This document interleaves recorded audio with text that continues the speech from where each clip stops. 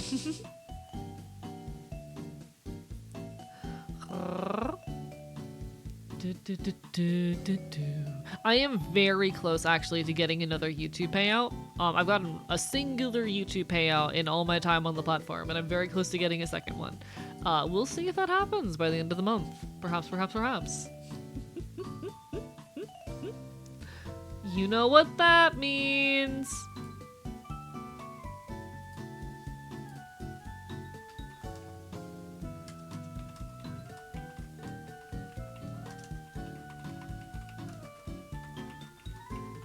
Fish!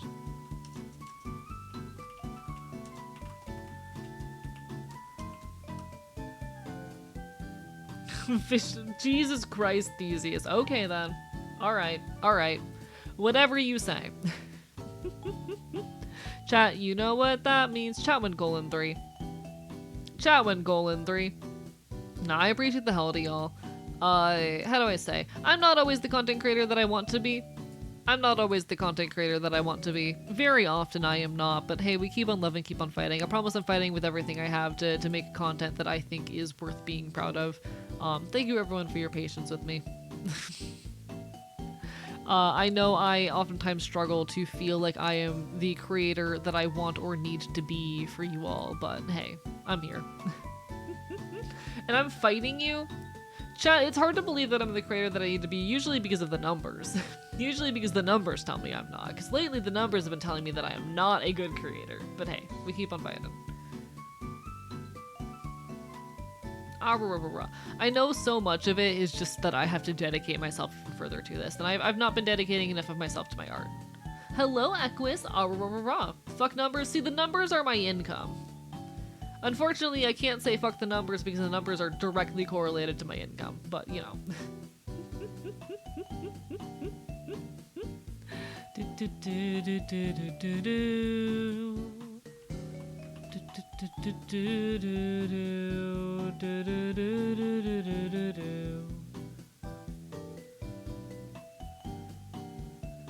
I don't know how one fornicates with numbers. I have never learned how to do that. So honest, never figured that one out.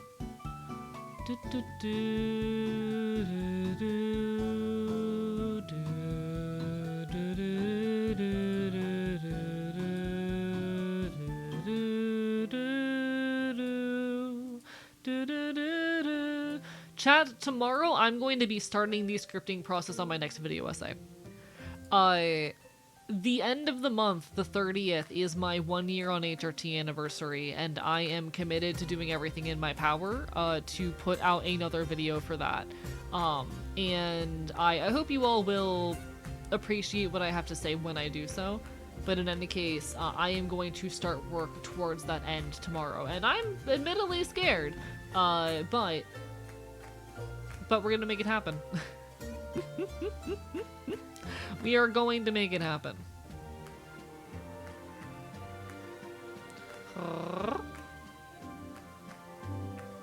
We're gonna make it happen.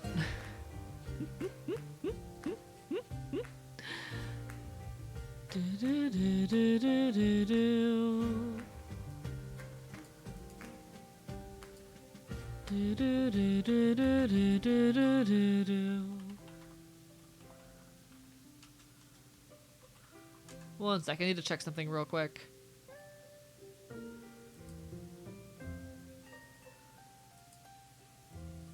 Okay. Noted. Got it. Alright. Had to check something real quick. Apologies, folks. I'm here and normal.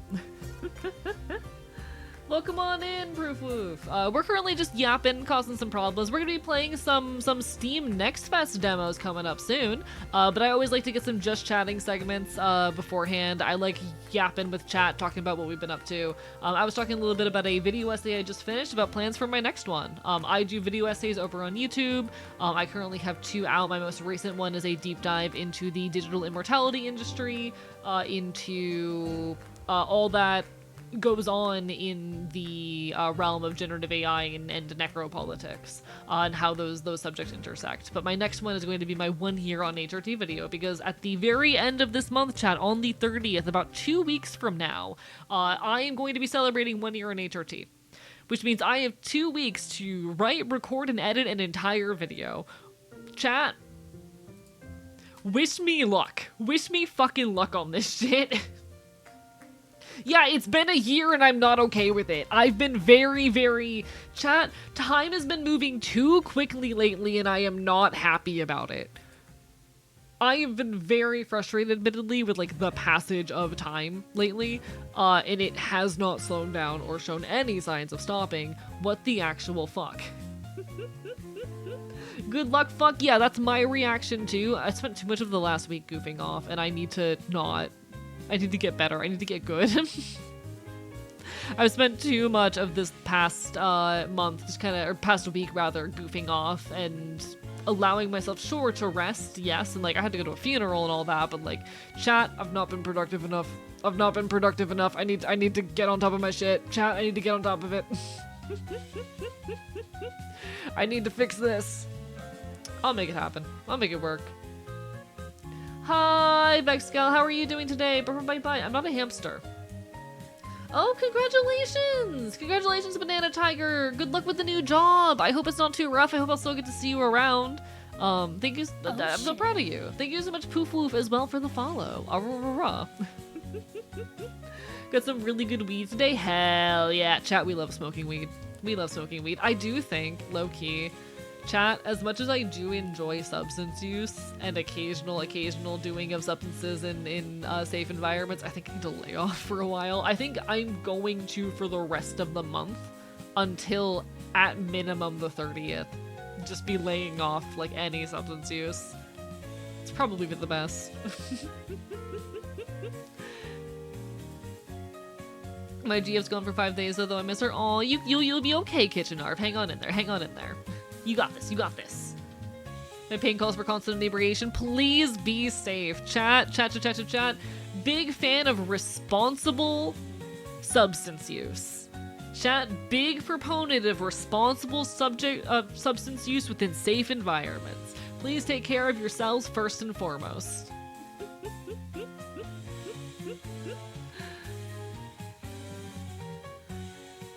Weed is still a substance. I must reiterate, chat, weed is also a substance. Please be safe and take care of yourselves first and foremost. I take my substances and substances, which is food on food, because I'm hungry. Go eat dinner! Yeah, but you can't die of weed poisoning. I'm not sure how true that is. I think from what I recall, it is a very difficult substance to overdose on, but in any case, please, like, take care of yourself. I'm waiting for dinner. You'll get your dinner soon. Hang on in there. Too much weed can definitely be bad for you. Yeah, please be safe, chat. Please be safe. My substance is sugar, drinks, and ice cream. Chat, there's been ice cream in the fridge for the past couple days, and I've been tempted to ask my roommate if I can steal some. I've been tempted to ask Pierce if I could steal some ice cream, but I'm shy. I'm shy, chat. I should probably also drink water. Chat, okay. Talking about substances and medical issues, I had a really bad dissociative episode yesterday, and I didn't kind of realize until a few days after that it probably had something to do with the fact that I had missed my HRT injection and gone back to my regular dosage after not taking it for an entire week, and also had not drank any water that day, and also had eaten a singular meal. And also had been driving in a hot car with no functioning AC.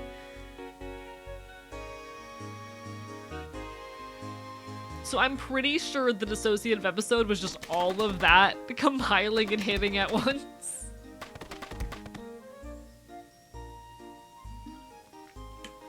Thank you for the hydrates. I appreciate it. Thank you, Brink _ for the hydrate. I'm actually gonna...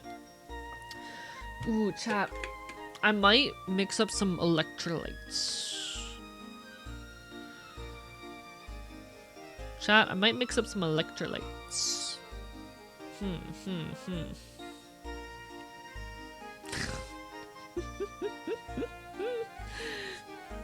Chat, maybe it's the correct time for some electrolyte powder, you know? I don't fucking know. But no, please take care of yourselves first and foremost, alright? Do what you gotta do. I am going to encourage that you stay safe and take care of yourself. Whatever that looks like. You know your limits and well-being better than I do. I am ultimately a stranger on the internet. I am ultimately, at the end of the day, a stranger on the internet. I do not know what is or is not healthy for you. I don't know how your body functions.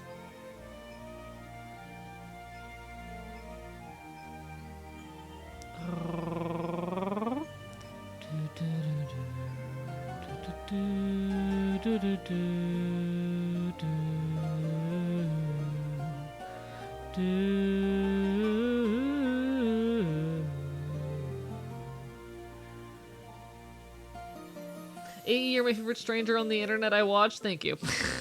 I am happy to be your favorite stranger on the internet. Chat, you should show me to your friends so I become their favorite stranger on the internet. I need to be more people's favorite stranger on the internet so that I can be more powerful.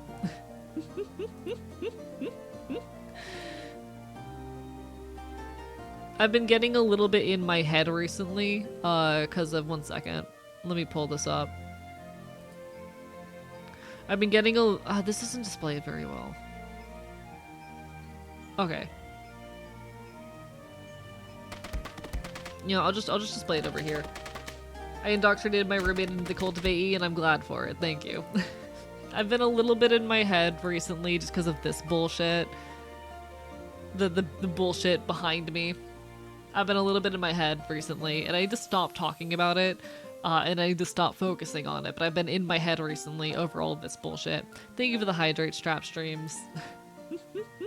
This makes sad.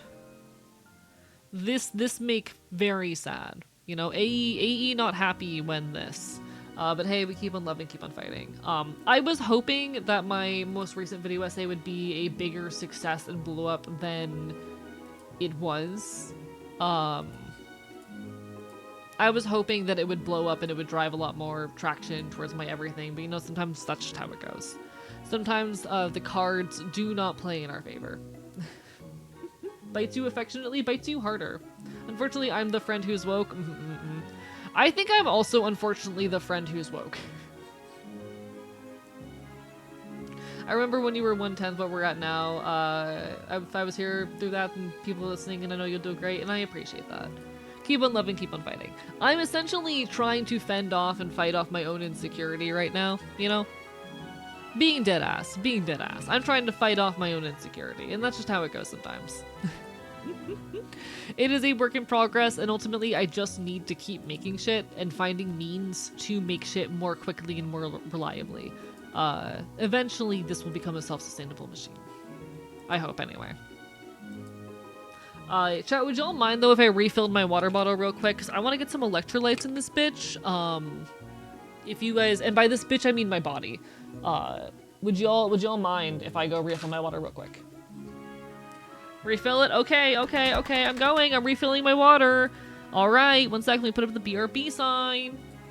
Apparently I'm apparently woke because I realized my grandparents are racists, thinking the place I'm moving to is dangerous. Gee, chat. Okay, I'm gonna talk about this when I get back, but it pisses me off how much, because okay, I have my own hesitations and frustrations with the city and the notion of the city and the culture of the city. It pisses me off how much of the prejudice and discomfort people have with the notion of the city is just straight up racism. Give me 2 seconds. Give me 2 seconds.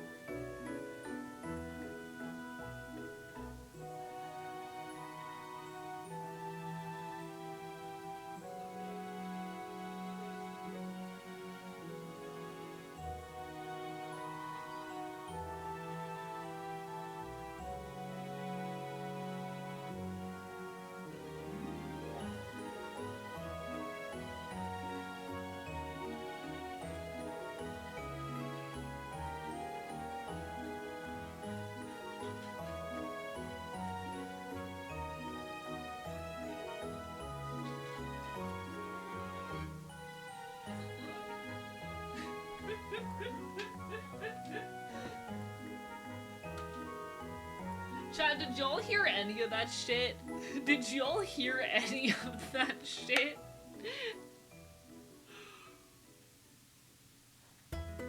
God damn, y'all missed a very interesting conversation.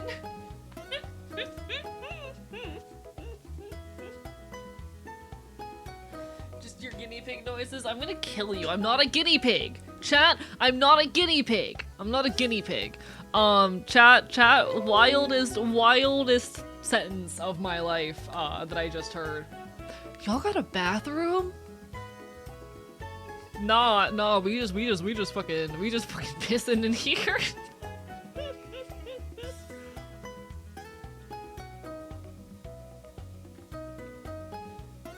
Jesus Christ. Alright, I'm normal.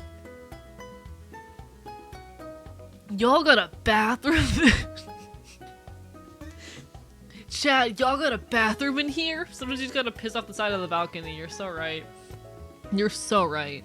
Alright, let me catch up with shit real quick. We're doing our best. My grandparents are all gone. Just my 77-year-old father and 56-year-old mother. Are you an eldest child?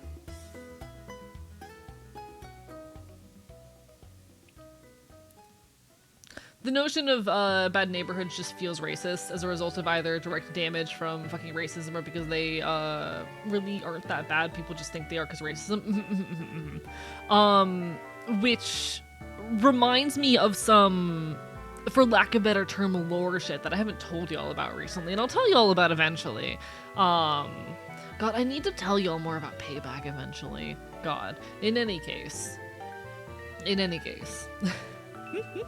Let my parents fearmonger me until I had critical thinking moment. Was like, whoa, this isn't okay.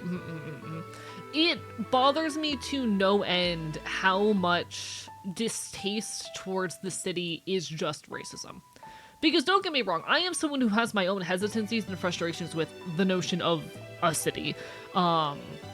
I find that oftentimes they tend to be environments where people are more segmented.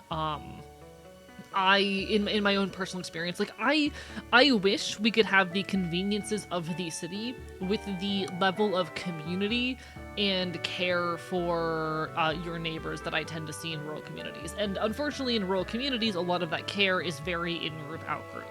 If you don't look and sound like them, oftentimes you are not treated as part of the community. But I regardless wish that we could have that level of camaraderie within our more urban spaces. I also have my own frustrations with cities regarding like my specific type and genre of schizoaffective disorder, but it pisses me off how much distaste towards urban environments is very specifically based in racism. Whenever I hear a conservative talk about how certain locations or neighborhoods or places have higher crime rates, it is 9 out of 10 times just a racist dog whistle. You're making race with me right now? Okay. I'm also only still in contact because I'm inheriting everything, including the guns. You know what? That's real as shit, Banana. That's so real. I'm actually the youngest. You know, fair. Fair enough. I need to find a video and send it to the Discord. You'll love it. Oh, shit. Oh, whoa.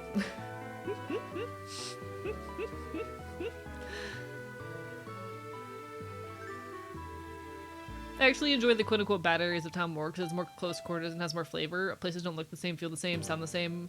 I feel like my ideal setting is near a city but small community on a river, across a river, place where I can sit in a covered dock and read while rain patters on the running water. Real and valid. I live on the outskirts of a small city. My Pierce has affectionately referred to it as the world's largest small town. And I really like that environment. I think there's something very special about it. But nah. Usually higher crime rates are a result of police spending more time there. It is, increased policing. It is also oftentimes the fact that people in those environments are struggling more. A lot of the time it is the fact that, like, in cities, people tend to be struggling more with higher costs of living and lower paying jobs. And thereby, in that process, end up, like, kind of getting fucked over. Of course, there's going to be higher crime rates when people are struggling more, and when people are, when people are being over-policed. That's just kind of how it works. Reduced opportunity is a big factor. Most crime is caused by people not having their needs met. Most crime is caused by people not having their needs met, whether that be their financial needs, their social needs, their medical needs, their mental health needs. Most crime is caused by people not having the resources they fucking need to live comfortably. And that displays in all sorts of ways. And yeah, that includes even a lot of, like, really egregious, terrible crime. A lot of it is untreated mental health issues because people can't access care, or because the ability to get care is so heavily stigmatized.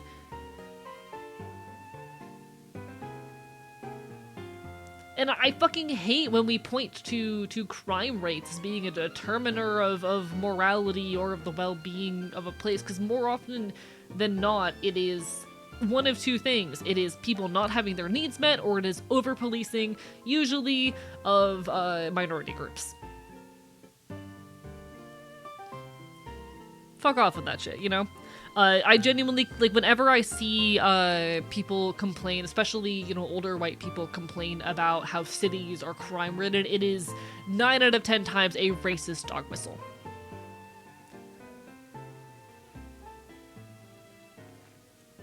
Don't like the city only because of overstimulation, otherwise wouldn't mind moving to the city. Real and valid. For me, I have a lot of paranoia that gets worsened by living in, like, crammed quarters. I struggle with public transport because I have really bad paranoia around people following me, things like that. And so I would struggle existing in a place where, like, I can't easily drive myself, or wherein I was forced to rely on walking or public transport too much. That's a me problem. That is my own psychosis. But I think cities are cool. And I really value having access to my punk scene. I am happy living on the outskirts of a small city.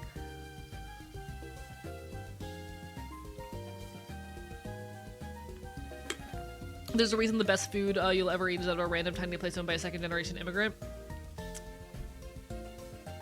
Don't overlook the food trucks. chat, like small middle-of-nowhere food truck, run by like a local family.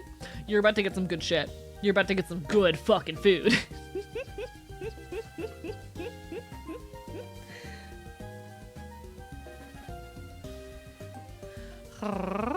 I'm also exasperated every time people talk about their disdain for homeless folks. Like, sorry you have to see these people sometimes, I guess. Do you think they just stop existing when we don't see them? As someone who used to be homeless, hey, welcome newer AE viewers. Hi, I used to be homeless.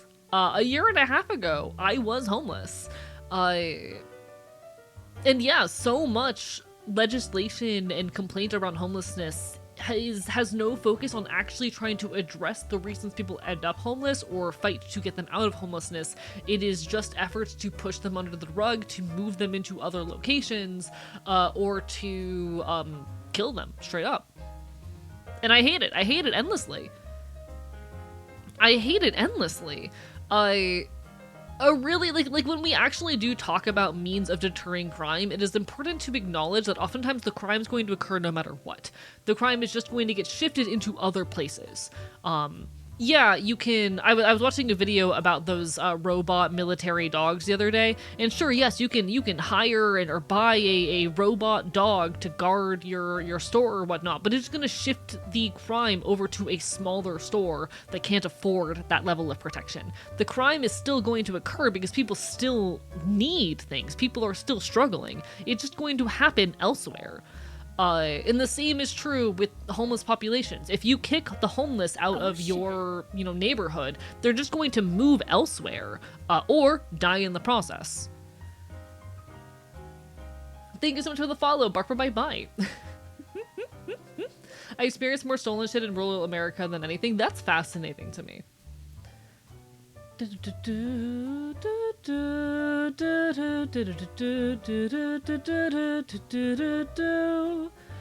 the part I try to back people into saying. Sentiments they put off as they just want homeless people to be gone, don't want to say it.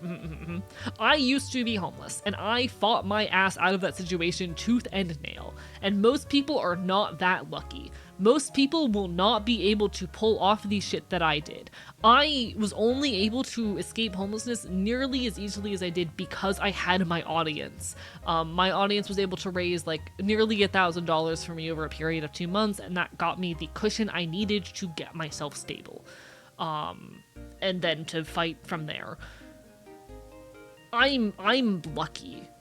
I recognize that yes, I put a lot of fight in. I have spent the last year and a half, nearly 2 years now, working like 60 hours a week just trying to get by.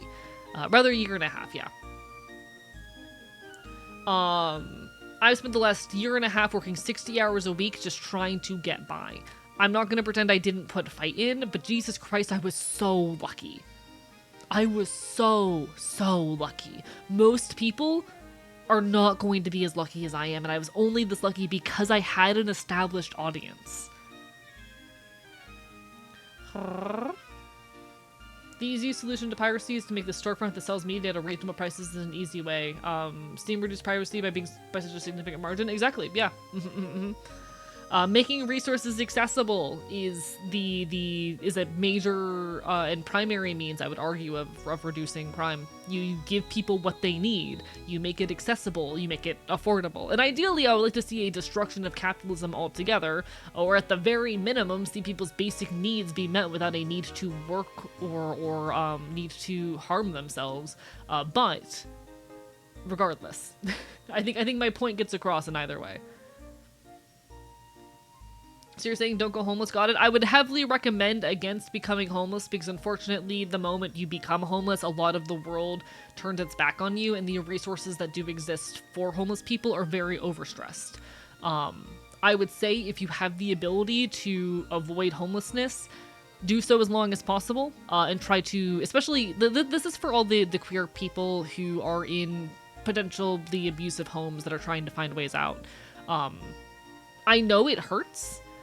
I would genuinely argue if you do not have a plan already, if you don't currently have like someone who you can start establishing a plan to like become roommates with, start saving up as much money as you can now. Find a job and just start putting everything you can into savings and wait until you have like roughly 6 months of living costs set aside and then make the jump. If you can find people to crash with, if you can find friends who are looking for a roommate, etc., those things help. But the best thing you can do in this moment is start setting yourself up for success by saving money. I know it is so hard existing in an abusive environment, but as someone who went through homelessness, I would genuinely recommend you start preparing now, you know? With just 6 months to have in money, it really depends on where you live. I cannot give you a number without knowing the area you live or planning to move into. I can tell you my monthly living cost is like currently about $1,200 to $1,500 a month. So 6 months would be, I go with more generous estimates. I would say 6 times $1,500, so now $9,000 is my 6 months living cost that I need to have in savings at any moment. But that's the way I function. But no, like, start finding friends you can potentially make plans with and start saving up money, you know?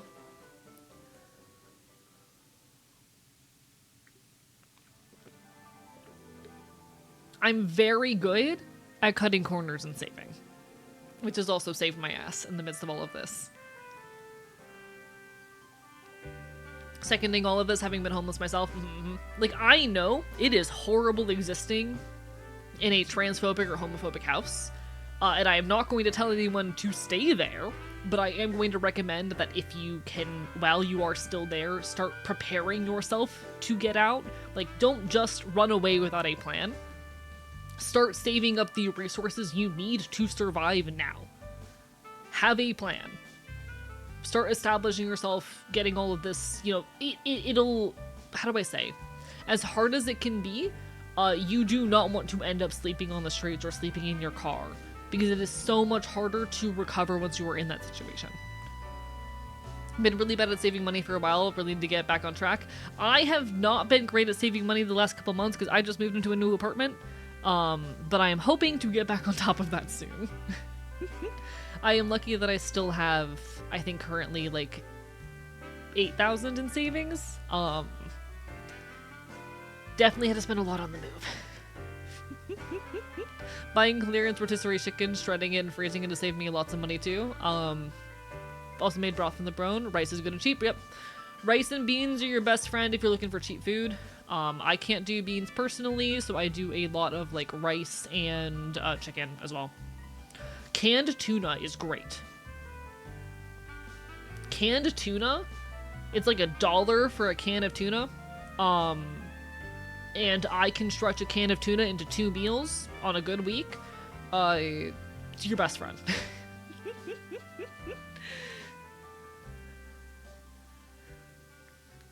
As much as I hate Walmart, Walmart is really good for saving as well.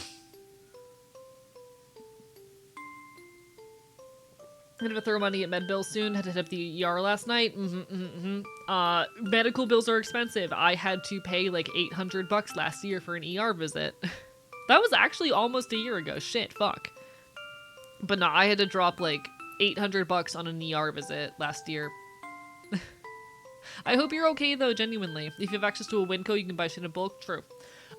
We do not have Winco here in Florida, so unfortunately Walmart and Aldi are like my only options. And what I'll oftentimes do is I will go to Aldi, grab some shit at Aldi, and then whatever I could not get at Aldi, I grab at Walmart. But, you know, you gotta do what you gotta do.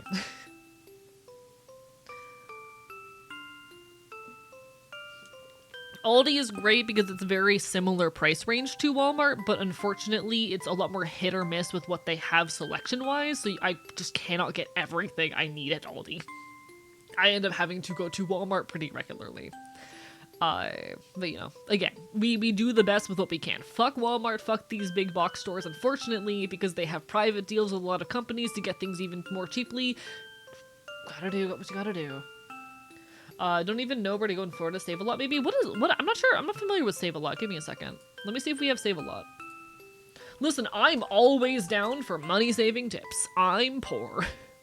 We do have Save a Lot. What's Save a Lot? We do have a Save a Lot.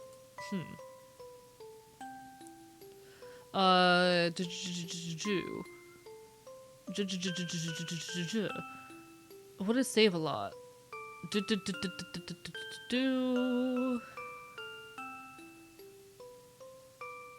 fuck is Save a Lot? They do generic brand thing, and you don't get bags, you carry shit out in discarded boxes. Fascinating. I go to a poverty grocery store that has similar vibes to this. I'm trying to figure out how Save a Lot works. What is Save a Lot? Hello, Save a Lot. I'm not gonna say the name of the city I live in out loud. Fuck you, what do you mean no coupons available? Kills you with my teeth. Weekly ads? What do you got in your weekly ads, Save a Lot? Ooh, 80-cent avocados, okay. Are you Southern? Yes, I consider myself Southern. I come from, like, rural North Florida. Which I know a lot of the Deep South does not consider Southern. Fuck you, I am a Southern boy. I grew up on Southern food. I grew up with a lot of Southern culture. I am a Southern boy. Save a Lot is basically scraping the bottom of the barrel for grocery stores while also being safe to eat and not donation like a food bank. See, I've relied a fair deal on food banks and similar services in the last while, so. Something nice about just vibing with small VTubers while bug names are getting hit with insane drama? Hell fucking yeah, I hate drama. I'm gonna be honest, I am not in the loop on any ongoing VTuber drama, and I kinda like to keep it that way. I don't know what's been going on in the wider VTuber community, and I'm okay with that. How are you doing, Andy Star? Bark bark bye bye. I'm currently looking at the Save a Lot coupons for this week. Hey yo, we're 80 cent avocados? I never do avocado because it's so expensive, but like noted. $2 a pound for peach. Oh, Chad, I want $2 a pound fucking peaches. Welcome on in, Fuzzy. Barker by Might. Hope you're having a wonderful evening. Chat, I might have to hit up a Save a Lot soon. I might have to hit up a Save a Lot soon. Because honestly, this is relatively cheap. 2 for 5 smoked sauce. Chat, I want 2 for 5 smoked sausage. Chat, I want 2 for 5 smoked sausage. Alright, I'm going to Save a Lot soon. Fuck it. I'm going to Save a Lot soon. Avocado is expensive here and we're the ones who grow them. Yes, avocado is expensive everywhere. Expensive here as well. I am spent all day by a lake and got sunburned, but worth it. Playing with the fishies? Hell yeah! Trying to catch up with the too fast. Chat, I genuinely think that dunking my head in a river and coming out with a fish between my teeth would fix me. I genuinely think that dunking my head in a river and coming out with a fish between my teeth would fucking fix me. But no, I'm glad you had a good time. Genuinely. Hell fucking yeah, that sounds like a great day. I wish I had that kind of time. Somebody take this guy noodling, please. Please. Sometimes over here some of the big drama of VTuber names getting involved in the terrifying. I just avoid that shit like the plague. There's a couple larger VTubers in my circle, but not many. I think the biggest content creator who has ever poked their head into my chat was One Topic. I think the biggest content creator to ever, like, end up in my space or acknowledge me in any... Not VTuber, rather. Biggest content creator just in general to end up in my space or acknowledge me was One Topic. Hello, Empress! Bye-bye! Become the grizzly bear you've always wanted to be. Catch salmon in your jaws. Chat, I want to catch a fish with my bare teeth. Hi, Riolu. Bye-bye. Punching is to Riolu, kind of like biting is the fox kind. Please let me attack you, please. It's okay, you can punch me. There were minnows and perch, ended up nibbling on me, than me catching them. This is so sad. This is so sad. That sounds fun though. God, that sounds like a nice day. I love that. One sec, I want to reset my tracking real quick. Calibrating. Oh, chat, he's calibrated. Chat, he's oh, why am I so tall? Why am I so tall? Chat, he's calibrated. Caught a fish with bare hands once, but I already told that story. Chat, I want to catch a fish with my teeth. Caught a fish with my bare hands. I already read that. Calibration made the fops large. Apparently. Fishing is also good to save money. You can fillet fish and have the license you need. Okay, but what if I don't have a license and I just caught fish and ate them anyway?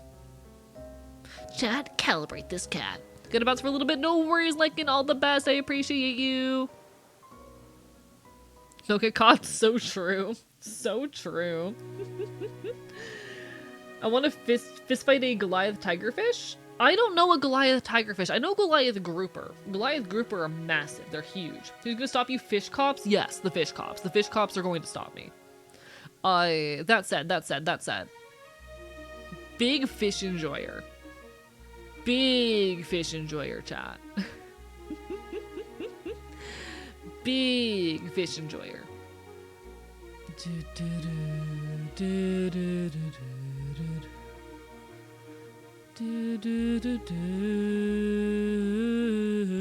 But no, I might have to set up a or stop by a Save-A-Lot soon, because yo, those grocery prices are cheap. I like cheap food. Heard you can fillet and cook a gar. Those guys are nasty buggers. I like gar. They're silly little guys. Chat, big. Have y'all ever seen a long-nosed gar? Give me a second. I'm a Floridian. Grew up in the state of Florida. Been to the Everglades a lot. Long-nosed gar are such silly guys. They are such silly little guys. Okay, I'm gonna pull up a picture of a guy holding a long-nosed gar. You will understand. You will understand, chat. Look at that fish. Look at that fish. He's so good. He's so silly.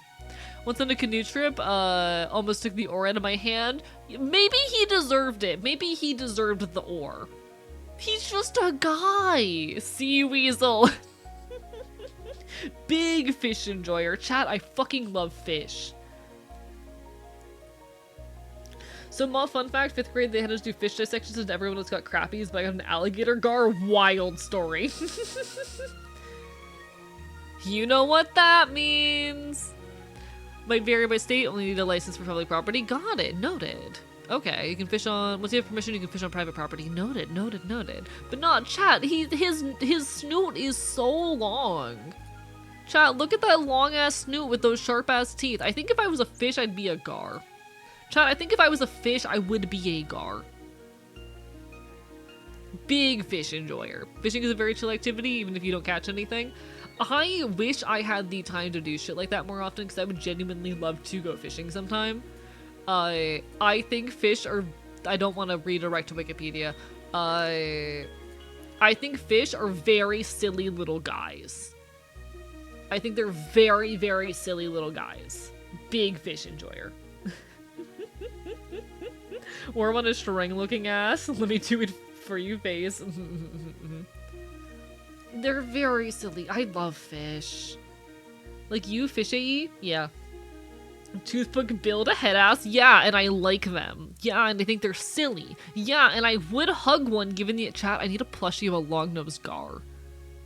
Do they make long-nosed gar plushies? Give me a second. Give me 2 seconds, chat.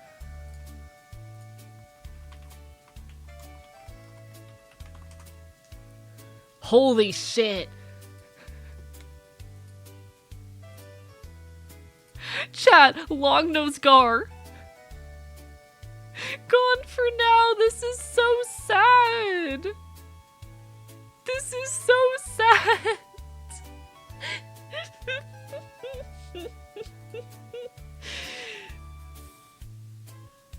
This is... They have some really cool ones though. Oh my god, they got some beta fish. They have some goldfish. Wait, this is so good. I've never heard of this site before, but I love them.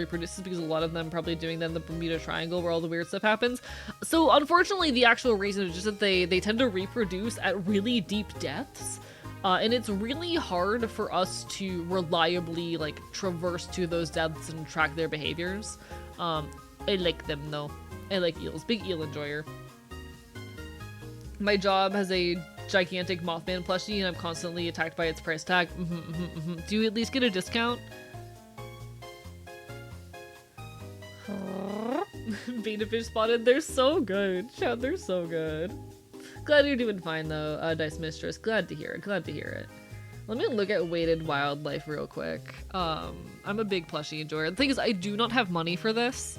I need to be saving money right now after the move. And honestly, I am financially stable. I don't want to be spending more than I can. That said, oh my god, this is so cute. Weighted wildlife is also really cute. Can I get like a full shop thing?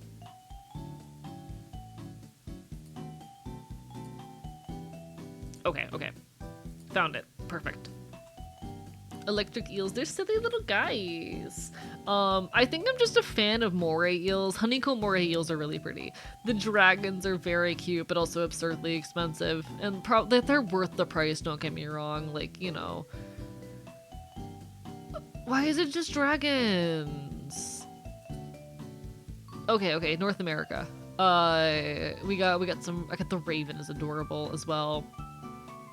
That's honestly not as bad as I thought. He's silly, he's cute. Oh, chat, I love these. Oh, the gray wolf. Okay, chat, this might be, oh, the chat.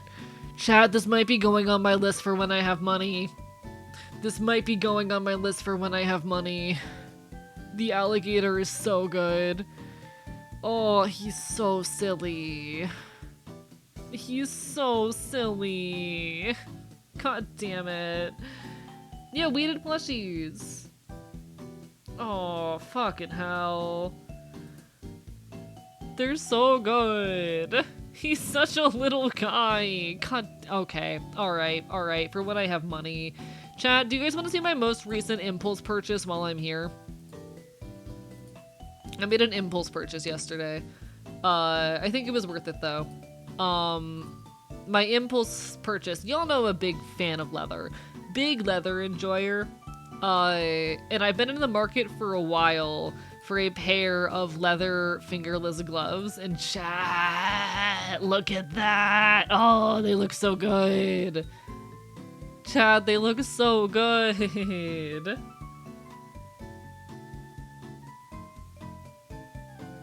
Chat, they look so, I feel so cool. May I have to steal this idea?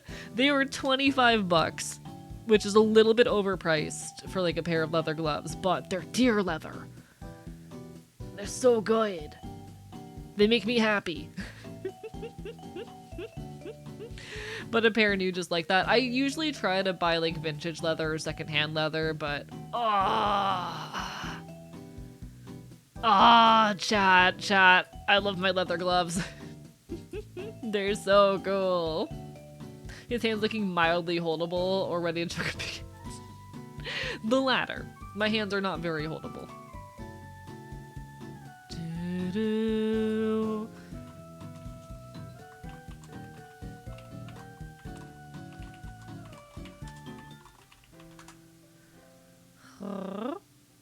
It's so good. That was my most recent impulse purchase. But I'm noting down this alligator for future impulse purchasing because holy shit, that's so good. I wish I had money. I mean, I do have money. I just have so much anxiety spending it, if I can be perfectly honest.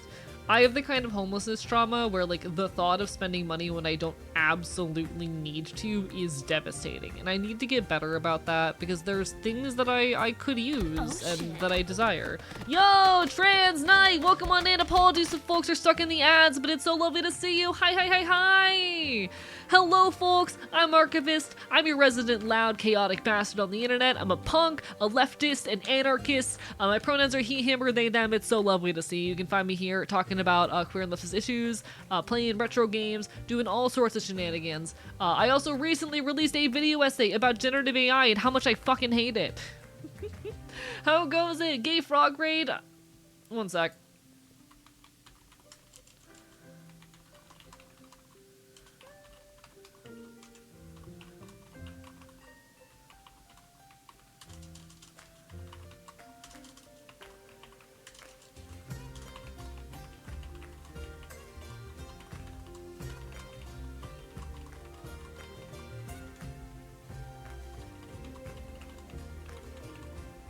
How are you doing, Trans Night? Hope your stream was well. Hope you had a wonderful evening. It's so good to see you. What are you up to? Feel free to fill me in, but no pressure. If you need some food, some water, some rest, self-care always takes priority. I'm doing all right. I'm gonna be honest. I've been kind of struggling a bit in recent weeks. I just put out a brand new video essay and it unfortunately just hasn't really blown up in the way that I wanted it to, but hey, that's how it goes. We keep on loving, keep on fighting. More content to come. My 2-year anniversary, sorry, my 1-year HRT anniversary is like right around the corner, so I've got a lot of work on my plate. We're doing what we can. We are always doing what we can. And I am so grateful for everyone who has given my work the time of day. Doing art to make a model outfit and hit a wall? Hey, that's how it goes sometimes. Everyone on my end, make sure you give Trans Night some love. Fellow trans anarchist content creator and someone who I greatly love and respect. Make sure you give your love, alright? We love supporting other queer and especially other leftist creators. Welcome back from the ads, everybody. I am so sorry for those ads. We have been freed. Congratulations. Hi, folks. If you didn't get to hear my intro, hi, I'm Archivist. I'm your resident punk anarchist leftist creator on the internet. My pronouns are he, him, or they, them. I am transmasc. I am not binary. And I am your fucking problem now. My teeth are already in your fucking arm. I'm biting you right now. I don't normally look like this. I'm usually a lot more handsome. But hey, chat's gonna do what chat's gonna do. They have, in fact, scuffed me. I hope everyone's having a wonderful evening. If you need some food, some water, some rest, please take care of yourselves first and foremost. Tonight, we're actually going to be checking out some Next Fest demos. And I hate generative AI. Chat, I fucking hate generative AI. God, I fucking hate it. Anyway, my arm, it's okay. You can have it back later. Eventually, when I'm done with it. Tee-hee, tee-hee. Chat, I'm tee-heeing at you. What are you going to do about it? If y'all want more reasons to hate generative AI, by the way, I recently put out a video essay by the title of AI and the Politics of Death. It is an overview, a dive into the digital immortality industry, into necropolitics, and into grief bots. If you are in need of more reasons and arguments for why generative AI should not fucking exist, I would heavily recommend you take the time to go give it a look. You can find it over on my YouTube channel. 40-minute long video. I put a lot of work into this shit. It would mean the world to me if you gave it the time of day. Still need to watch that? I would recommend it. I put so much into it. Boring your viewers saves money? No. Playing Minecraft survival mode, finally figured out how to use the furnace in Minecraft. Hey, congratulations, you're doing your best. I have not played Minecraft in a long time due to fucking boycotts and shit, but hey, enjoy. Fuck generative AI, everybody. Fuck generative AI. Since I'm into leather crafting now, it feels a little iffy trying to sidestep the dead critters issue. So far I've accomplished it using secondhand and most of scraps. Love doing scraps and crafts. See, I'm a big leather enjoyer. I think a thing that comforts me though is that most leather is just a byproduct of meat consumption that otherwise would just go to waste. They're not harming animals purely for the sake of, you know, using leather. That said, I do prefer to shop secondhand when I can. So I watch later, I've just been so busy, and that's totally okay. I hope that when you do get a chance to watch it that you enjoy. I put so much into it. I have to rate and run just because the stream is buffering every 5 seconds. Please take care of yourself first and foremost. Of course, of course, of course. Whole lot of things that shouldn't exist. Gen AI, healthcare debt, fucking trillionaire pricks. Chat! Holy shit, sorry, I completely forgot about this. Did y'all hear that Elon Musk is apparently now the world's first trillionaire? Did y'all hear about this shit? Hello, Spring Kitten, thank you for the hydrate. I am angry?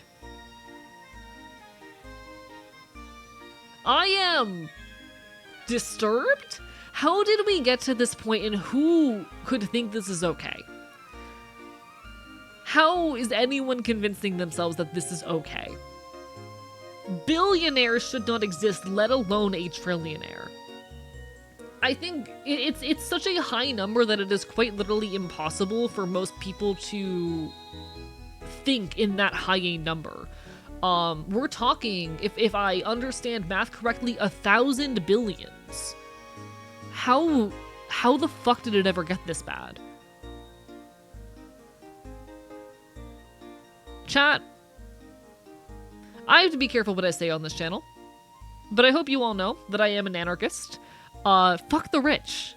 Chat, the rich are fucking leeches on society. They aren't fucking worth it. Or a million millions? Mm-hmm. There is no ethical way to become a billionaire, let alone a trillionaire. There is no ethical way to become a millionaire, let alone a trillionaire. And we are currently seeing the death of American capitalism. And God, I hope it dies fucking violently. That's about all I can say without getting myself in trouble. Thank you so much, Roads Go Ever On, rather, for the follow. I appreciate it. Give one of the billions to me, he'll get it back instantly. I'll actually go do something with it. Real. How do I say? If I had $1 million, I know exactly what I would do with it. I would get myself and my closest people into a point of stability.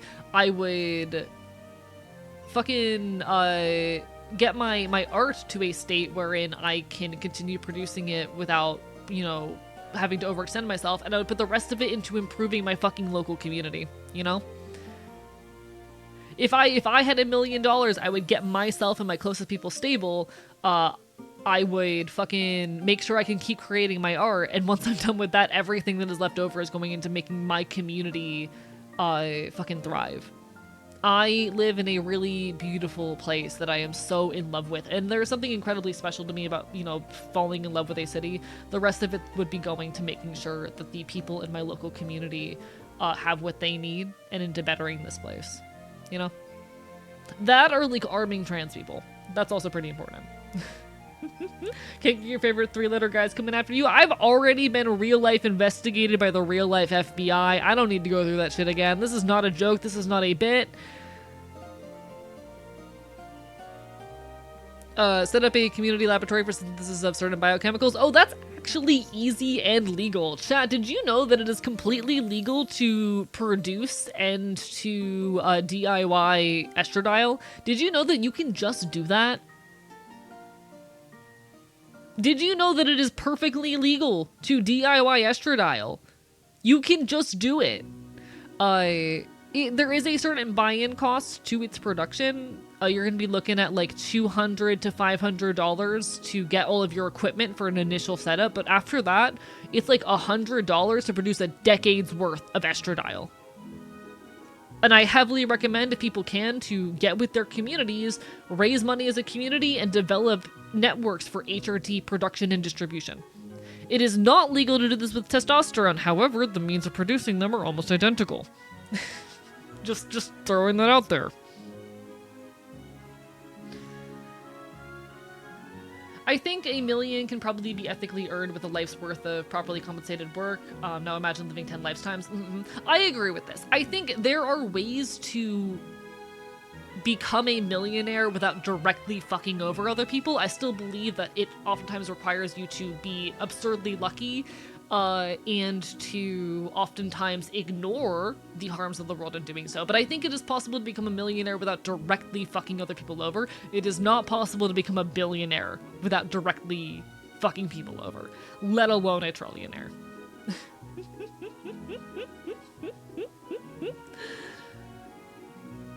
Did I just hear legal DIY estradiol? Yeah, it's completely legal to DIY estradiol. It is completely legal. And I heavily encourage people to develop networks for DIY production and distribution in their local communities in case it ever does become illegal, because you want to have those networks already set up.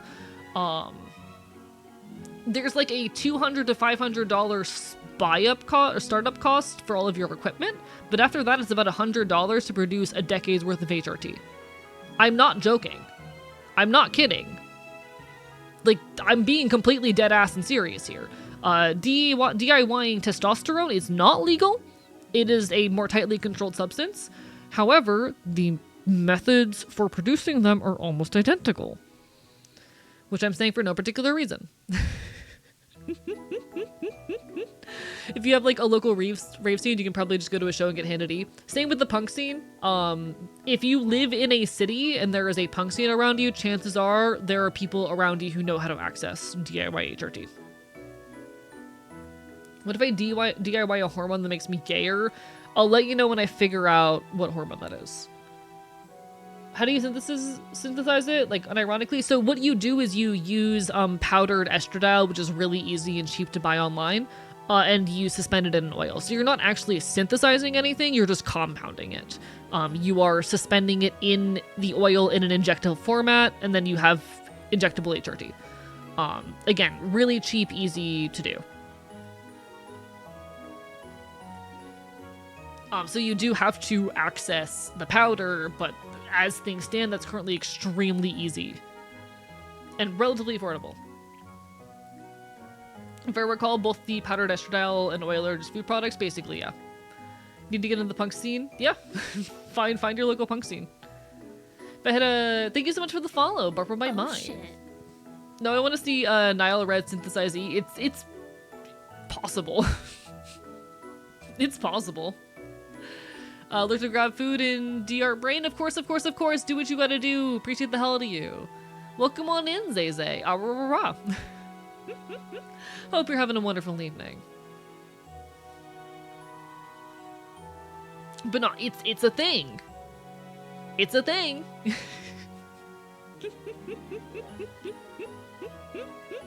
You can just produce estradiol in your kitchen. As long as you have the startup equipment. Like, it's a thing you can do. Very pretty, thank you. I put a lot of work into myself. And I heavily encourage people to take on these projects. Let me catch up and make sure I didn't miss anything too important. If I had $1 million, I pay off my medical bills to get a nice place for my parents-in-law, put whatever's left into a trust fund to get the education of my niece and nephews. Real and valid.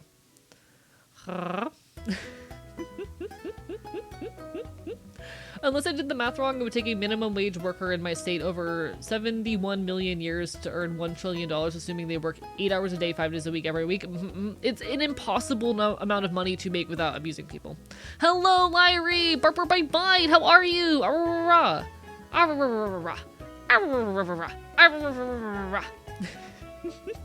But no, this is shit you can do in a pressure cooker. Straight up. You can do this shit in a pressure cooker. I think it even becomes legal to become a company that makes tea if you do the paperwork for licenses and pay a pile of money. You can hire someone for paperwork. I don't know about that part. Don't know about that part, but you know. Hello, Sentai VT. Welcome on in. Barbara by Bite. Hope you're having a wonderful evening. We're talking about HRT. We're talking about drugs, and by drugs I mean like hormone replacement therapy. I love drugs, chat. What's your favorite Godzilla movie? I've never actually watched a Godzilla movie. I don't watch many movies, and I want to get better about that. I don't have the attention span, chat. My ADHD is so bad. I can't watch movies. Oh, I'm sorry, Midnight Moonlight Cato. I hope you feel better.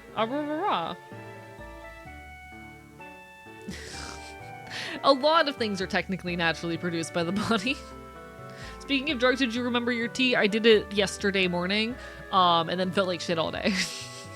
Whoopsie. I think I shocked my system with a little bit too much tea. After, like, not taking it for a week. Whoopsie. Whoopsie. But nah, I really struggle to watch movies because I have no attention span.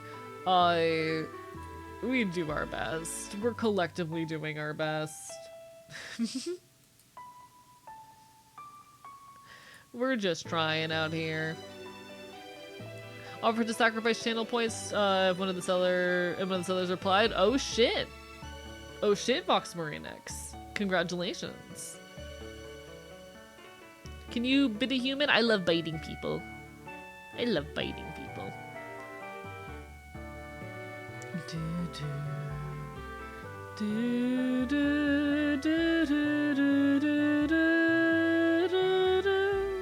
You should watch Shin Godzilla's made by the guy who made Evangelion. I also haven't watched Evangelion. Chat, my uncultured is showing. My uncultured ass is showing. I also have not watched Evangelion, being so dead ass with you. My uncultured is showing.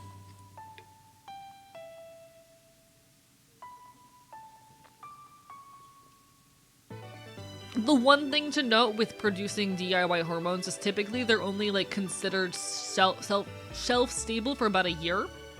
But that's why you do this with your community. That's why you crowdfund this with your community and you distribute to your whole community. Because yeah, it's like $100 to make 10 years worth. But it expires in a year.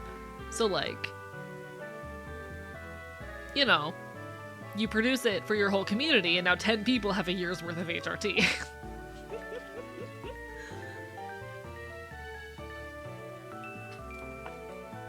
I'm significantly less cultured, so you're not the worst one here. Teehee.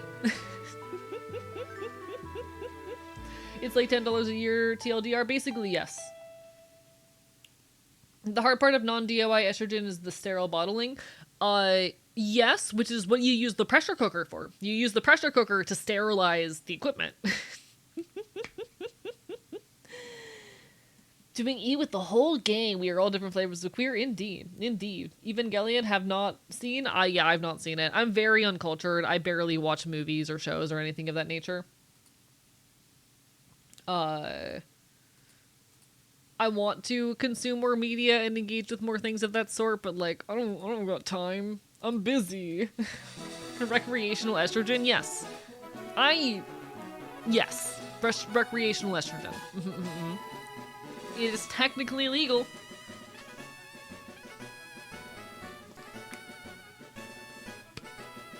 That's the reason why they're able to just kind of sell it on websites online.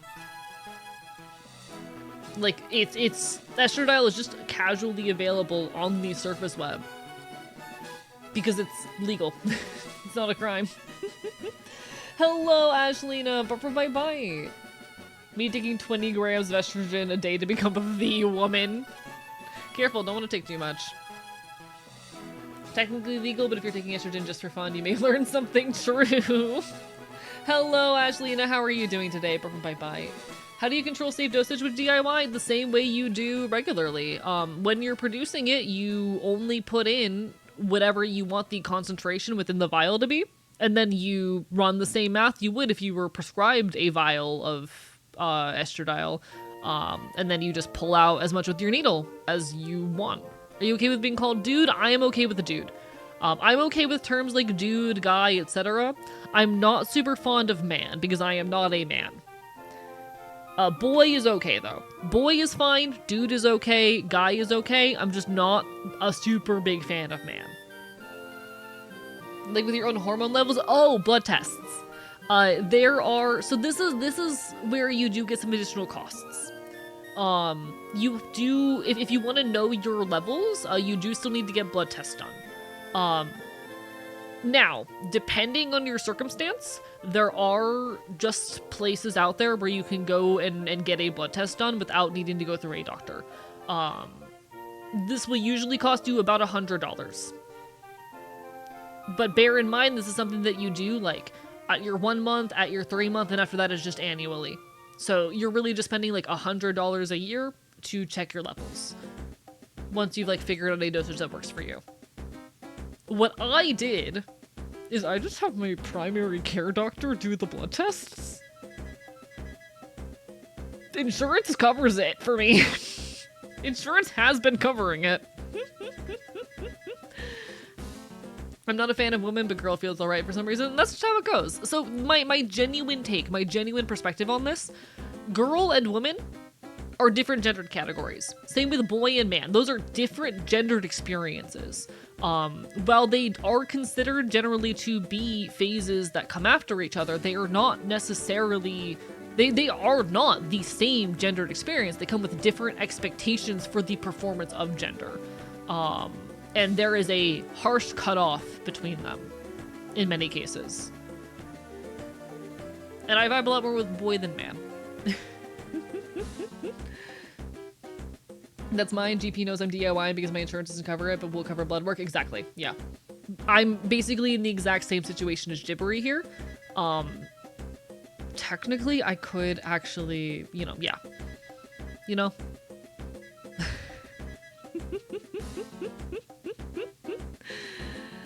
My general understanding of gender is that gender and dysphoria and euphoria are freaking weird. Yeah, they are freaking weird. I have a video essay I made as my HRT announcement video that was basically digging into like my weird particular experience with girlhood and femininity as a trans masc person. And I'm hoping to release a follow-up coming up soon that's about the nature of transitioning. It is about what it means to occupy and become and perform a gender. Notably, some doctors will bill trans stuff as endocrine disorder, or the like, because that is, in some sense, what's wrong. And it's more likely to get covered by insurance. But yeah, no, like, if you don't have insurance, or you don't want your doctor to know, there's gonna be those companies where you can pay like $100 and you get a blood test done. But if you're in a situation like Gibbery is, or like I'm in, it's very easy to just have your primary care do it, and oftentimes insurance will cover it. oftentimes, at least with my insurance will cover it if it comes up abnormal. If it were to come up normal, they would not cover it. However, I'm on testosterone, which means it's going to come up abnormal no matter what. So I just get it done. They don't need to know. They don't need to know. The insurance company doesn't need to know. I intentionally made the number abnormal, but the insurance company doesn't need to know that.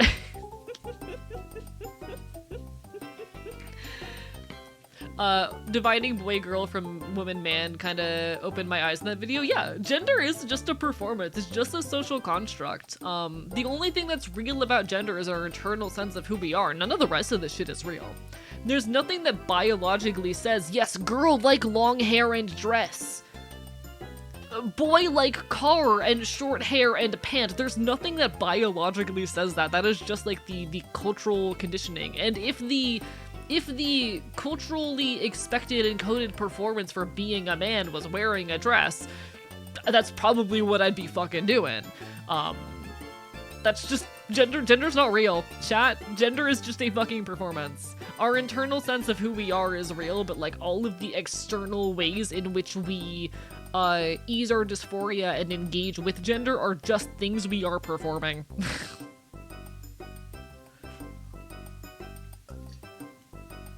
It's a social construct. Thank you, Riolu.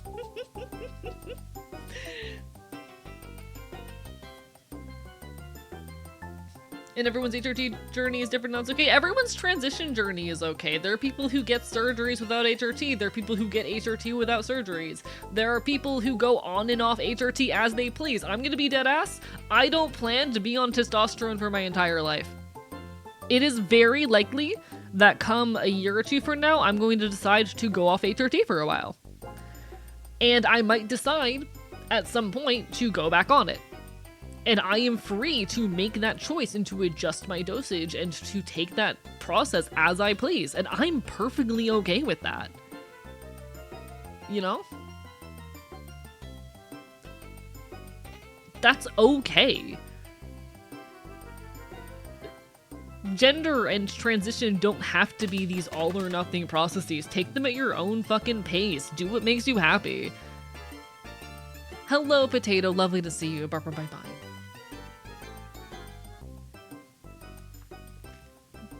Base, some may say even indeed. Like, I started testosterone knowing that I'm probably not going to be on it forever, and I need to write that down. Give me 2 seconds. Where's my notebook? Where the fuck is my notebook? I need to write that down so I remember to talk about that in my video. Where's my notebook?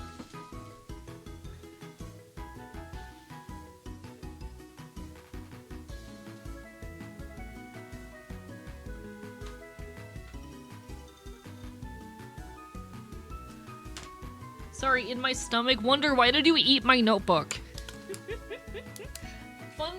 Fun fact, I actually carry around a physical notebook with me everywhere I go to doodle, but also to like take notes on video essays and on various projects. So I write down song lyrics in here, I write down ideas for videos, I write down bits and pieces and lines for scripts.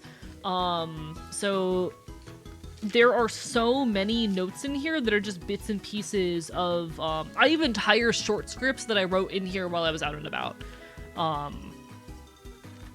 Where is a page where I will not forget this? That's world building shit, that's a drawing, those are notes. Literally, okay. The day after I finished the script for AI and the Politics of Death, I have a page in my notebook that's just a bunch of additions I wanted to make. Here it is, alright.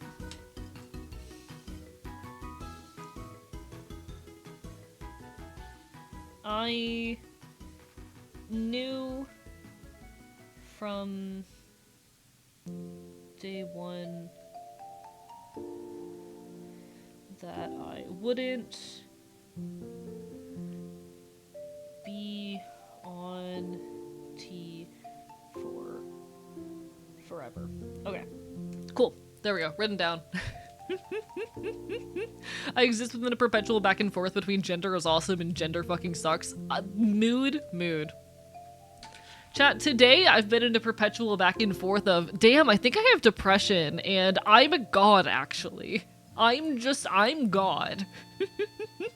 Alright, it's written down. I can't believe Wonder ate my notebook and I had to fish it out of her stomach when I was doing her abortion.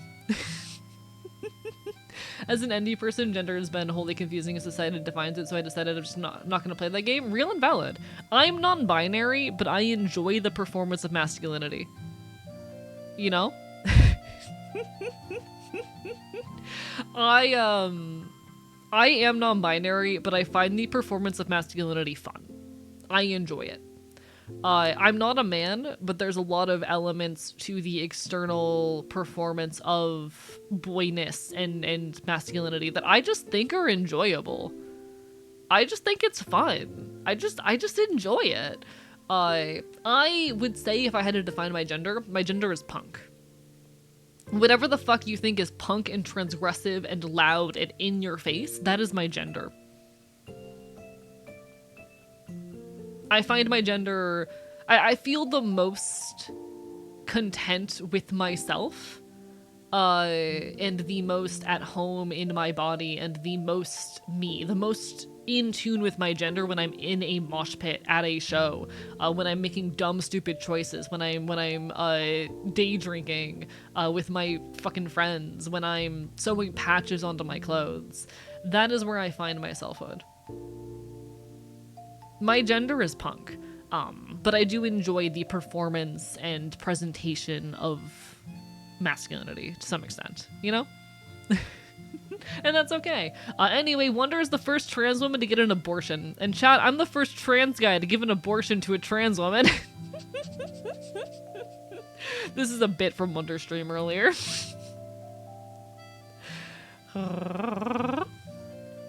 My gender is thing in the woods. Sadly, I have no woods to be in here. Hey, I hope you find some woods eventually. Bark more bye bye. That's why I have theories that those who are neurodivergent are more likely to be open to the LGBT community. Oh, absolutely. Or openly in, rather. And I think a lot of that just comes to the fact that as a neurodivergent person, you're more likely to go through the mental effort of deconstructing social constructs. You already kind of exist outside of them, and it's a lot easier for you to then further deconstruct them. Because, like, I think there's a lot of people who consider themselves cis, but who would be non-binary if they had a conversation with themselves about how much of gender is socially constructed, and they actually took the time to understand what that means. They're okay with the performance of, you know, gender, and they're okay with their bodies, but they've never taken the time to think about how much of it is socially constructed, and therefore they just think themselves to be cis because, well, they aren't in distress, so why wouldn't they be? And so you have a lot of neurodivergent people who, because they're just more prone to deconstructing social constructs and to questioning these things, end up in those trans and queer boxes. You know? Gender is so fucking stupid, I love gender. Exactly. The ADHD notebook for important things that you immediately lose after not using it for 5 seconds. It was in my jacket pocket. It always lives in my jacket pocket. I've been thinking a lot of gender stuff, and there's bits I want from different points of the spectrum, and that's really valid. Notably, I don't want bottom surgery or anything, but I do wish I could get my head hair back and annihilate my body hair, and those are things you can do. Those are options. For me, I really want top surgery. I don't really care about bottom surgery. I could go either way on that. I want my voice to drop, but I want to retain my hair. Shit like that, you know? I'm not big on facial hair, but luckily that's been a pretty easy problem for me to solve. And I'm probably just gonna be on HRT for a couple years and then decide I'm done with it. And then maybe I'll go back on it in a year after that or something. Like, that's okay. It's chill. We're allowed to do that. You have that option. And I'm gonna be open about that with my audience, you know? This is stuff that I do plan to talk about openly. I had a big conversation with myself a few weeks ago about whether or not the 1 year mark was where I was going to decide to put a pause on transition. And I've decided that no, I'm not quite where I want to be yet. I want to give it another like 3 to 6 months before I make that call. Because while some things have, you know, transitioned enough for me to be happy, I still want to give it a bit more time. But there might be an announcement come 6 months where I say, hey, I'm going to pause HRT for a few months. and see how I feel. And I'm gonna start playing around with this shit. And like, that's okay. We're allowed to do that, you know? I had a big conversation with myself about whether or not I was going to do that at the 1 year mark for the dramatics. And ultimately I decided it wasn't time yet. God knows though, I'm a big fan of my theatrics. God, I love my theatrics.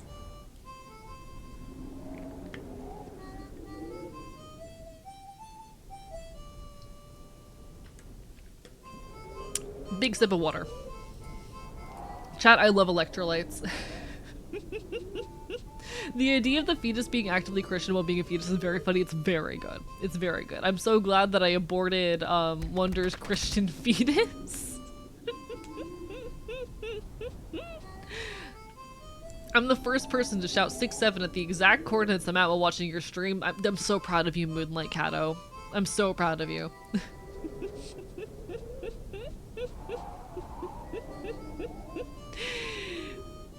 Okay. I'm so normal. I'm so normal. Talked about gender with my doctor who's also queer and autistic. Hell fucking yeah. I'm gender fluid. Gender took me so long to figure out because every gender experience I've ever had was tagged with, but only sometimes, and my autism just stared down my ADHD. Like, can you be consistent with one thing ever? If only. If only. My yet to be specified gender assigned at birth was so goddamn fragile. I had one singular honest conversation with myself, who I want to be, and immediately realized I was non-binary. Okay, I had this thing for a while with transition, where, like, I told myself I couldn't, where, like, I knew something was off with my gender, but I didn't quite feel like I was a man. I had a conversation with myself at one point where I went, I think I'd be happier if I was born a boy, but I don't think it'd be right still. It would still feel wrong. I had that conversation with myself when I was, like, fucking 14. Staring at myself in the mirror, and I went, I think I'd be happier. I think it was 12, actually. I think I'd be happier if I was born a boy, but it still wouldn't be right. Therefore, I can't actually be trans because I still wouldn't be content with that. And then I realized non-binary was a thing, but I thought I had to pick a micro-label, so I spent a solid year of my life, like, investigating every, like, non-binary micro-label, trying to figure out what the perfect thing was, until I actually realized, wait a second, I can just call myself non-binary. I'm allowed to just be non-binary. I don't have to be, like, agender or neutrosis or demi-boy. No. I can just be non-binary. It's okay. Hello, Goblin Hugger. Lovely to see you. Hope you're having a wonderful evening. That's a conclusion I also came to, but in my 30s. That's just how it goes sometimes. Gender's a fuck. You're like a boy, but to the left, literally and figuratively. Gender's a hell of a journey, and I encourage people to take it at their own pace, and to take the time to deconstruct this stuff. I especially, like, how do I say? There's a lot of early trans people who realize they're trans and they dig really heavily into, like, the stereotypes of their identity or of the gender they identify with. And I genuinely encourage people to take the time to deconstruct the performance of gender and recognize that gender is a social construct and, like, do what actually authentically makes you happy. You'll save yourself a lot of crisis later on. Do things because you love them, not because you feel like you're supposed to. Do things because they make you happy and not because you think that's how you have to perform gender correctly. Do things because they feel right, not because you feel as though you are supposed to do that in order to be your gender. Claims to be incredibly secure in gender, gets questioned once, becomes trans. Many such cases. I've seen it happen.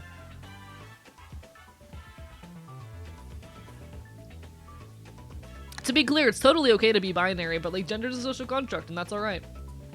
And I want to take the time to deconstruct that. Genuinely did not conceive of any difference between boy and girl until I was hit with the face with puberty and realized, oh, this is not great. I'm not sure if I've talked about this in a long time. I think I mentioned this in my video essay, but I was genuinely convinced for most of my childhood that I was not going to experience puberty. I got hit with puberty really late. I was late 12, early 13 when a lot of this started to hit for me, and I convinced myself up until the moment it started happening that actually I was just special and it was not going to happen. I genuinely convinced myself that none of this shit was going to happen to me. Why is everyone here gay? Chat reflects a streamer. You know? Making me think I should dial it back for a bit. No, I'm not telling you to dial it back. I'm just telling you to, like, you know, gender is a social construct. Do what makes you happy. But no, I genuinely convinced myself for a long time that puberty was just not gonna happen, and I would never have to worry about this shit. And then I was, like, nearly 13 when the shit finally hit. I like kissing boys.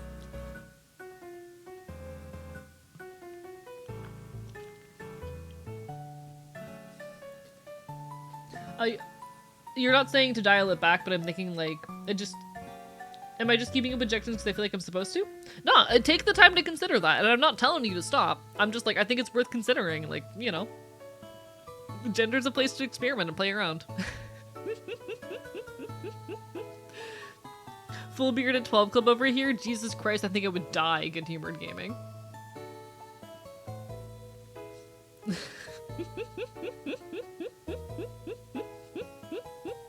I think it's fun to deconstruct this shit, you know? I love queer theory. I love deconstructing gender. I love thinking way too hard about gender. I love thinking way too hard about gender. Until it just kind of falls apart in front of me. For me, my body feels best when I'm on top of my T-shots and I love the effects, and that's so real. And I want to eventually sit down and have that conversation with myself. But I need to take a little bit more time before I have that conversation.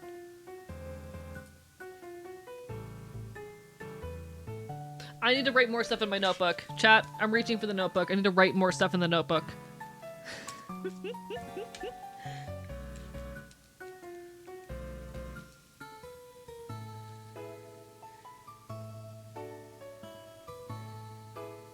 It's going in the notebook.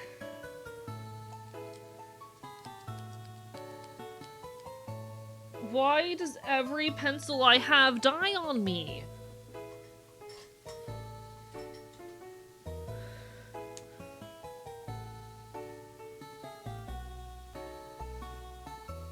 A few weeks ago.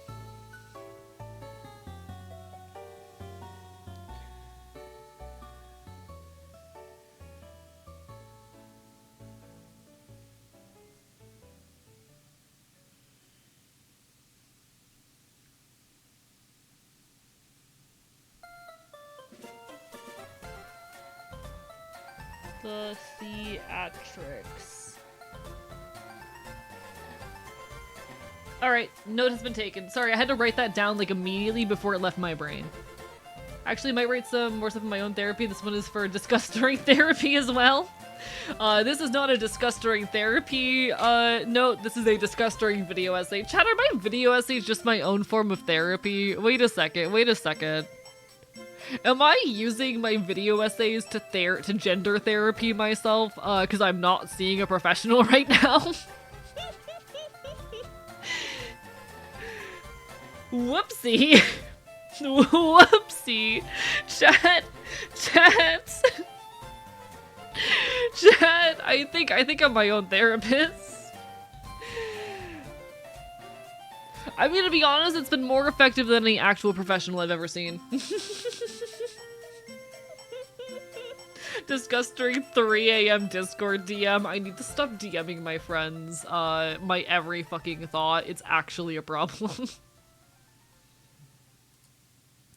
I am my own grandpa. Something like that. This is my therapy channel. You're welcome. Chat, would I make a good therapist? Sometimes you just need to work through some stuff in a video essay. True! I try with every video essay I make to add some kind of personal touch to it.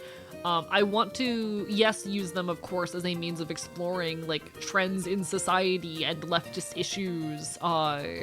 I want to explore genuine societal problems and give my thoughts and takes on them. They're often also very much, I always try to add a personal element to them.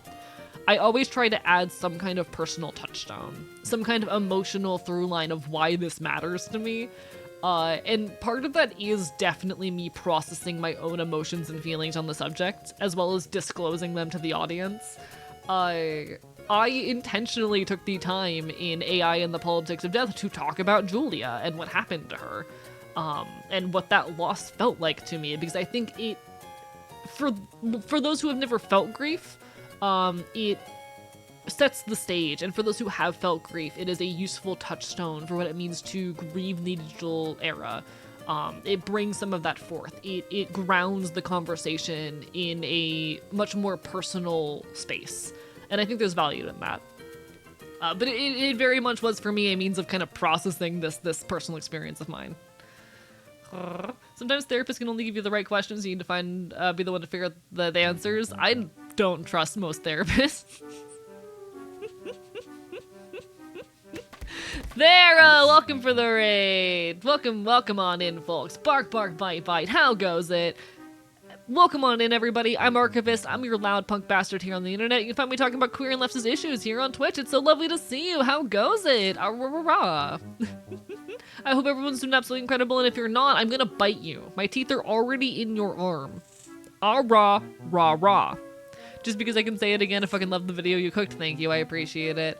I'm a video essayist, a punk, an artist, a musician. I do fucking everything. It's wonderful to see y'all. We're gonna be playing some Steam Next Fest demos coming up soon, but in the meantime, we are yapping as we're off to do around here. God knows I cannot keep my mouth shut. Too many thoughts in this head of here. Biting, gnawing, biting. Exactly. Can I cartoonishly shake you around because you're attached to my arm? Yes. My teeth are currently embedded in your arm. You are allowed to cartoonishly shake me around. I will allow this.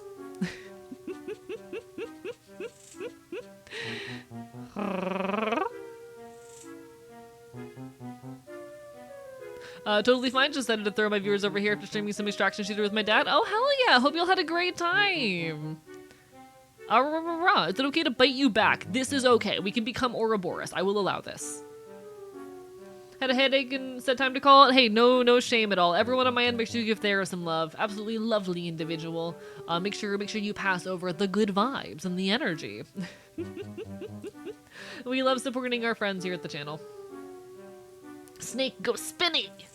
Chat, snake go spinny. Snake go spinny. Nods. Being shaken violently is enrichment. Exactly. Chat, this is like the most enrichment I've gotten in weeks. You need to understand.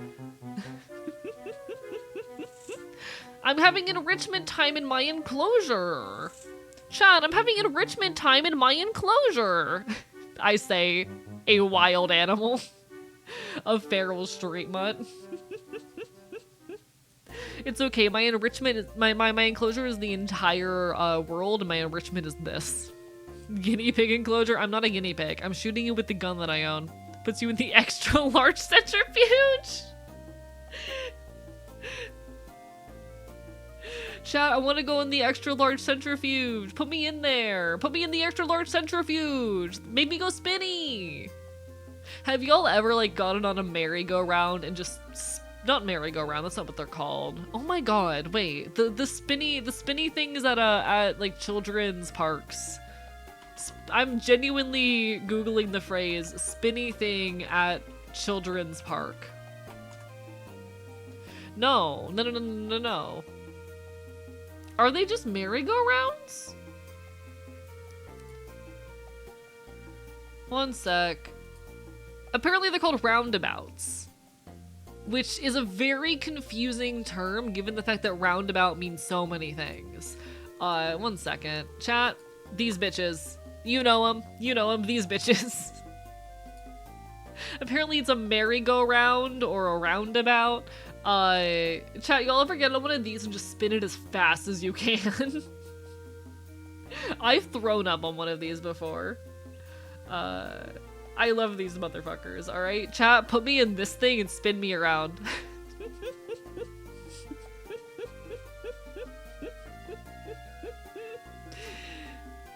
Those things are instruments of death, and they're fun. And they're fun. Chat, I need you to spin me around until I throw up.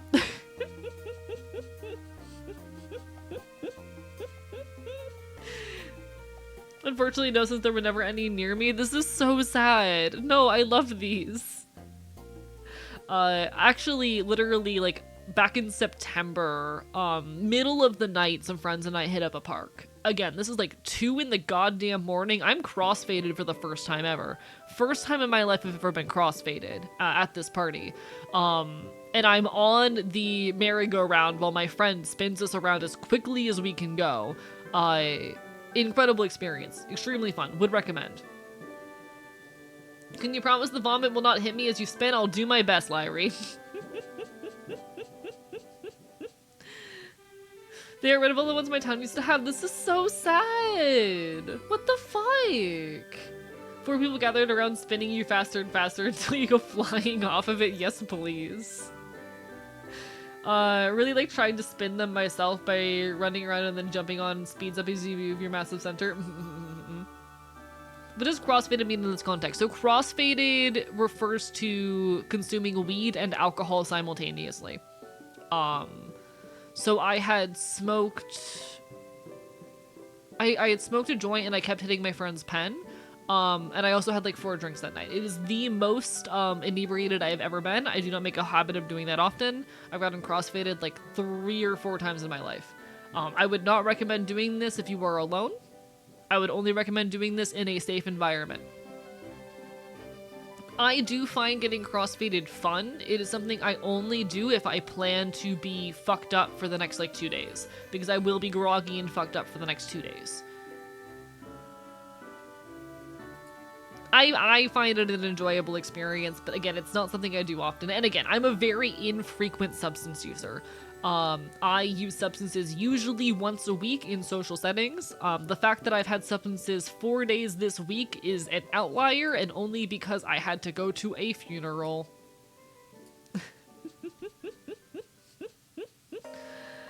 Pup thought for a while crossfaded meant getting high off another person was smoking. No. Oh, That's contact high, which is not really a thing. Thank you so much for the follow. But for bye. Welcome on in, Glenn. I promise that I am a responsible user of substances. I do not drink or get high very often. I do, how do I say? It is an occasional treat for me, and I'm honestly trying to cut down. I'm probably not going to be consuming any substances for the rest of the month.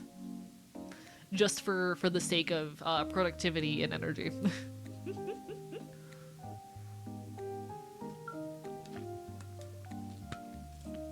That said, chat, sometimes a guy needs a little bit of substance as a treat. You know? Sometimes a guy just needs a little bit of substance as a treat.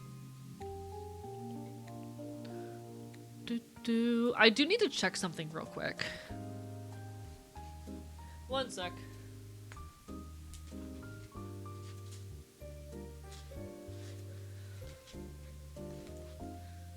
One moment. Ah, rah, rah, rah. Ah, rah, rah, rah.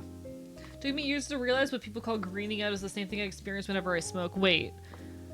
I'm not sure if I've ever greened out. I'm not sure. I've never really read a description of what a green out feels like. And now you have me scared.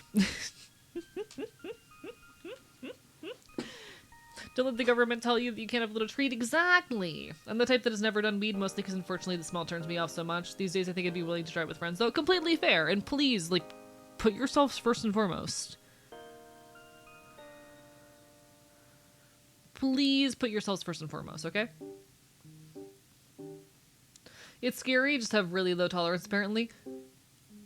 Just getting uncomfortably such too high. Oh, I've done that before, yeah. I've done that before. Thank you so much, Anonymous Gifter, for the gift sub to Lyrie. I appreciate it. I hope you all know that any income I make off of content creation means the world to me. It helps me live a more comfortable life. I appreciate it massively. I'm just a little guy. Oh, chat. So I just verified that I will hopefully, if nothing else, as long as tickets are still available, I will be able to go to that show in Atlanta I wanted to, which means I'm going to be driving 6 hours coming up soon to go to a show. Kind of terrified for that, honestly. But I did just guarantee that I'm going to be free that night. I did just verify. I'm going to be seeing the Narcissist Cookbook on my HRT anniversary as long as there are still tickets available. And I should go verify that there are tickets available like right now.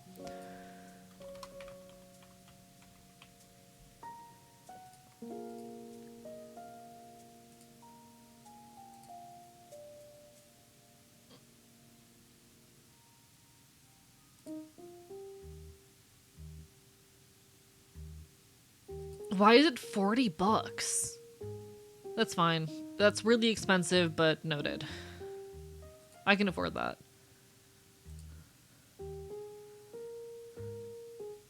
Do you like whiskey? I do occasionally enjoy whiskey, yes. There are tickets available. Chat, should I go ahead and buy it? I'm very nervous to commit to that plan because, like, it's going to be a long drive, but it's my HRT anniversary, and if all things go to plan, I should already have the video uploaded that morning, you know? It's not like I'm going to be missing anything for that, you know? So, like, it should be fine.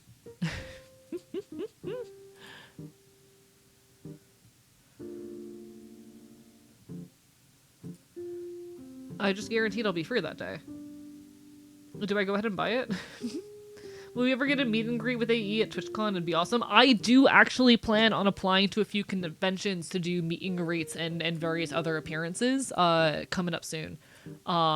Next year, my plan is 2027. I'm going to show up at a few conventions. I'm planning to apply for MomoCon at minimum. If anyone else has other conventions in their area, especially on the East Coast, that they would like me to put my hat in the ring and try to guess that, especially cons that have done VTubers in the past, let me know. I will be applying to a handful of conventions next year. Dude, if you can comfortably, you're sure you'll be able to go?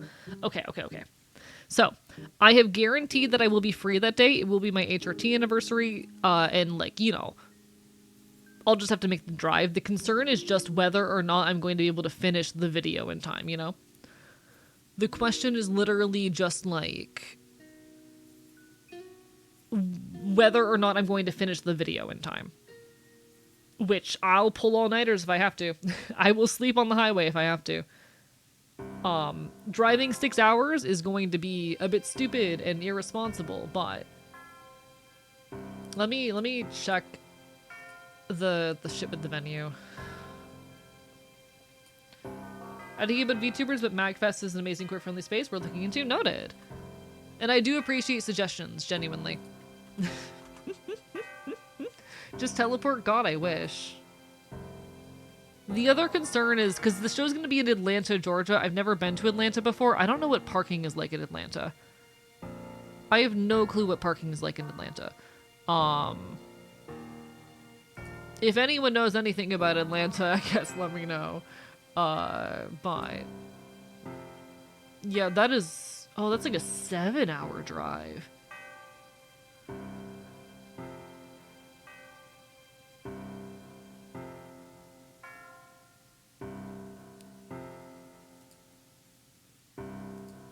I'm gonna go ahead and set it to be like the day that I'm gonna be doing this. 30th, and I would want to get there. The show starts at 6:30, so I'd want to get there at like 6 p.m.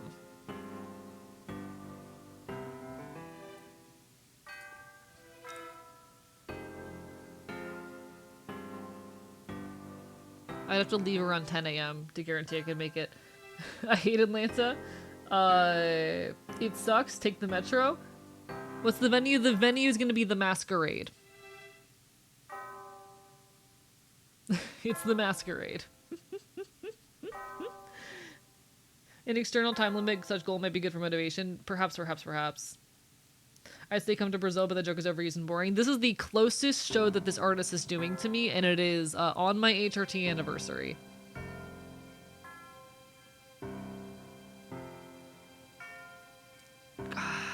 I don't know if there'd be a better way for me to get there, you know? I don't know if there's like any better means for me to transport myself there. Greyhound or something? This is a long trek. Lived in Atlanta during 2020, mainly remember the traffic, only being bad when golf things happening, but it was an odd year, so grain of salt noted. There's paid parking nearby, but you might be walking a couple blocks. I mean, I can do that. It'd be a question of how expensive the parking is. But,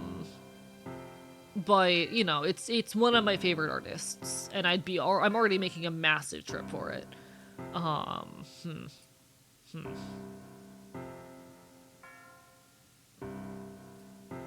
Fear.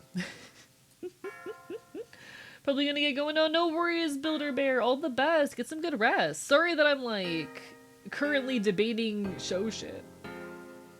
Like 15-ish, depending on how many hours. Okay, that's not bad, actually. I've heard cool things about Atlanta. I've heard Atlanta, Georgia is the most surveilled city in America. That's what I've heard.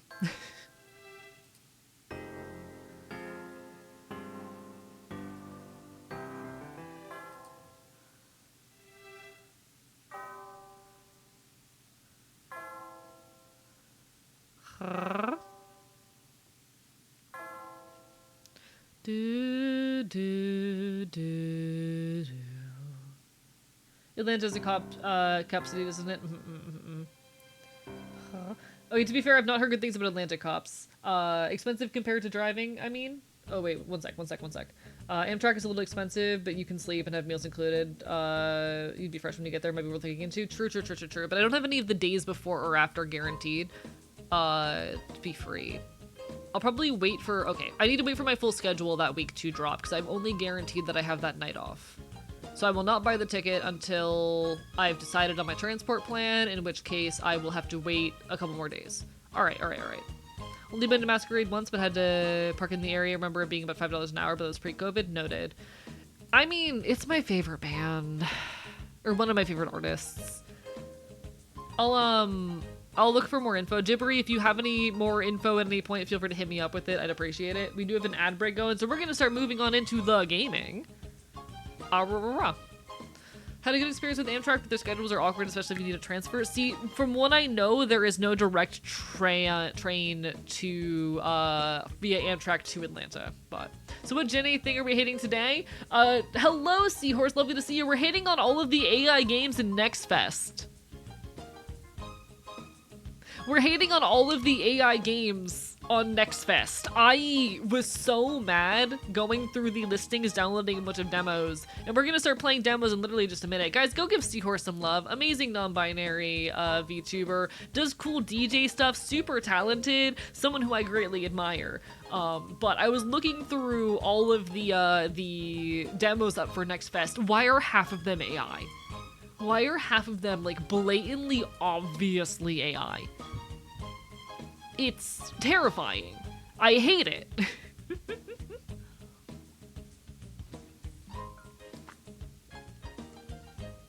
I managed to grab, like, 10 demos that I'm 99% sure have no AI. But if I'm wrong, please let me know. Please let me know if I'm wrong with any of the things that I've picked as we go through them. 7 Days to Die released their 3.0 update today, complete with AI slop images. Can we kill them with a gun? Can we commit crimes in their general vicinity?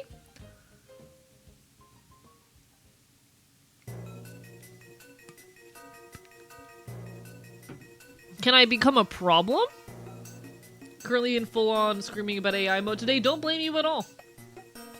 Don't blame you at all. I hate that shit.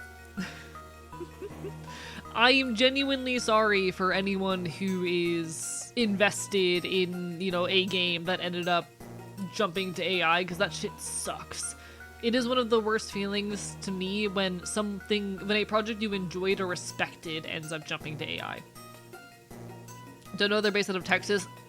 I hate that it makes it slightly less surprising. Alright, chat. We're gonna go start playing some Next Fest demos.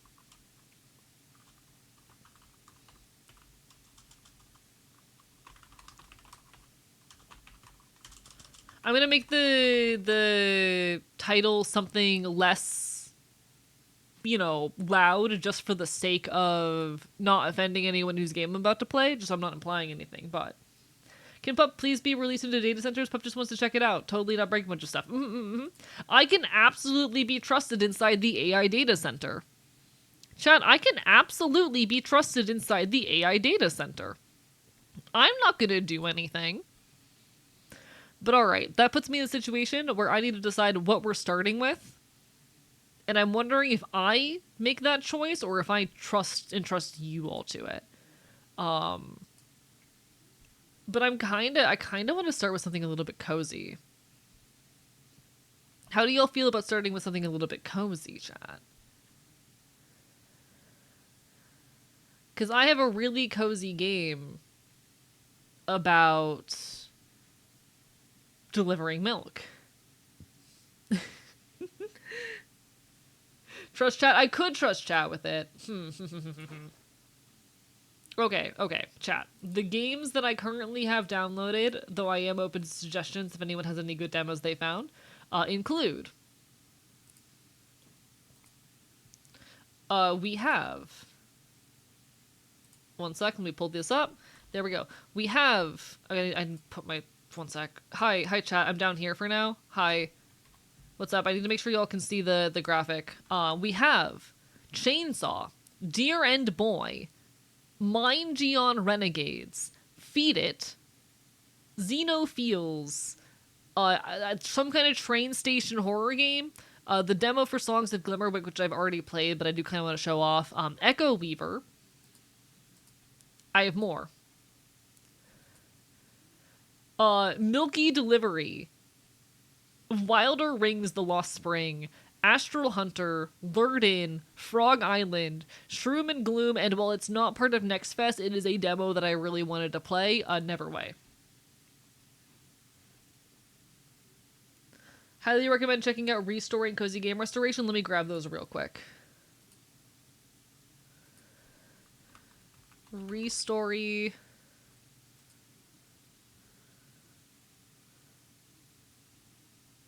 That one does not have a demo available. Oh, there's a playtest. I can add the playtest, I suppose. Alright. Yeah, that one just let me into the playtest. Cool. So we can install that and then grab Cozy Game Restoration.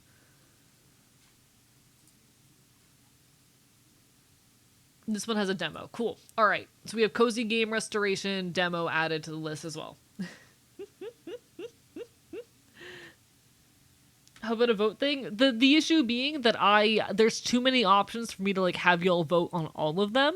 But I have seen a lot of people very interested in Xenophiles. But no, I absolutely am happy for recommendations. The one with Two Hot Women has my interest, but Neverway was good too. Played that one myself. Everyone is so interested at the one with Two Hot Women in it.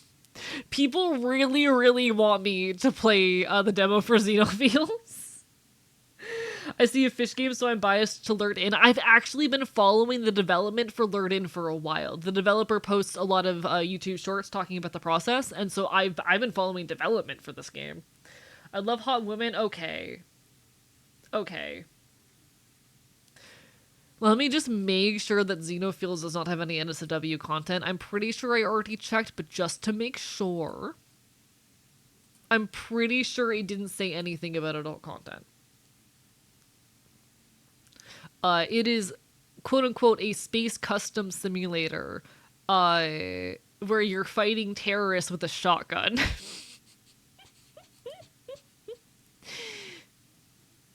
Oh wait, it does have a hentai tag on it. Wait, is it actually NSFW? Do I have to be worried?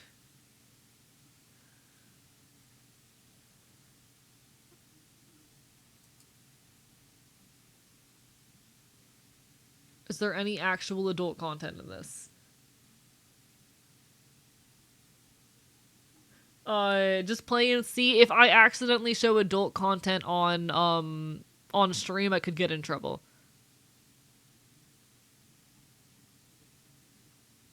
I don't think there's adult content in it. Yeah, I'm okay. As much as that one did look fun, I'm gonna say no just because I'm not sure. I don't think it is adult content in it, but I can't tell. Yeah, I'm gonna play it safe. I'm gonna play it safe. Thank you for the bit, Mighty Lords of Shorts. We could do Lured In. I've been following the development for Lured In for a while. We can start with Lured In. I may or may not have booted up the demo already elsewhere, but I think that shouldn't be a problem. I booted up the demo for like 10 minutes the other day. All right, where's Lured In? There's Lured In. Chat, we're gonna check out Lured In. Just saying, I'm just a little guy and Twitch will understand. I don't think Twitch will understand. Chat, I've already had my account suspended once. We're not messing with that again. I've already been suspended once. Alright. Alright. Is there audio? Ha ha ha ha.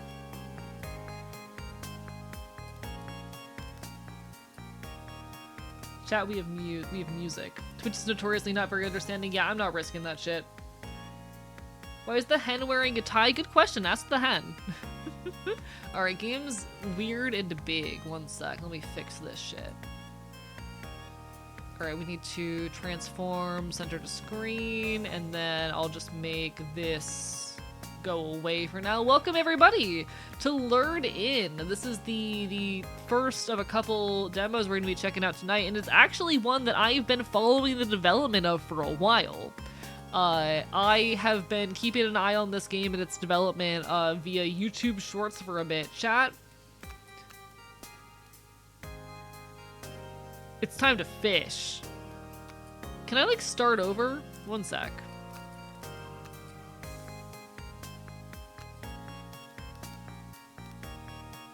Reset data. There we go. Yes.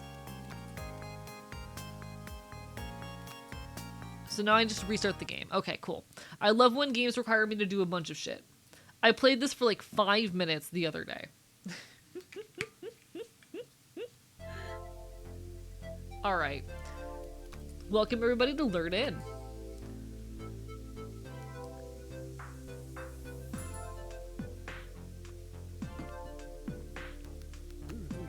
Fish! Hey there, kiddo. I'm glad you're taking the reins of my aquarium. Your grandma needs help with baking anyway. And I love this place run down a bit, but now's your chance to renovate it and create a thriving business. Travel to the pond and catch some fish, and I'll meet back here with you. And we're gonna travel to the pond. Alright. And then we cast.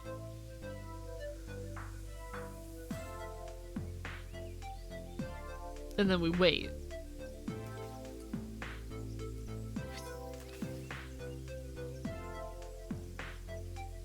And we hope we catch a fish. Fish counter when? That'd be really funny, actually. I think a fish counter would be very fitting. Alright. Sink your hook. Okay. Do I understand this? Maybe? Fuck. Chat, he's not good at catching fish. Chat, he is not good at catching fish, apparently.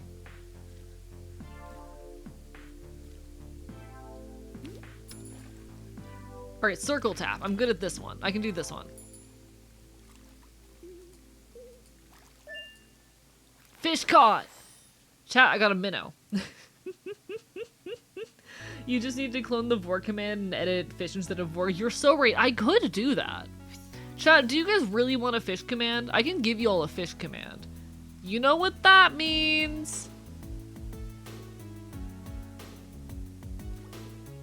The only two things in AE's channel, fish and vor. That is apparently my brand. I didn't consent to this, but that's apparently my brand. It's the brand I ended up with, not the brand I chose. Okay, this one's hell. This is basically Stardew Valley fishing, but worse.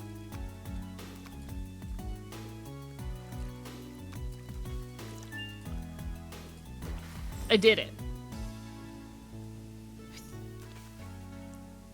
Vor is always plot relevant. It's not because I'm into it, it's just because it's relevant to the plot, you know? I'm not into vor. Not my kink. Alright, click mashing. Cool.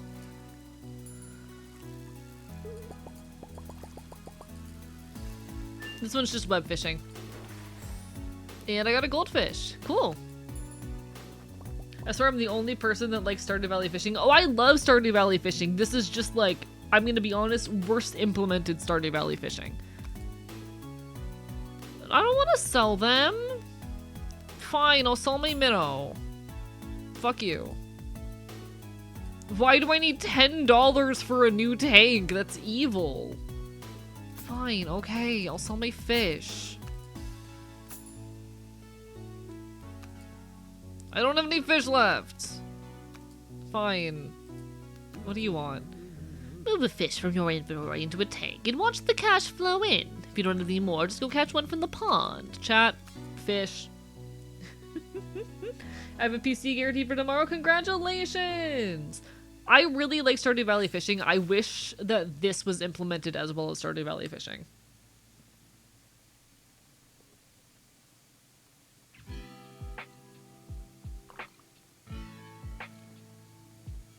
I feel like Stardew Valley's fishing has like genuine like physics to it in a way that I really appreciate. I'm not good at this.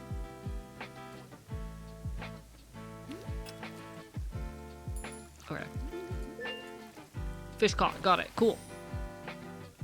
Whole ass minnow.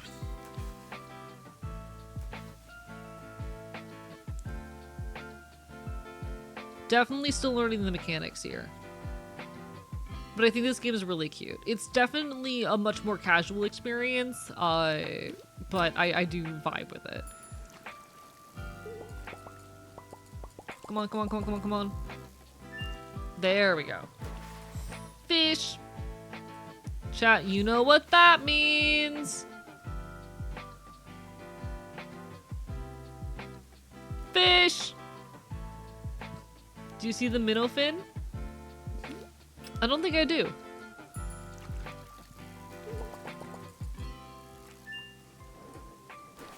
I see the minnow fin! Alright, we can release one blue. Actually, I should not have released that. Fuck. You know what? That means we can catch another fish, though. Chat, that means we get to catch another fish. Ah, get fucked. I saw you.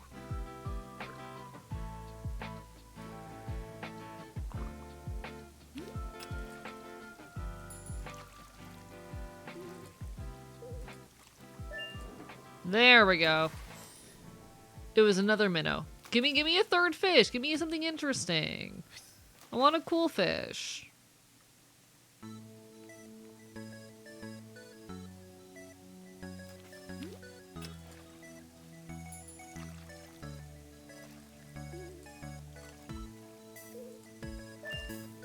There we go. Fine, I'll take your minnow. I don't want any boring fish, chat. Alright, move to tank. Nice. I'll sell you. Great work, kiddo. I know you'll take good care of this place. That's all from me for now. Good luck, and I'll be watching the fish swim by from time to time. Alright, so we got two fish chilling in this tank. They're each generating $1 per minute. We do not have enough money to do, like, anything. Cool. Oh, but we can change, like, the substrate? Wait, that's so good! I can change up, like, the substrate of their habitat! Wait, that's so cute! Listen, I've been following the development of this for a while, and the graphics looked cute. Thank you for the stretch and the hydrate, Mozzarella. How are you doing? Bye-bye. Yeah, it's a silly casual game, but I don't have any problem with that. I'm a big enjoyer of silly casual experiences. I like the occasional silly casual game. It's not gonna be for everyone, but I fuck with it.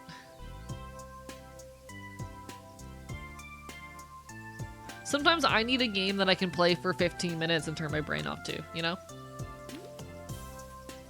Oh, I'm not good at fishing. This is definitely not a brain turn-off game, though. You should check out Fish Fight demo as well. Oh? Okay, okay. I will add that to my list. Bubble. Give it. Ugh, fuck me.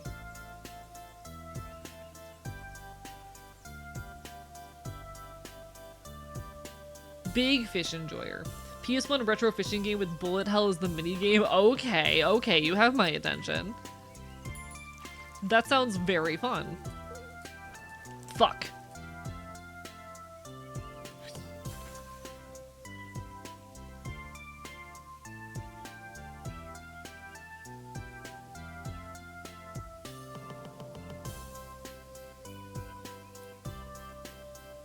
Played the demo multiple times. Noted. That is a high review in that case.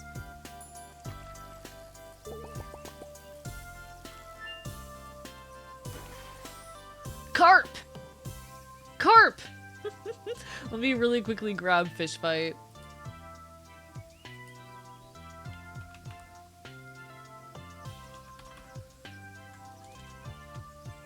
Fish Fight! Alright, downloading that demo. There's too many good games coming out recently. Like, I'll be so honest, we do live in the era of AI slop, don't get me wrong, but I think there's absolutely something to be said for, like, the amount of amazing, indie experiences coming out recently. And I think we should give a little bit more appreciation to all of these amazing indie games that have been coming out lately in the midst of everything, you know? Yeah, we can be angry about how annoying AI is all day, and it is a problem, and it is annoying, and we should be talking about it, but also, like, I don't know, spare a thought for the number of, like, cool artists that are making work, you know? Spare a moment for all of the cool people that are making fun, silly projects because they can. I know we have a lot to be upset about, but that doesn't mean we should stop celebrating cool art when it exists. Probably introduce horses. I feed apple to my haunts. Hell yeah. Big horse enjoyer. Big horse enjoyer.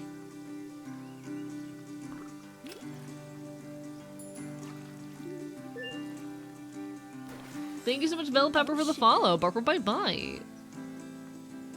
Nice. Alright, chat, I have horse. This is not a horse, this is a fish.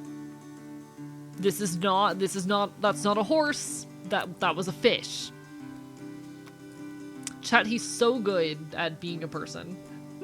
How are you doing though, Vel Pepper? Barker bye bye. I don't know, it looks like a horse. I'm pretty sure it's a fish. Like, I don't know much, I'll be so honest. I'm not very good at, like, biology. I'm pretty sure that's a fish.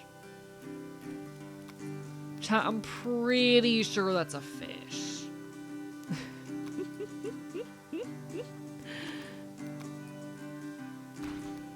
Alright, we can at least get rid of the trash. Make the place look a little bit nicer.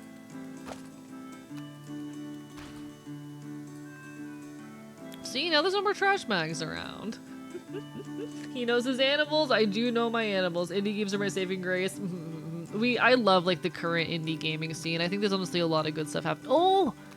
Wait, I can change my outfit!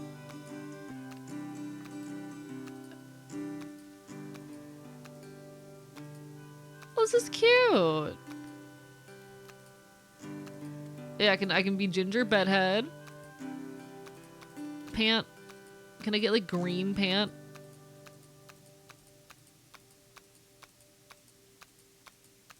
I don't think they have green pant. This is so sad. We'll just go with black. Yeah, I fuck with this.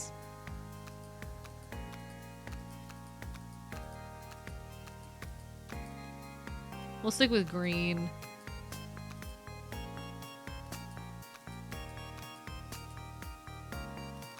I think the white worked. They got skin tones. I'm white as fuck. I like this. Chat, I think I fuck with this game. I think it's cute. Alright, alright, alright. Doing alright? EP gaming and chilling? Hell yeah, we're currently checking out some of the Next Fest demos that are up and about.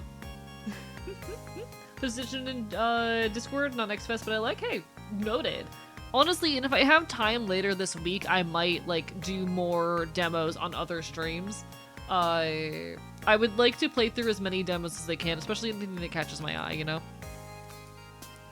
I'll probably only be given like 20 to 30 minutes to most games, just because I do want to try and hit as many games as I can, but I am happy to check out anything that folks are suggesting or speaking highly of while I'm at it.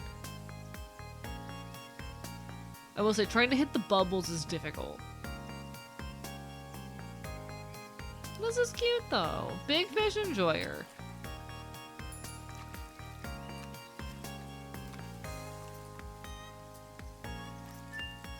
Hell yeah. That's just a minnow. It's just a minnow. The fuck? Super easy to hyper-focus on a good demo if you don't set a timer. I'm going to be trying not to let myself spend more than 30 minutes on a demo unless I'm absolutely in love with it. Or unless it has like a concrete story that I need to see through. So for something like this, I'm probably in like 10 minutes gonna jump off to something else. But I want to check out as many demos as I can while I've got the opportunity. Especially because I've got like 10 lined up. I'm definitely not getting to all of them tonight. Oh, fish. You know what that means. Fuck.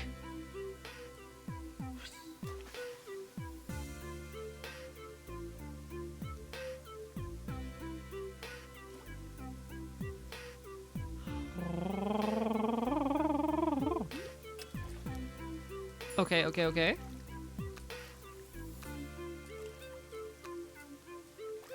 I'm so used to like how Stardew fish move around a whole lot more than this. It's not a problem though. That's on me. Okay, so I can like sell these fish because I don't have room in this tank anymore. And now I have money. Can I do anything with that? New tank is... Ooh, okay, research. And I can buy a researcher. Okay. What does that do? Thank you for the hydrate, Dusklight. How are you doing? Burn my might. Marketing, equipment, Fishpedia, fish food. Okay. So you can like invest. Thank you so much, Claude the Red, for the raid. Hi, folks. Welcome on in. Hello, everybody. I'm Archivist. I'm your resident loud, chaotic bastard here on the internet. I'm a punk, an anarchist, a leftist. Y'all know the drill. It's so lovely to see you. Hi. You can find me talking queer and leftist issues here on the internet. I'm also a video essayist. I just put out my second ever video essay about the generative AI and about the digital immortality industry and about how much I fucking hate it. If necropolitics sounds up your alley, give it a look. If you just really need another reason to hate generative AI, give it a look. I hope y'all are doing well. We're currently checking out some Next Fest demos, chillin', yapping, as we're off to do around here. It is a very, very nice, kind of vibey night. How are you doing, Syrup? Here on the internet and there on the internet. I love existing on the internet.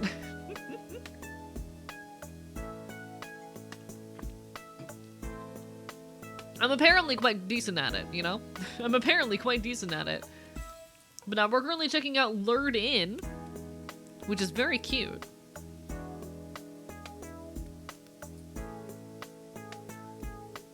So we can upgrade our equipment, we can upgrade our marketing. Ooh, okay. Oh, this is fun. Oh, I like this. Hi, Dove. How are you doing? Just dropped a highness message in your general channel, or heinous rather. Okay, give me a second. What did you do? What did you do?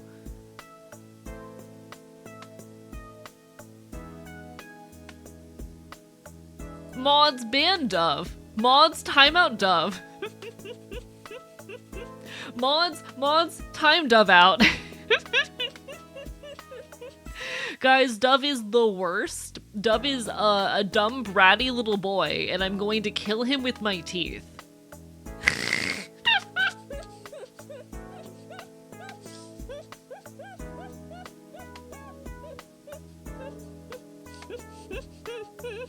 Ten whole seconds. Thank you, moderators. No, being so genuine, Dove, absolute, totally a sweetheart, totally not a terrible meanie. Absolutely someone deserving of your time and attention. Give your love. Be warned if you do pop over to Dove side of things, expect anything you might find under the dead Dove tag on your favorite fanfiction website, particularly AO3. Give your love, but do be warned, mind the content warnings and all that shit. The content warning being anything you could find under dead Dove. Please do take care of yourselves first and foremost. I'm killing Dove with my teeth now. In, like, the hottest way possible. Like a feral animal. You understand. You understand. Alright, Fishpedia needs 30. Fish food. A lot of this requires a lot of shit. Got it. Mods, send them to the abyss. Puts you both in the jar. Put Claude in there too, it'll be fun. Alright, this is a cute game though. I fuck with it. Hey, the label says dead dove do not eat. Since when have I ever respected rules? Excuse you, since when have I ever respected a rule in my life? That sign can't stop me because I can't read. Give to watch your video because fuck AI and all trying to spell out for a future. It's a big deep dive into necropolitics, into techno-fascism, into the digital immortality industry because chat, did you know that there are entire chatbots that are built with the express and explicit intention of allowing you to pretend to continue talking to your dead loved ones? Did you know that there are whole companies whose entire profit motive is convincing you to build an AI replica of yourself so that your loved ones never have to say goodbye, and so you can continue existing even when you're not there? Have you considered the horror of this? That's what the video's about. Fuck generative AI. I hate Gen AI. Alright, we're gonna catch a few more fish and then we're gonna move on to the next demo. Chat, he's fishing. Chat, he's fucking fishing. Oh, I love that the fucking rod moves with my mouse. That's so cute. Can I turn you into an IA? What does that mean? Fuck. I've considered the horrors of time travel and paradoxes. Those are their own brand of horror. I don't find them quite that horrific. Heard people were making AI videos of their dead loved ones. You're saying some... Yeah, there's whole companies based off of this. That's what the video's about. Yes, there's multiple companies who market themselves on these lines, and it is horrifying. Intelligentsia artificial? I would prefer not. Hi, Monster Kicker, how are you doing tonight? Barber bye bye.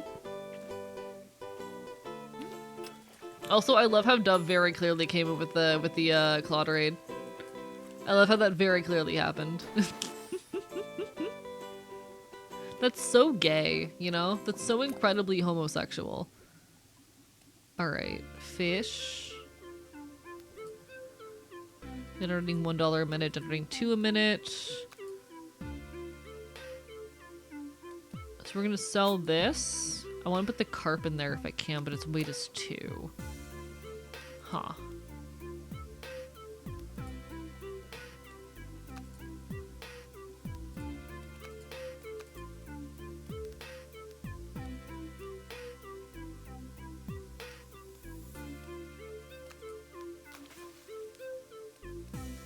This way we just get more money, you know? So now we have 2 carp in here. We're at capacity again, but I would need a lot more resources to fix that. We're a package deal indeed. Chat, they're gay. The thought of being erased, the thought of having a digital clone of oneself, the horrors of cloning all sound awesome and very safe. I don't get quite into the depths of that side of it, Mason, but yes. It is horrifying. Like, I talk a little bit towards the end of the video about techno-fascism and how these are intentional efforts to commodify every element of our lives, even our deaths and our experience of grief. And that's kind of where I end out my conversation on it. But fuck this shit. And fuck the terrifying implications of it. Doing quite well, Monster Kicker. We're having a nice chill night, playing some demos, checking out what Next Fest has to offer. I'm doing well. It's been a very hectic it's been a very hectic week. I'll be honest, overdid it a little bit on the substance consumption this week, and I'm dealing with the consequences now. But hey, that's how it goes sometimes. I like when I see a couple familiar faces join my Discord.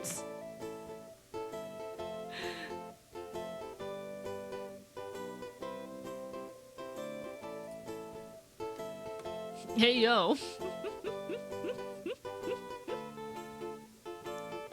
Someone made a commentary about the origins of the zombie myth and compared it to postmodern digital actors. Yeah, no, there's absolutely comparison to be made there.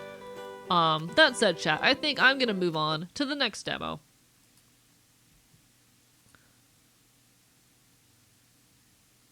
We spent about 30 minutes in there. Let's see, what do we want to play next, chat? What do we want to play next?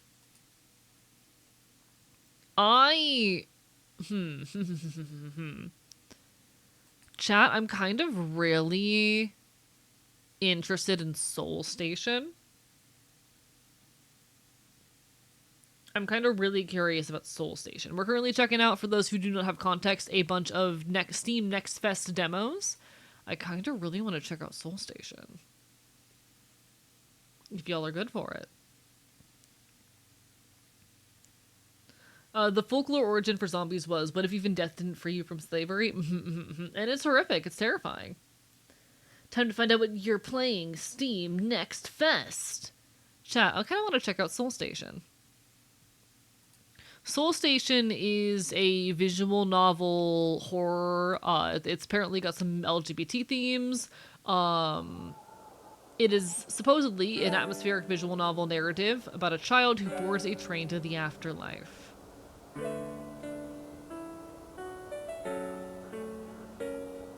We're gonna give this a look together, alright?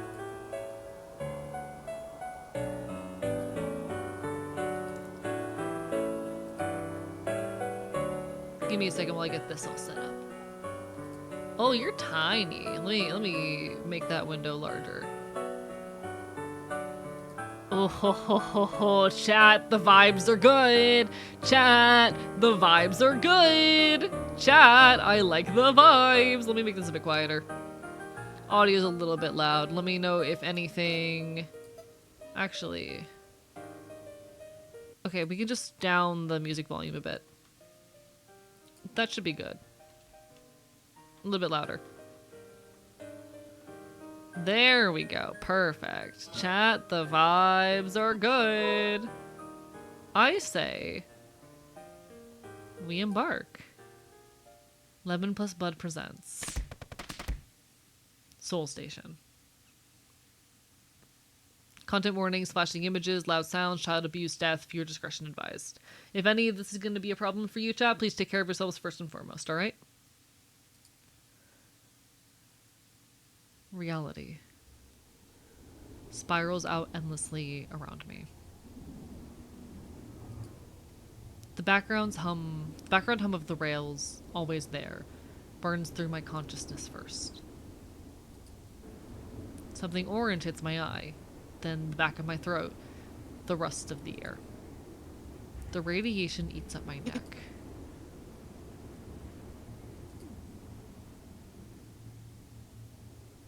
I have a banging headache.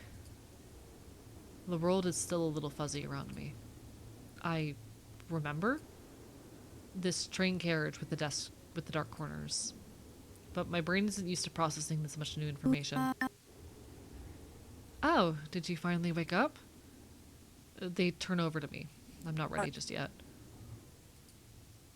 The train is definitely moving. I peek out the window. What the...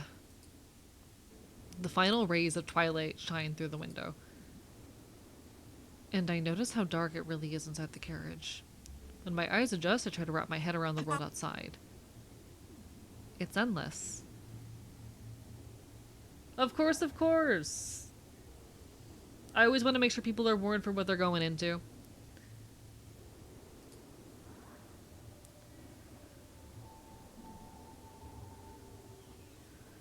My brain can barely comprehend the mess in front of me. Metal, rust, structures, shapes, colors. It barely looks like reality. Oh, chat, the vibes. Oh, ho, ho, ho, ho, ho.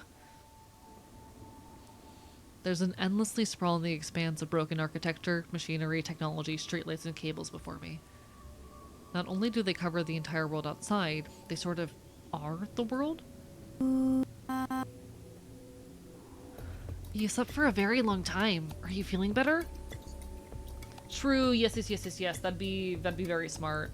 Mods, can we get some kind of message that's just like, hey, we are currently playing the name of the game.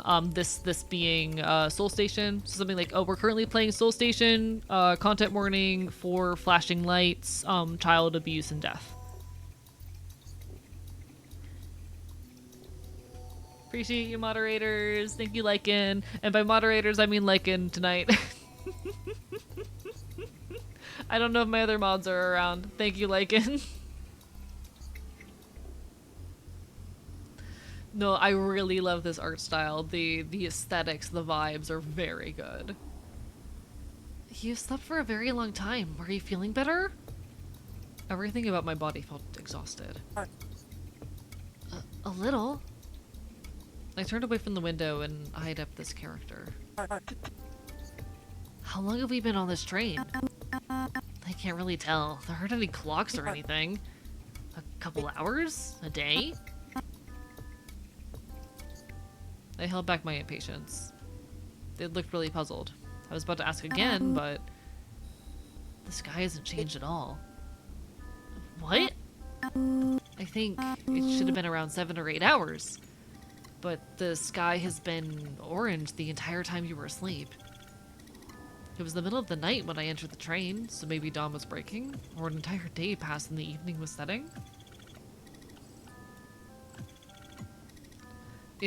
I looked back out the window. It's hard to tell if it's morning or evening. The sky is pretty useless, but I'm glad I'm not the only one here. Did you check the doors? The front door is locked and the back door is covered. I remember the weird stone structure on the door. I'm not really sure how to get past that either. Then I guess we have to wait. Do you think they'll feed us? They sat down next to me. For now, let's go over what we know. I'm Kin, by the way. I'm Clef, but you already know that. Thanks. I got on this train from the forest next to my house. There was a station. No, a little train stop. Why did you get on the train? I just wanted to see where it goes. I lied. At midnight? Its eyes narrowed just a little. It wasn't asking out of doubt, just confusion. Yeah, I really like the visual aesthetic here. It was an adventure. Things are more mystical at night. Why do you get on the train? Mystical what? I see. It seemed to believe me. Why did I get on the train? It lowered its head in thought. Its forehead wrinkled a bit, and it looked at the top right. It definitely couldn't remember. I don't remember. Sorry. That's okay. You were in a sort of weird state when I found you. Can you explain that?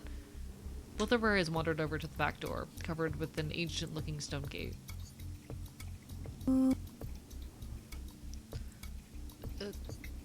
That's okay. You were in a sort of weird state when I found— oh, or— I don't know. I think I was sleeping. I heard you call my name from far away, and I came running. Clef. It brightened up immediately.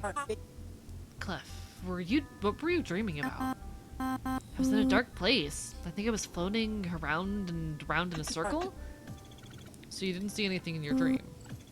Why do you ask? I thought it might help understand where we came from. I'm sorry. Whenever I try to imagine the answer, my mind goes black. Well, once we get off the train, we can get help for you there. And why would you help me? What a weird question. You don't remember anything except your name, and you're headed somewhere new. Do you not want my help? I want to. I'm invested already. Why? Persistence with the questions, this one. I showed it a relaxed smile and answered. I'm usually not a big visual novel person, but like the aesthetics in the Steam page of this one really drew me in, and I'm glad for it, because oh, the vibes. Chat. Oh, the vibes. I like it a lot.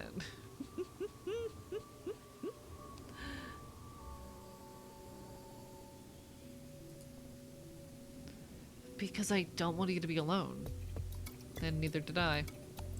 It smiled back instinctively. I pushed forward with another question. What do you want to do once we arrive? It drew back into thinking mode. I guess I'll try to find some of my memories and look for somewhere to be. It must be pretty hard, in the middle of the world with nowhere to come from or go to. I suddenly remembered the infinite imagery of the broken orange world outside.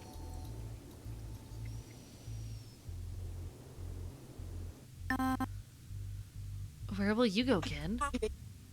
That I also don't know. Don't you want an adventure? Something mystical? An adventure. My eyes started to glaze over as I looked back into the swirling orange metal world. I think I'll also go looking for somewhere to be. Cliff took pause with the statement, but seemed to bite back their question. We both sat beside each other, gazing aimlessly outside.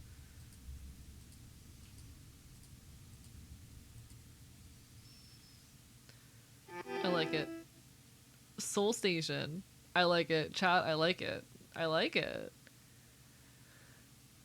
We'll walk shortly before arriving at our final destination. Thank you for riding. My eyes snapped back to focus. Clef was asleep on my shoulder. Did I really zone out for I don't even know how long? I tap it. Hey, wake up. No response. I shake it a little. Clef? Its eyes open and its face lights up. I fell asleep? We're about to arrive, it says. The final destination. Final? So your stop was second to last? The train didn't stop while I was asleep? No. Did it stop when I was? No. It was easier just to say no than to explain. Then maybe you live very close to the final station. I look out the window. The same dark orange sunset spiral rust metal scrap junk absolutely incomprehensible world. But then I noticed. There's another train. Clef joined me at the window. There's loads. Look over there.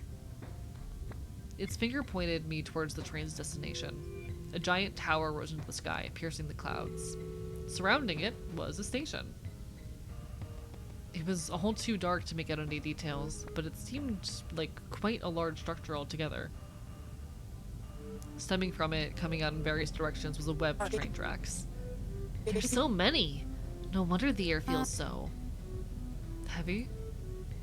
Could it really be the stream from these? Could it really be the steam from these trains? It feels so thick and salty. Don't you think the air is weird here? Are we near an ocean? I can't see one, but you're right. There's something in the air. Tickets, please. A voice came from the other side of the door. I shrank back into my seat and lowered my voice to a whisper. Was that for us? Clef joined me in tone. I think it was for people on the other side. They'll come in here for us. Which means they'll unlock the door. We should try to escape as soon as they open it.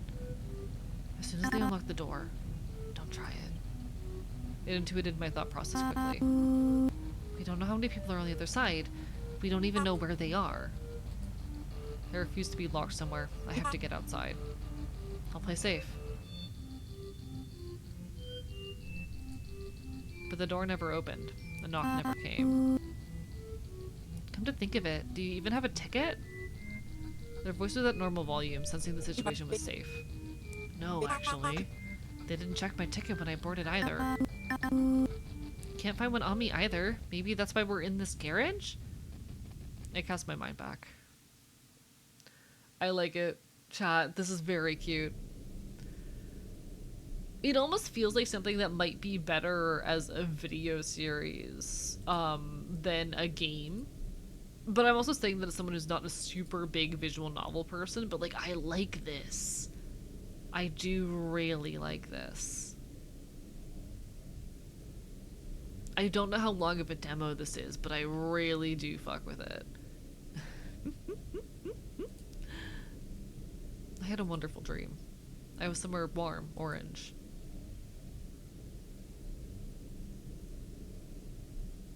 It made me feel so fulfilled and complete. It wasn't water, but it wasn't solid either. It tasted salty. I couldn't see my hands or the inside of my bangs, but but it still felt like me. Was I upside down? Where was I? Such questions didn't matter at all. How wonderful. I heard a faint, heartfelt cry from far away. It was beautiful. I wanted to hear it forever. It pulled me to the surface and opened my eyes with a splutter. I almost lost my footing on the rails, gasping for air. An unbelievable brightness lay ahead of me. It shone onto my feet, evaporating the train in an instant. Magical shining kindness. The tunnel was so dark that this bright world refused to be seen from within it. Excitement and fireworks welled up in my stomach. I began to run again. I didn't care about the rocks. I wanted to feel the light. I burst out. The light was everywhere. It reached my shoulders and back, inside my throat, underneath my eyelids. I couldn't stop laughing. I span around in circles again and again, and fell down to the soft grass.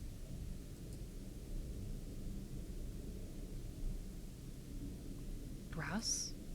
An image began to form, with my eyes adjusting to the light. I was still in the forest.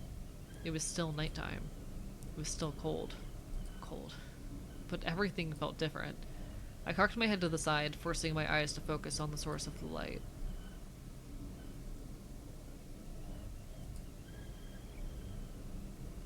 It glowed there, floating in the air.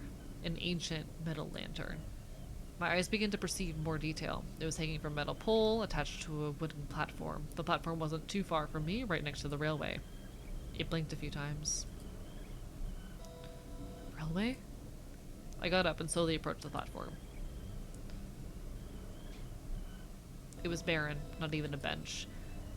I sat down cross-legged. The railway continued into another tunnel, only a couple meters from the previous tunnel. This was a clearing.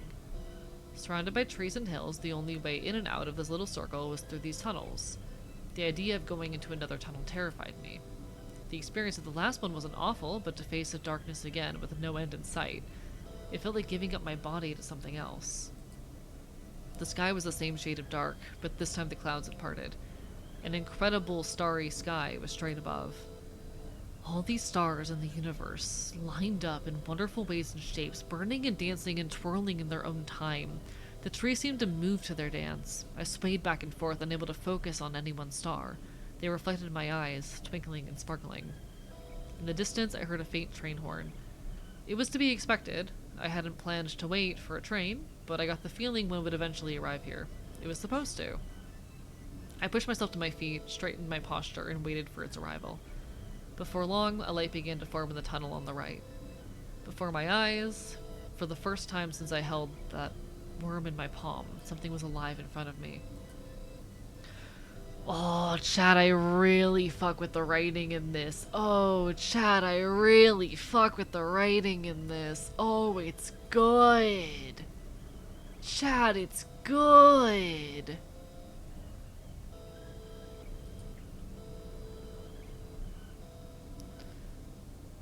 Not a part of the world, but an inhabitant of it, just like me. It grinded to a halt, the main door right in front of me. It was humble, brown and wooden, with the same red and gold accent colors here and there. A little rusty, a little beaten up, but absolutely enthralling. The door spread open, and a very tall man in a brown suit was within. I looked up to face him, and he adjusted his cap. "What are you doing in a place like this, little one?" I opened my mouth, but it seems I'd forgotten how to speak. The man looked right to left, surveying the area. "You're quite a long way from home, aren't you? I see." Without a moment's notice, he reached his hand out for me. I flinched. But he stayed his hand just before me. He was waiting for something. "Would you like to come aboard?" But I need to get this game. This is just a demo, and it's a visual novel, but I fuck with this. I fuck with this. I hadn't really thought about it this far. Where I was planning on going, what I would even do if I could escape the forest. My body moved by itself, reaching my left hand out for his palm. He closed his hand around mine and helped pull me inside the train. The door closed and I found myself in a tiny room with him between two carriages. He turned me around to face him. You can call me the conductor. I looked after the people on this train. I nodded, something beginning to rise in my throat. Listen to me.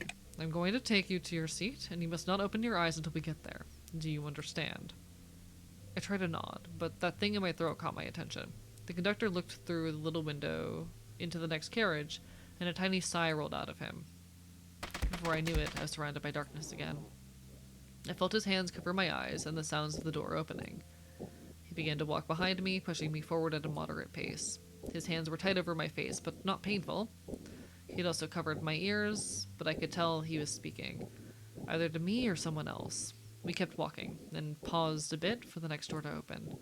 We continued like this for quite a long time. I began to think about the smell of this train, smoke like wood burning. Every now and then, an indescribable scent would reach me, and I would focus really hard on determining it. I came up blank every time. Eventually, he raised his hands from my eyes and pushed me from behind to keep walking. An open door, a dark carriage, the sound of the wheels on the rails. I entered and turned around. He did very well, but I can't go any further than this. His feet were firmly planted on the carriage before, his hands behind his back. I want you to take a seat anywhere in that carriage. It'll be alright as long as you don't leave. My mouth began to move, formulating words. Oh shit. Gachapon, thank you for the raid! Welcome on in! Arrarara, how goes it? Also, thank you for the stretch and the hydrate terrapin! Bark, bark, bite, bite! Oh, whoopsie. Hello, everybody! Hi, I'm Archivist. I'm your resident loud, chaotic bastard. I'm a loud punk boy on the internet talking about queer and leftist issues. I make video essays, and currently we're checking out a bunch of Steam Next Fest demos. We are chillin'.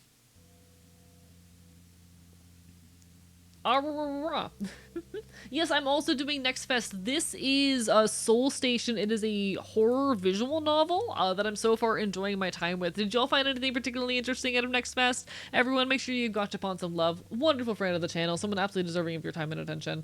Been doing demos for the past 5 hours. Need to unpretzel. Please take care of yourself first and foremost. If you do have any suggestions, do feel free to share them. But no pressure, no pressure. Do what you gotta do.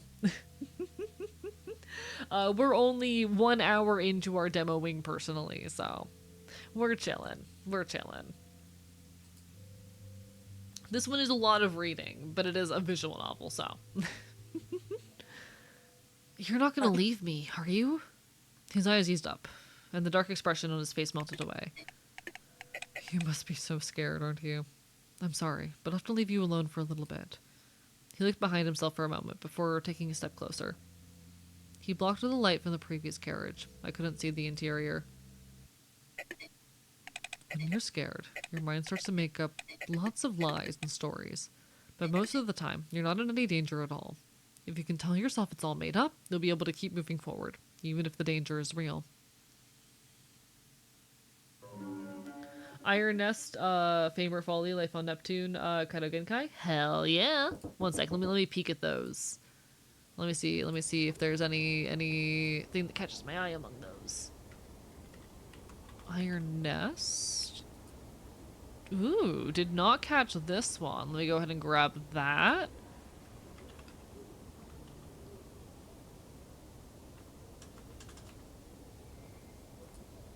Let's see, Fame or Folly. Ooh, this looks cute. Okay, okay. Let me grab Fame or Folly as well. I'm absolutely happy for recommendations, so hell fucking yeah.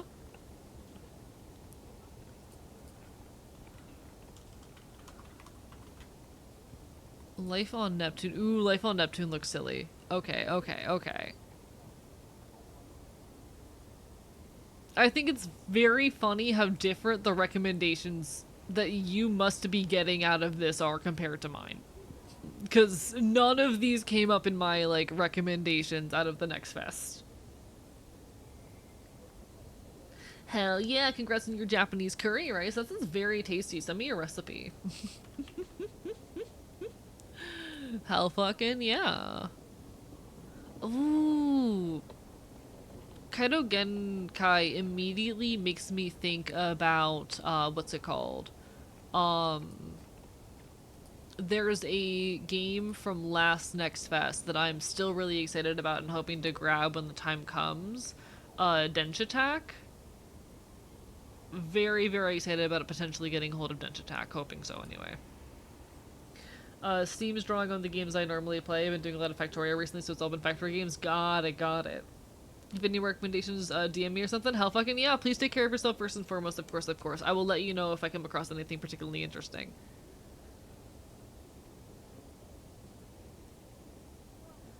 Portioned it in muffin trays and froze them, so I just make rice, microwave a couple cubes of the curry, throw them together. Hell yeah, that sounds really good. The train was pulling up at the final station. We were ticketless, answerless, alone. Well, I'm glad we're not alone at least. I'm glad we're not alone at most. Meaning unclear. The door hadn't opened, and no one had asked for tickets yet. My mind was racing, thinking of what to do once the door opened. Lean back a bit. You'll hurt your back hunched over like that.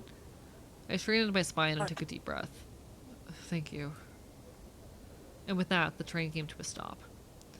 There will be an ad break hitting in about a minute, folks. I do apologize. I'm going to briefly stand up and grab more water during the ad break. I'm trying to hydrate better these days, but bark bark, bye bye.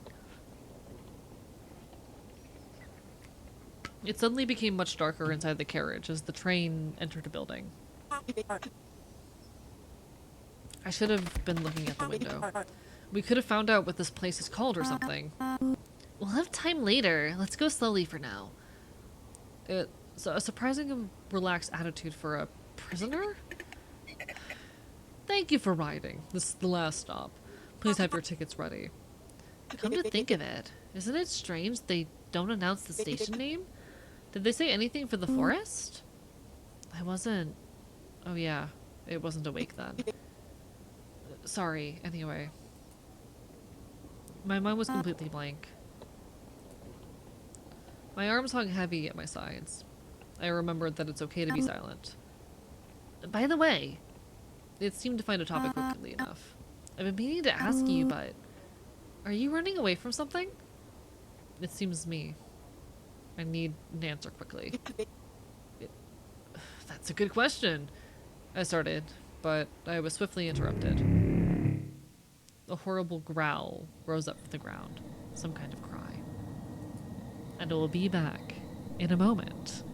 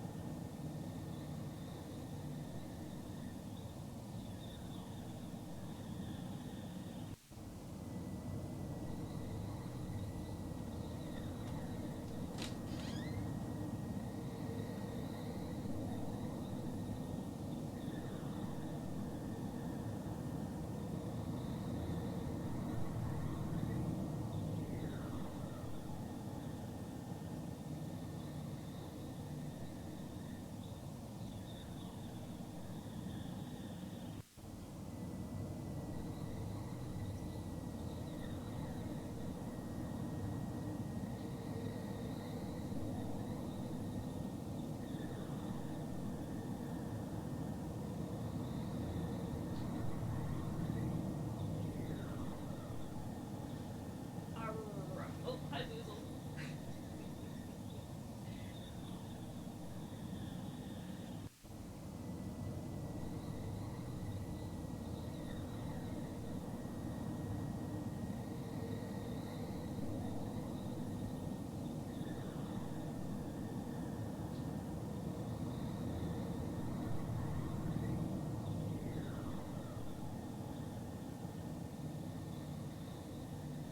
One second, I need to turn the light off out there. One moment.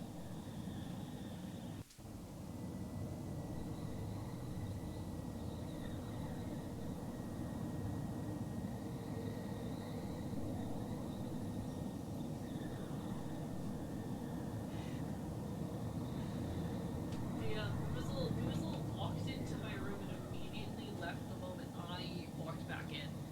Chat, Boozle's so mean to me. Chat, Boozle's being mean to me. Can y'all believe this shit? Can y'all believe this? He's the worst. He's so mean. Alright, 1 second, chat. Give me a moment. Boozle bite him harder? No. No, Boozle bites me enough, okay? Boozle bites me so much.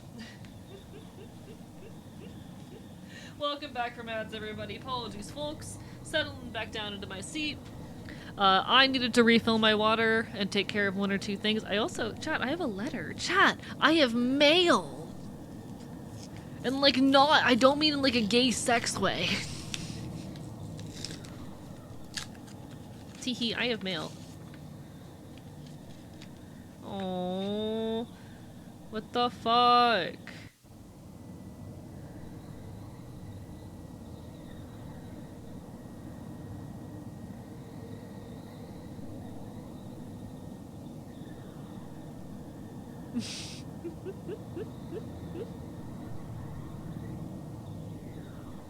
Oh.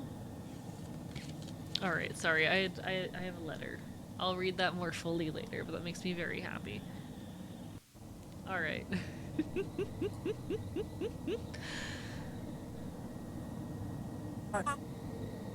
Do you hear that? Yeah. It came from all around. I looked around, but nothing seemed to have changed. And before I could conjure a thought, a scream rang out. The train shook back and forth, and it was clear people on the other side of the door were panicking. My blood was freezing. My eyes stayed locked on the door. Clef moved behind me. It's going to be okay. The door is locked. It felt good to take charge in the situation. Truly, I had no idea what was going on. And let's find another way out of this carriage. This was the obvious answer, but it needed to be said. The doors are busted. Maybe we could break a window? With what? I scanned for a pole or some hard object I could throw. There isn't really anything to break it with. Maybe we could use a rock from that stone gate? Or the seats had wooden rests for your arms. Maybe we could break one of those and use it? Maybe we shouldn't break things just yet. There might be another way. I followed its gaze up to the ceiling. That could be our way out. There was some kind of hatch with a little wheel you turn to open it. How do we get up there? It was definitely too tall for us to reach. If we had something to stand on... Let me stand on you. Maybe I can reach it. With a nod, Clef got on its knees. I stood on top of it as a stool, but my fingers barely grazed the hatch. I hopped off. It's no good. Stand on my shoulders. I was already stood up, ready for me. Or perhaps I could stand on yours? I used the seat as a stepping stone and timidly placed the foot on its shoulder. There isn't anything to keep my balance with. As soon as you stand up, reach for the hatch valve. It would be scary, but just about doable. I steadied my breath and placed it to the other foot. Also, appreciation for a character that appears to canonically use it's. Just pointing that out. The moment of appreciation, chat, for a character that appears to canonically use it's. That's cool as fuck. Stand on the shoulders of pathetic men. That is like such a rare treat in media. I've been waiting to say something in case it was a case of the characters genuinely not knowing each other's pronouns, but given they've like exchanged names at this point, I'm pretty sure it's just genuinely a character that uses its pronouns, and we love to fucking see it. Hell yeah. We love some representation for like pronouns outside of the standard, if that makes sense.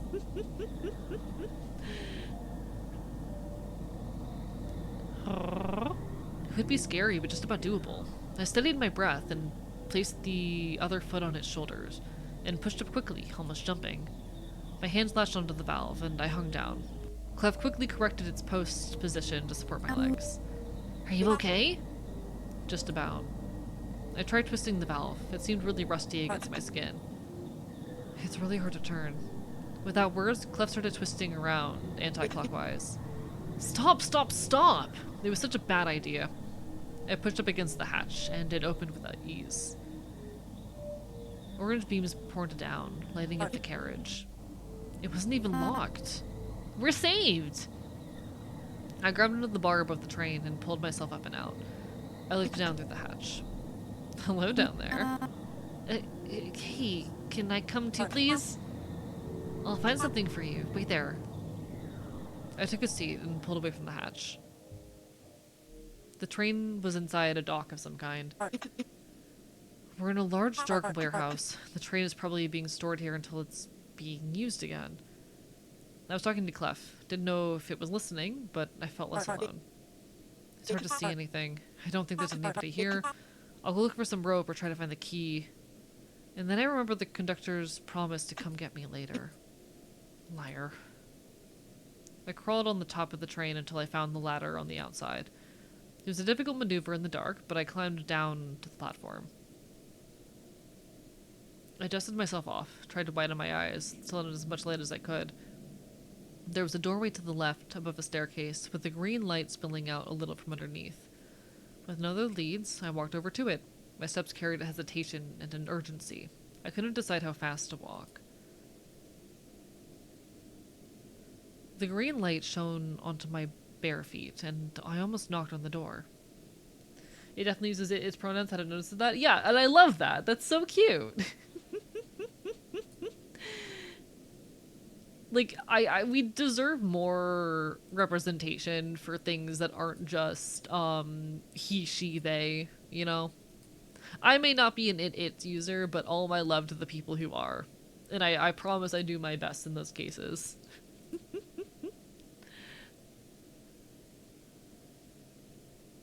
I held my hand back and grabbed the handle. This was the worst kind of situation for me. I have no idea what's on the other side, but I have to pull the trigger regardless. Thinking is killing me. I pushed the door forwards. The control room, definitely. Thousands of buttons and levers, mechanical biology on a desk. The lights were off with some kind of emergency green backlight activated. There was no one here. The salty taste in the back of my throat turned a little metallic, and I felt a weird chill. The machinery was broken, all of it. Not only was the stench of rust and rot thick in the air, but it seemed to only get stronger the longer I stayed here. I pulled my shirt up to cover my mouth, and moved closer to the desk. Everything from the buttons and levers had rusted. I wanted to touch them to test them, but I stayed my hand. Everything would crumble at my touch. I stepped away and checked the floor for rope, something for Clef. This place had clearly been long deserted. There was nothing here. There was another door to the left, no light underneath. I gathered my resolve and moved onwards, opening the door with considerably more ease than the other one. This was a long corridor, as long as the eye could see. There were doors on either side, and presumably a door on the opposite end of the corridor. I closed the operator room behind me, and a steady pace walked straight to the other side of the corridor. I told you I graduate trade school this week. Congratulations! I'm so proud of you. I hope that goes well. Apart from my bite. You just showed this game to Nekuya? Hell fucking yeah. I hope Nekuya would love it.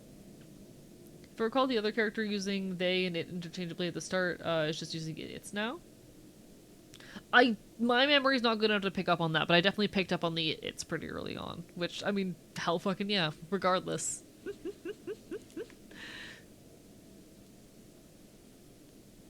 I couldn't shake the distinct feeling I was somewhere underground.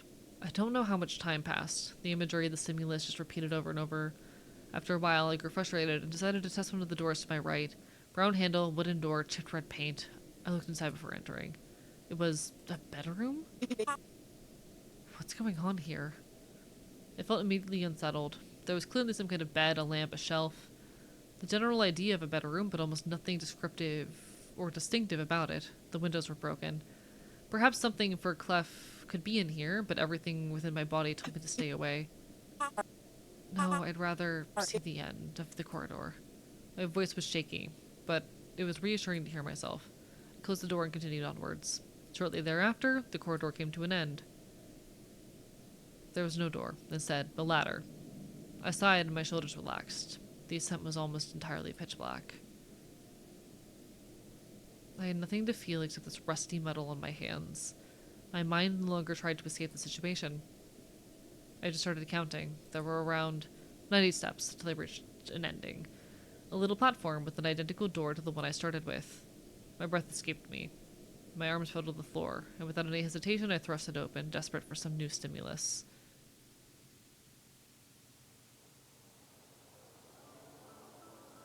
It was blinding, the last rays of sunlight. My body bathed in a loving orange glow. Something nostalgic floated to the top of my consciousness, and vanished before I could picture it. My eyes opened a little to a wide view. The sound of rails, people moving about, life. Red-orange bricks landed at my feet, spanning a wide horizon. I couldn't see the sun, but the sky. The station. I closed the door behind me and tried to gather my bearings. I was clearly on a rooftop, the entrance to it jutting out just a little from the surface. Behind me was an impossibly tall tower. I looked up to register it, and fell over myself at its scale.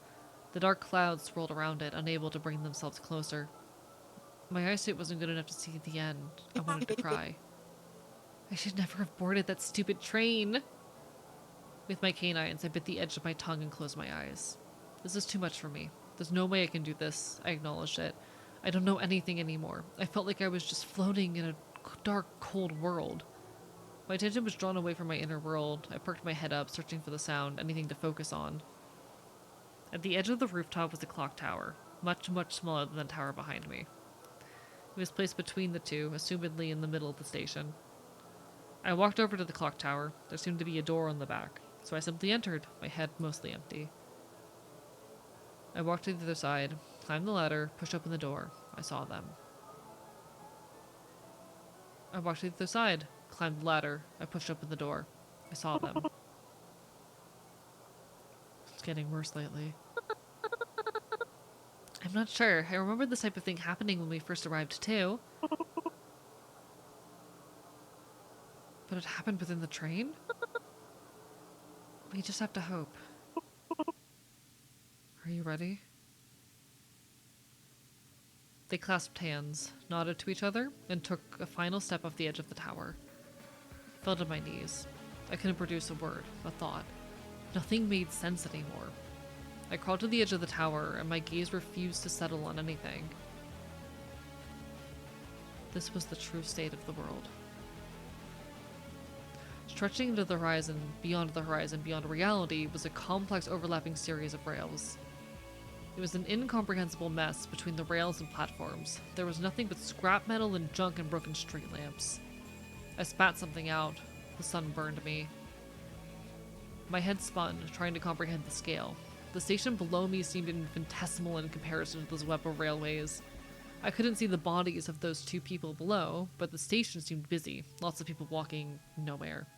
No worries, you take care, Monster Kicker. Bye. I'm so proud of you. Keep on loving, keep on fighting. You're doing amazing things. I can't wait to see where life takes you. I'm viciously biting and mauling you back. Bark, bite.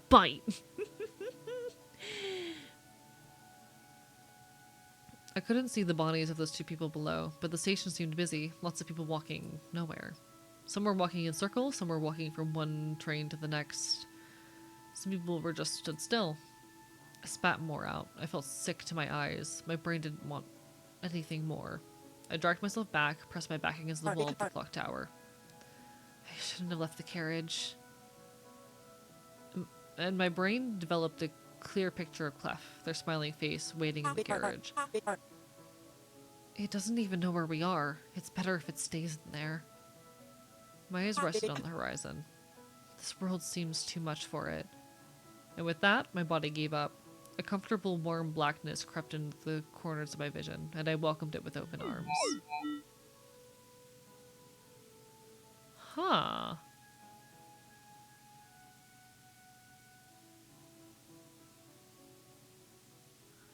Okay.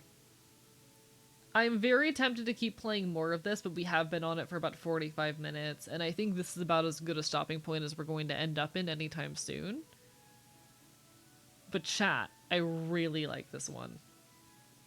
I really like this one. Hello, Magi! We're currently looking at some Next Fest demos. This is Soul Station. It seems to be a psychological horror visual novel. I am considering jumping ship to the next game because we have been on this one for like 45 minutes. But I really like it. I do really, really like it. If visual novels are your jam, I would definitely recommend taking a peek at the Soul Station demo. Good morning to you. Are y'all alright if we jump to something else? Because I do really like this. But I don't know how much is left. You know? What does the wake up button do? Okay, that goes to the main menu. Got it.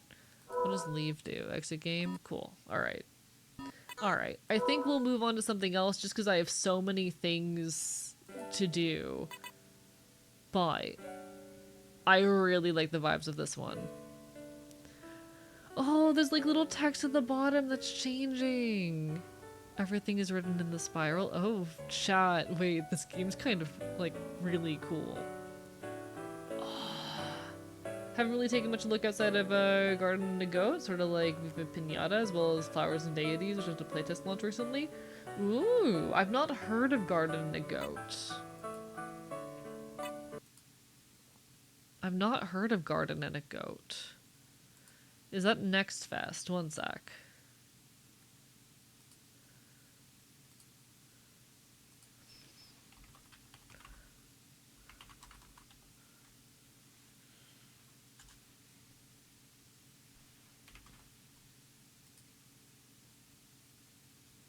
Ooh. Fuck it, Garden and a Goat looks cute. Okay. Let me just check to make sure there's no AI disclaimer. Okay. Adding that one to the list, I guess. Did I join my stream for it even? Hell yeah. No AI in it, I was told? Hell fucking yeah. I always look for the AI disclaimers just to be safe, because, like, you never know at this point, but we do appreciate. That did remind me, though, chat, there's a game on the list called Deer and Boy, and I kind of want to check out Deer and Boy, which is apparently a poetic cinematic platformer. Chat, do you want to check out Deer and Boy?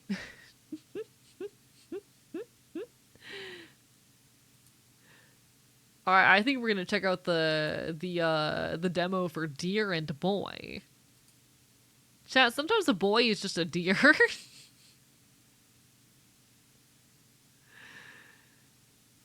Yeah, it's Deer and Boy. Enjoy your lurk, no worries, Maggie. Do what you gotta do. Bark, bark, bite, bite. Guys, Maggie, wonderful fellow content creator, good streamer buddy, friend of the channel. Okay, the game wants me to pull up my controller. Where's my controller? There you are, controller. Perfect.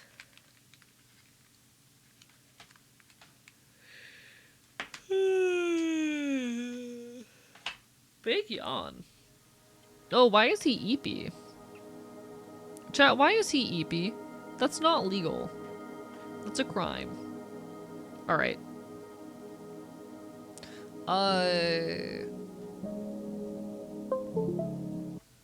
So the only content warning for this one is going to be flashing lights. Hello? Game? There we go. A Deer and Boy demo. If we could put a we are playing Deer and Boy content warning for flashing lights type of shit on stream, that would be perfect. Appreciate the hell out of y'all. Alright. Do you just hate when the gotta fix something in sticks act up and the only solution to the problem is money? Yes. All the time. Unfortunately. Frequent AE problem.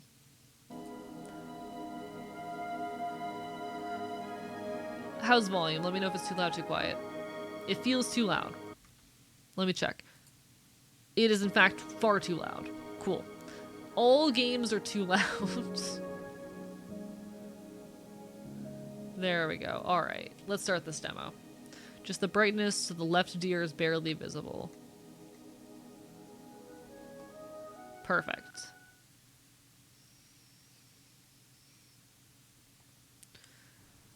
Chat, it's deer time! My greatest fear with this game is that it will be too graphically intense, and that my model will start to hate me. I want to fix something, I gotta solve problems. The worst part about money being the problem is that it never gets better. You know? You will never be wealthy enough, most likely, to escape capitalism.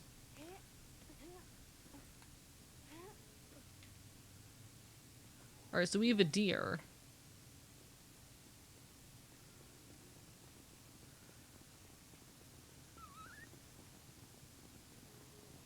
Oh, he's such a little guy. Okay, I like him a lot.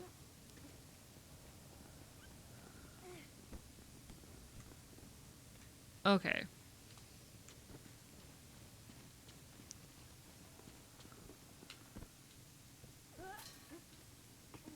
Oh, I love that. Okay.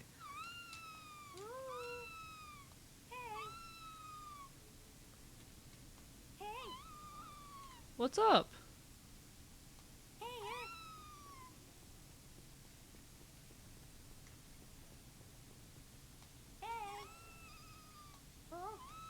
Alright, we need to figure out how to get you over here.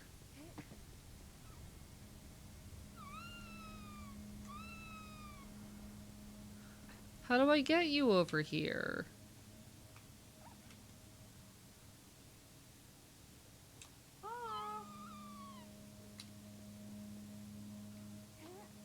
Did I glitch and break everything? Huh?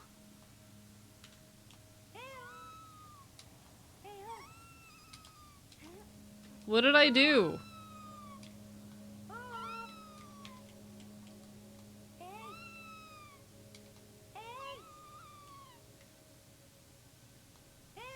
Chad, he might have soft-locked himself.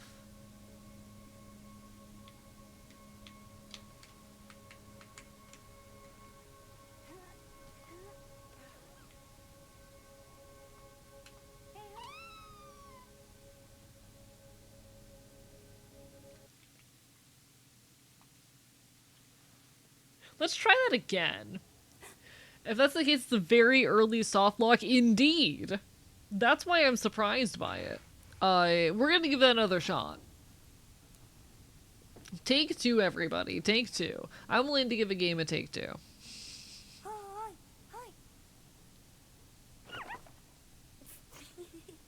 I do love our silly little deer. He's very good.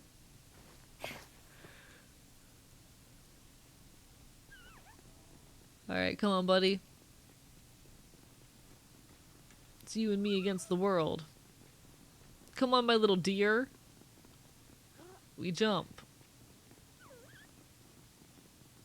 Alright, maybe I moved this too close.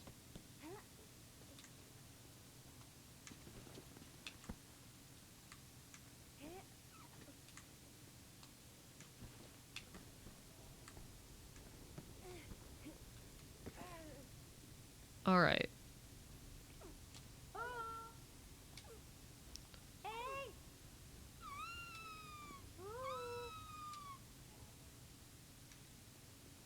Can you not get through? Yeah, okay, chat couldn't figure it out. There is a mechanic I'm not understanding and I do not care enough to figure out. We gave Deer and Boy a try. Chat, sometimes the demo ain't demoing. Sometimes the demo just ain't demoing, chat. Fuck. We tried. Yeah, either there is a mechanic there that I was not understanding, or the game was not adequately communicating with me. In either case, that's not my fault. Chat, we're gonna check out Shroom and Gloom. I've decided, chat, it's time for Shroom and Gloom. Hello, old man Windbreaker, how are you doing tonight? Lovely to see you. We're gonna check out Shroom and Gloom next. Unfortunate outcome, but what can you do? Yeah, unfortunately, like, that's always going to be the risk engaging with, you know, Next Fest demos and whatnot. They're going to have bugs. Either the game was incorrectly telling me what button I was supposed to be pressing, but I tried every button on that controller, or it's a very easy to trigger soft lock. And either way, not what I'm here for. We're going to play Shroom and Gloom. Welcome to the demo of Shroom and Gloom. This is some kind of like first person card game thing.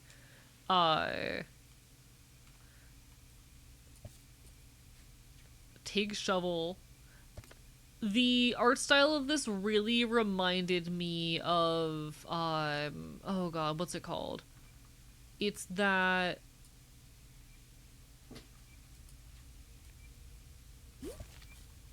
you know the game. The card game. You know the one. The horror card game.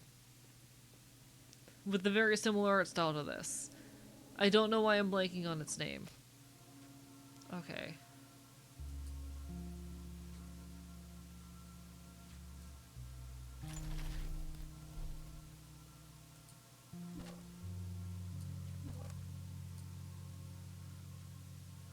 The game's forcing me to rest. Okay. Inscription. Yes. Inscription. That one. Alright, so we do need to rest every now and then as we're doing this. Cool. Alright. Fascinating. The cutscenes are a little bit janky, but I like the art style a lot.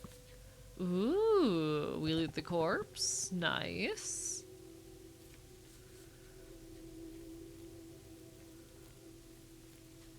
So we're gonna shovel this.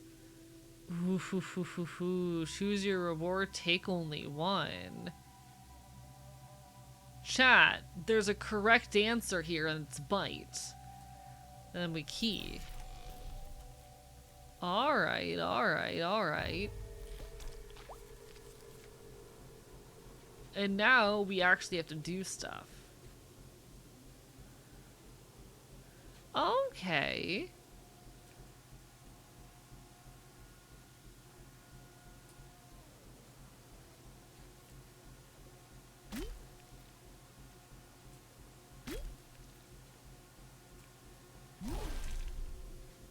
Fascinating.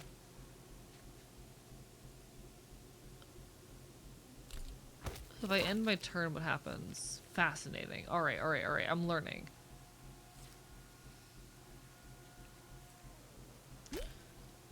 We roast you?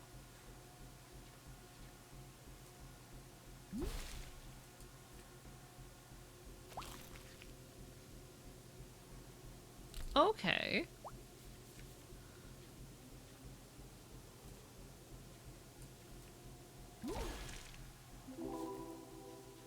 So we can get a kitchen. I like this. Chat, this is fun. This is silly.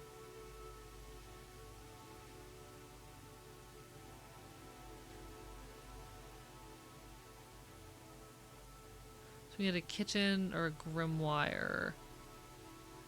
I'm gonna take the grimoire. Yeah, this is very Inscription Core. This is very Inscription Core. Oh, a gift from below. Choose a foresight. If you would die, destroy this card and heal 50% instead. Draw an edible at the start of each exploration. Ooh.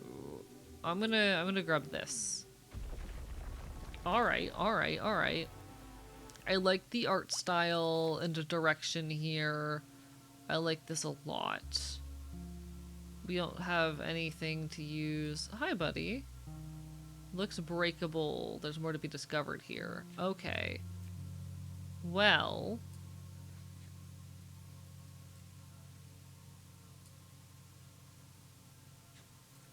I can bash you. Maybe I shouldn't have done that.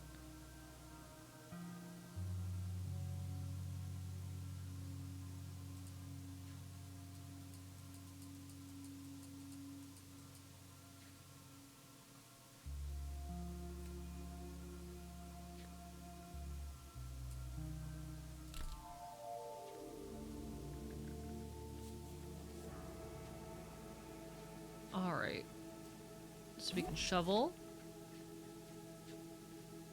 Deal 1 damage 3 times. Make return strike with half damage. Fascinating. I'll take the Hungry Girt Blade.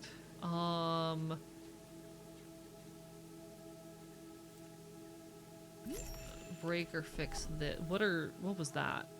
I just saw something inside of my vision. Alright. Looks like between Inscription and Cryptmaster. I don't know Cryptmaster, but the art style was very Inscription core, which I like a lot.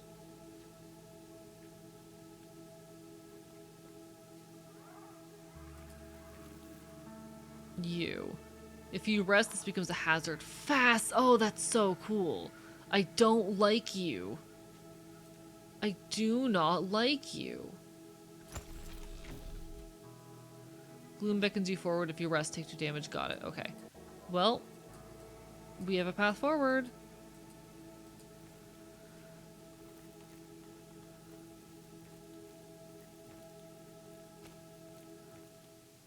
I could see some people having a lot of fun with this.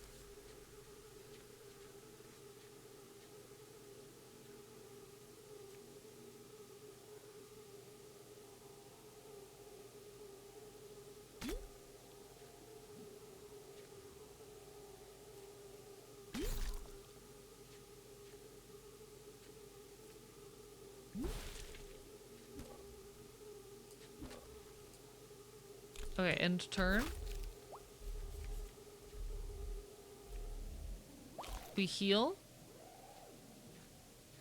Okay.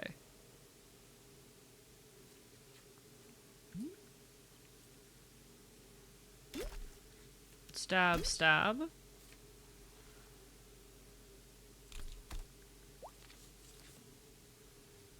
And then we kill you. Okay.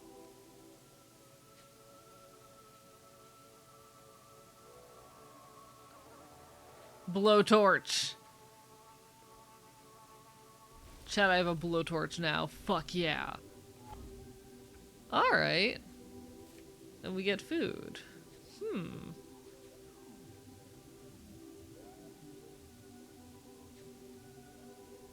Drink some coffee, you addict. Wait, that's so me, core. Alright, I don't think I have anything to offer him, though. Okay. A little confused on that mechanic there, but it's alright. Alright.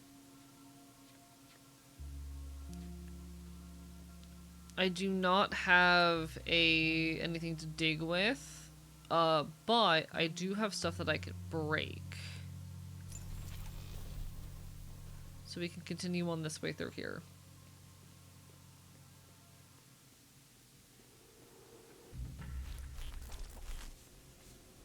Oh, combat getting a little bit hard. Okay.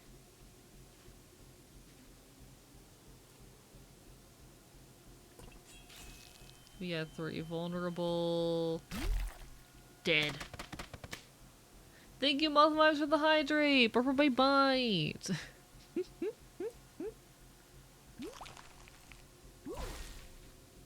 I make toasty, and now I must end turn. Oh shit. Thank you for the follow, Bark by Bite. Hope you're having a wonderful evening.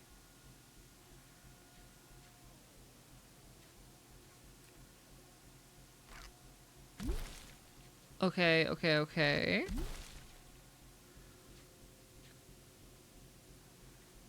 Actually, I kind of fucked that up. It's fine.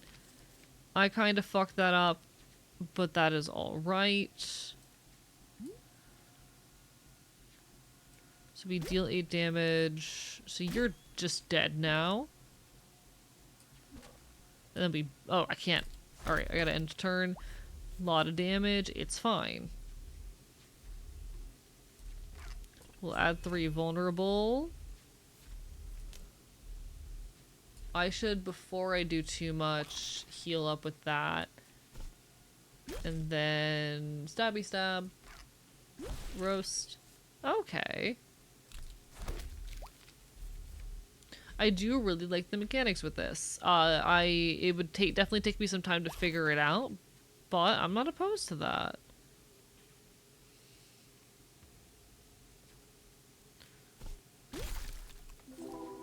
Perfect.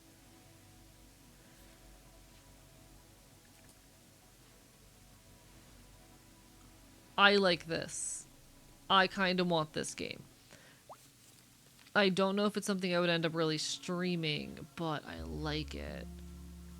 Making cheap later. Gives 3 warmth.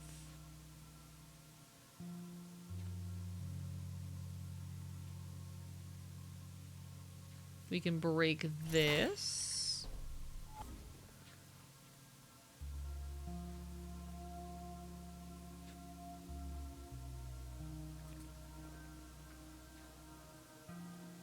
We can heal 3.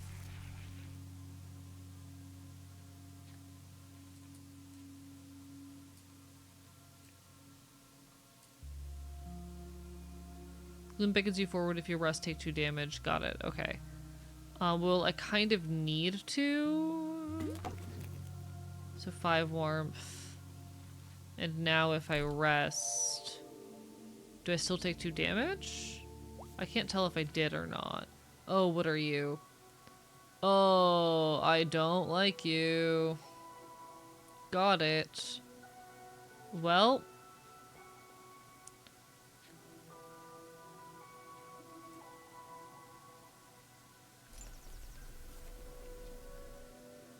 We have a canary. And let me look at my map. What do we got going on here? Okay. So no matter what, we're moving on. Actually, what do you want? Cool, you don't want anything. I guess we're moving on. The art style is vaguely reminding me of Cold Dilemma a bit too. I can see the vibe. I can see it. Alright, the combat is definitely a bit difficult. I would need to take some time to learn it, but I am not opposed to that. So we're gonna kill this guy. Why did you do damage to me? We're gonna make a toasty. So I can then heal. And then end turn for now, and then they're gonna try and kill me. Psychosis? Okay, I hate that. Beautiful.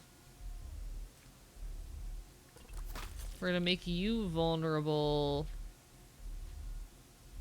We'll deal some damage. Oh, I'm like dead. Got it. Well, there goes all my HP, chat. There goes all of my HP.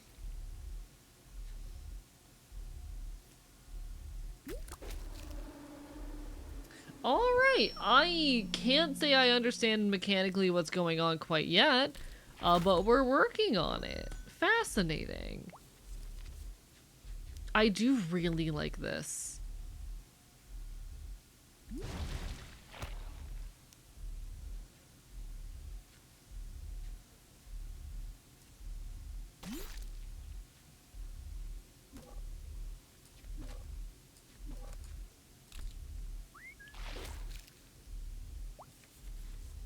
Okay, yeah, I'm not winning this.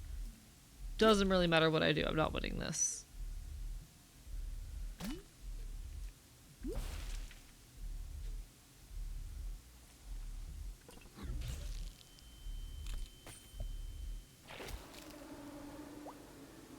That's really cool though, I fuck with it. I fuck with it. Oh. I like the gross horror-y vibes. Here already. How many steps did you manage? Not great. Enemies murdered 13, tunnels explored 4, most damage dealt 14, cards collected 9. Okay. Listen, did I understand what I was doing? Not really, but I hoped for more from you. Creepy lore. I like it. Farewell. Alright. So that's really all you get out of the demo, but you know, it seems like a kind of situation where you just play one run, and you're probably able to play like more runs as you please in the demo, but I fuck with it. Alright. I like it. It's solid. Cool. We'll move on to the next thing, but I do really like that, and I might be playing that one a little bit more off stream sometime. I just have too many games right now to try out, so we're not going to bother with a second run for the time being. Too many demos to play. And I think, one sec, let me peek at the store page for this one real quick. I might have an action roguelike on our plate called Astral Hunter Homebound. They put the devs as doodles the wishlist stream on screen. It gives it a nice little bit of personality, which I always like. Big fan of when a game has a sense of kind of personality, and when the devs are very clearly proud of their work, you know? I think it's cute. I think it's cute. Oh, why game loud? Why game always loud? Game stop being loud. I don't like it when you're loud. Can every game stop booting at max volume? It hurts me when games boot at max volume. I can't tell if this is an appropriate volume or not. Bit more accessible to get into, but not necessarily part of Steam Next Fest. Look at Serial World demo coming out this year. Roguelike deck builder with creature party mechanics. Noted, noted, noted. Okay, audio is in acceptable range. Perfect. Welcome everybody to Astral Hunter Homebound. This one definitely caught my eye. I'm a big roguelike enjoyer. So we'll see. We sprint across the water. Okay, okay, okay. We pick up weapon. Oh, that's bad. Oh, I don't like that it's that one. Open chest to obtain capture device. Okay.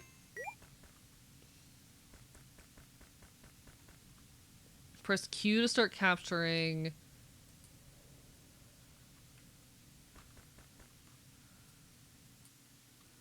Defeat enemies to gain EXP and Star Source Gel. Okay.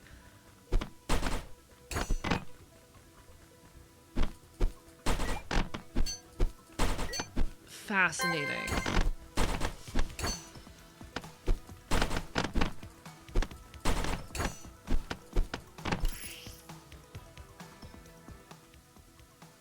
Acquire new module. Alright, there's a lot going on immediately. No content warnings to be noted, I don't think. Gunblade Fury damages nearby enemies. Basic attack charge up to 30 charges can be stored. On the weapon sword attack, it fires nano rounds. When power charge reaches 100, release chain lightning. Summons maid bot allies who can gain bonuses from pet cores. Fascinating. Let's go with this. Sure. I'm not big on the control scheme. I'm gonna be so honest. Not a big fan of the control scheme here. We'll figure it out, though.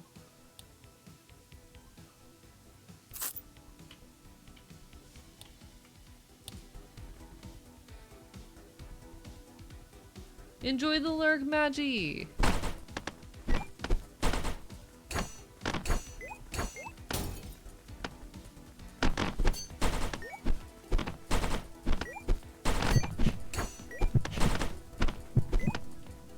Okay. Chat, he might be bad at the video game. Might be controller orientated. It told me to jump for keyboard, but we can try it on controller. What do we got here?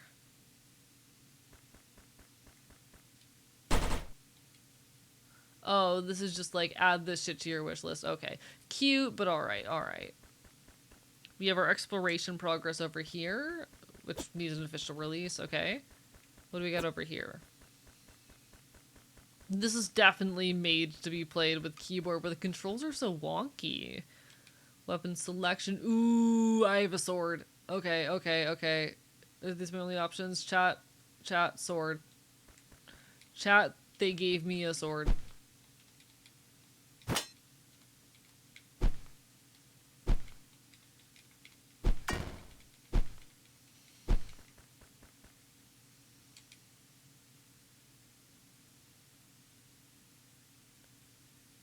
I have a big knife. Big knife enjoyer. Alright. So none of this is something I can really do with right now. But Oh, okay. Thank you so much to Hunter for the resub. Aurora, how have you been? Lovely to see you. Hope you're having a wonderful evening. What you been up to? Why cheat item? Message from the developer. Supercore is one of the core experiences of our game. Demo version only has 12 stages, making it difficult to synthesize a star source core. So we provided some items here to make it easier for everyone to synthesize a supercore.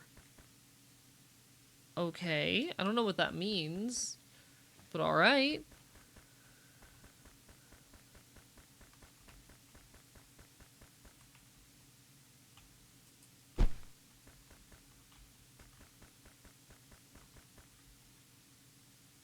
Well, we'll go in with our little pet. Let's give this another couple tries.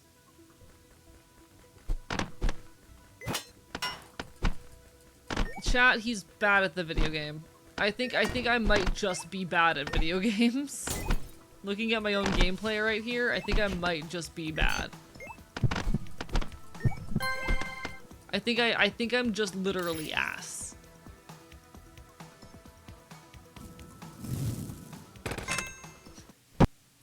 I think this might straight up just be a situation wherein I am not good enough to play the game.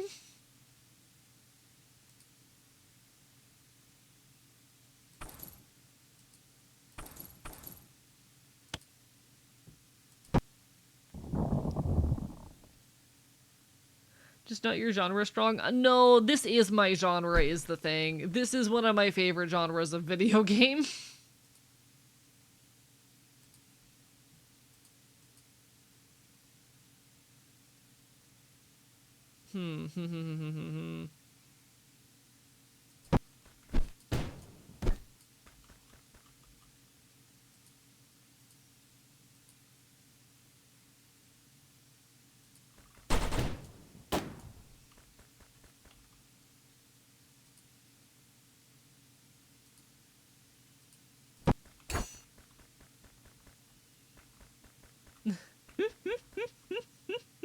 Have you heard the story where went kayaking once and got lost, never again? Yeah, that sounds uncomfortable. That sounds unfortunate. I'm sorry that happened to you. We're gonna give that one more try, chat. It literally might just be a situation wherein I do not have the skill set necessary to be good at this. Cause like roguelikes, this is the same genre as like Hades, you know? This is shit that I like. This is a genre of game that I do quite enjoy. Unfortunately, I might just be ass. Aurora. Wait, okay. I lived? Sure, we'll take it. I don't understand what it does really, but sure.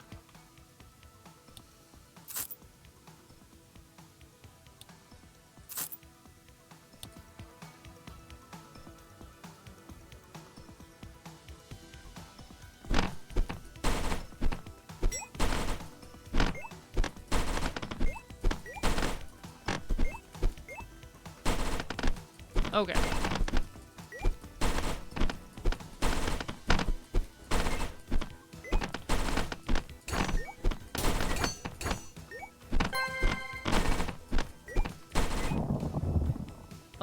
Okay. I don't know what I did, but alright.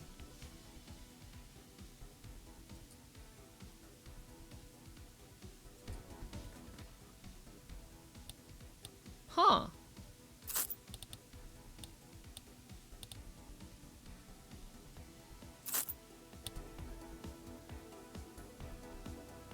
Hello, Wolf Valley Games. How are you doing tonight? We're currently checking out some Steam Next Best demos. Hope you're having a wonderful evening.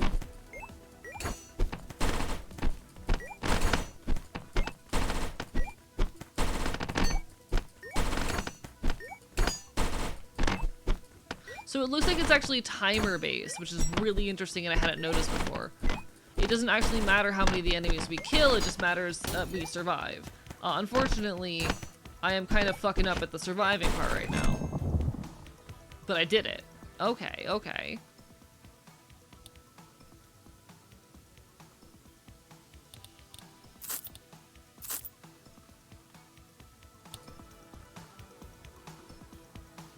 Doing good, just woke up. Well, good morning to ya. I hope it's treating you well.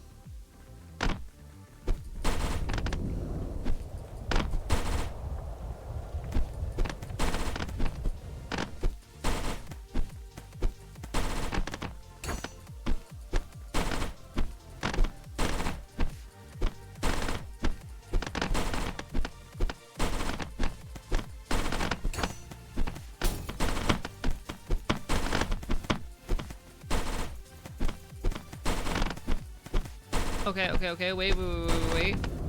Why is this going kind of well? Why is this kind of going my way?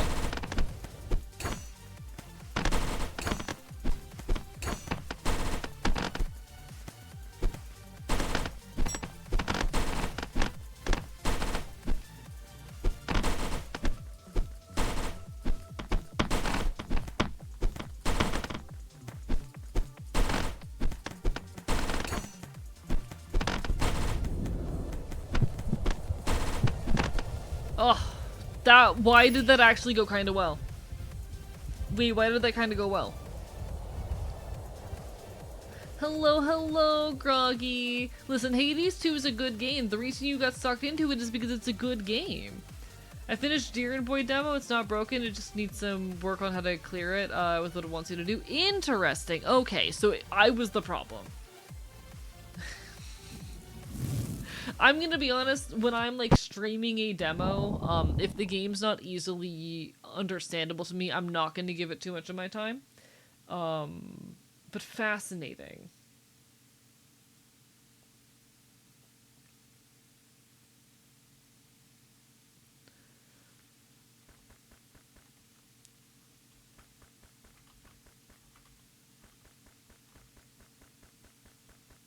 Like, as a content creator, I can't really always afford to sit there and try to figure out what a game wants from me for an extended period of time. And I always feel a little bit bad about that, but... Do you want me to say what Y does? Yes, what does the Y button do in that game?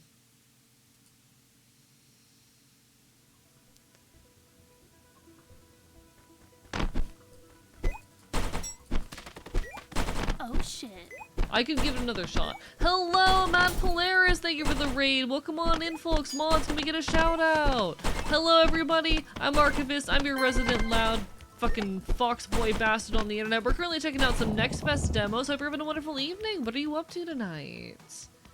Hello, everyone on my end of things. Matt Polaris, absolute sweetheart. Adorable art style. Give some love, alright?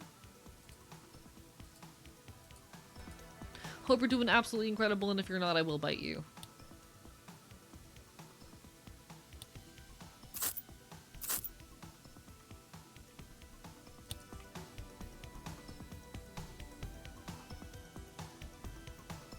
Playing Tomodachi Life? Hell yeah. One sec, I'll catch up with chat in just a moment.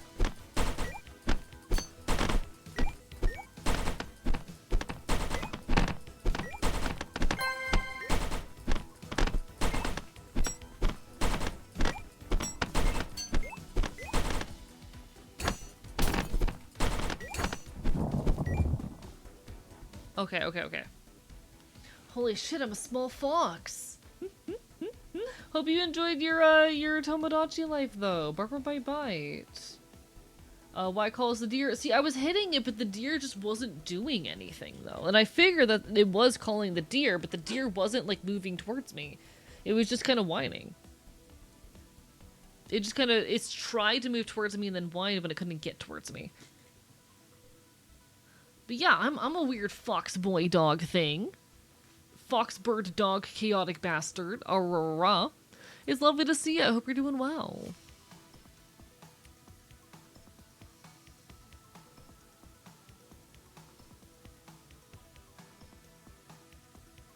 Ooh, interesting. Did it have a good time? Greater than knowledge void as the me and scared by chat? Amazing. Did it crawl under the fence? No, I was trying to get it to crawl under the fence because I recognized that's what it was expected, but it just was not crawling under the fence.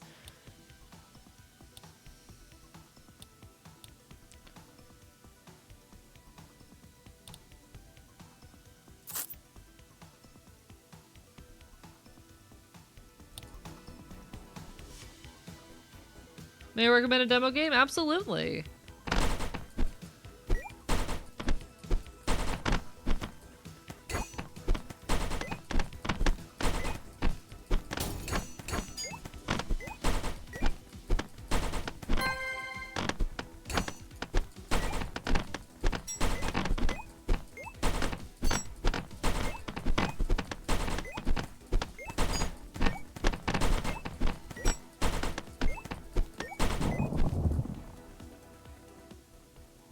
Going surprisingly well so far.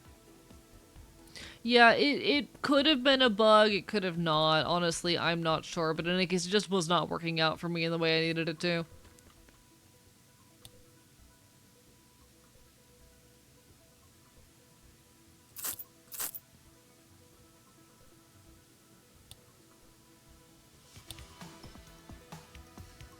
Alright, let's give this one more shot.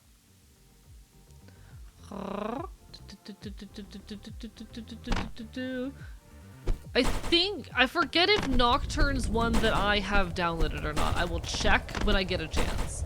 I downloaded a ton of demos before this. I don't remember if Nocturne's one that I downloaded because I'm not normally a big rhythm game person for stream purposes, but I downloaded like anything that looked interesting. I'll admit the pickings were kind of slim this time around.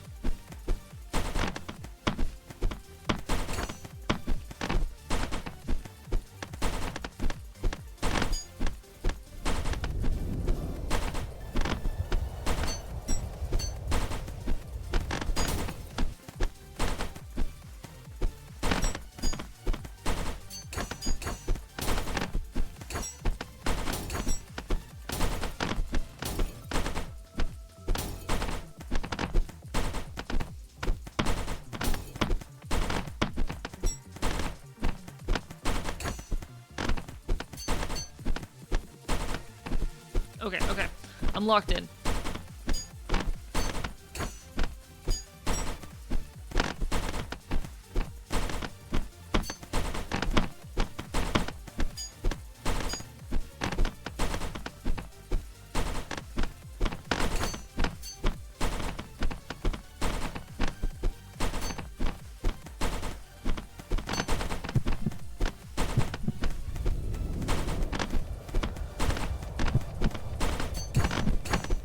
There's a lot of these little guys. There's a lot of them. A lot of them. Too many of them. Oh, fuck. Alright, I tried. Alright. I do have a bunch more demos I want to get to and only about like an hour left to stream because the Eepy Sneepy is starting to kick in. So we are going to move on. I do really like this game. I think I might just be ass. I do really like Astral Hunter Homebound though. I do really like it. Fun gameplay. I fuck with it.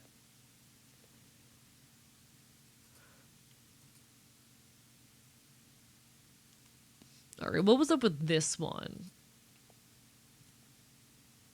Alright, Wildering's Lost Spring. Let me remind myself what's up with this one real quick. Yeah, this one looked fun. Okay. We're gonna check next, Wildering's Lost Spring. I don't think there's any content warnings in this one. Would you say you're astral hunting? Something like that.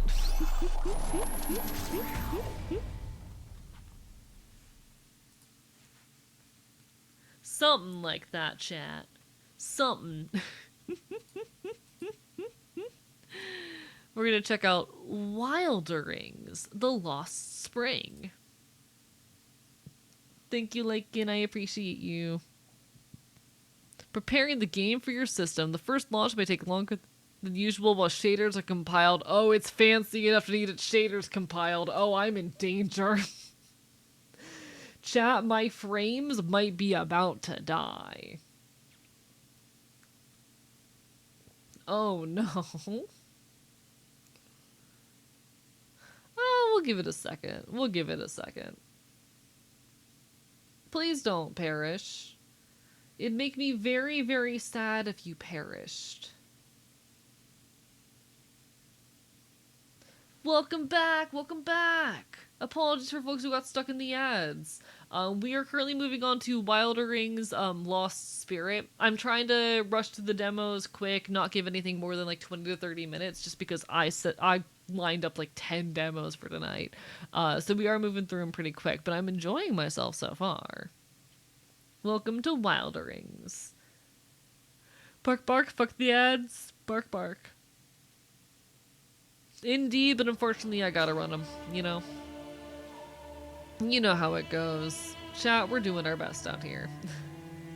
Alright, how's my model?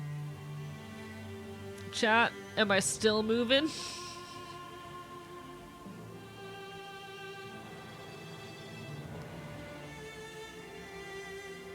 How bad are the frames? Oh, why is the game running at 300 frames per second? Oh, don't do this to me. Oh, do not hand me uncapped frame rate by default. Don't do that. Oh, this is so cute though. Oh, I love these characters. Wait, these character designs are peak. Okay. Apparently, I'm currently looking at 330 FPS. Oh, 10 FPS. 120 FPS.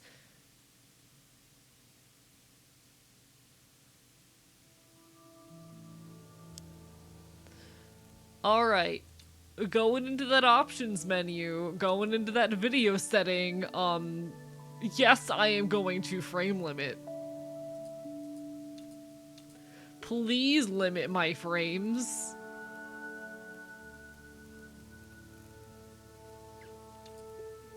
Gonna turn everything down to medium real quick.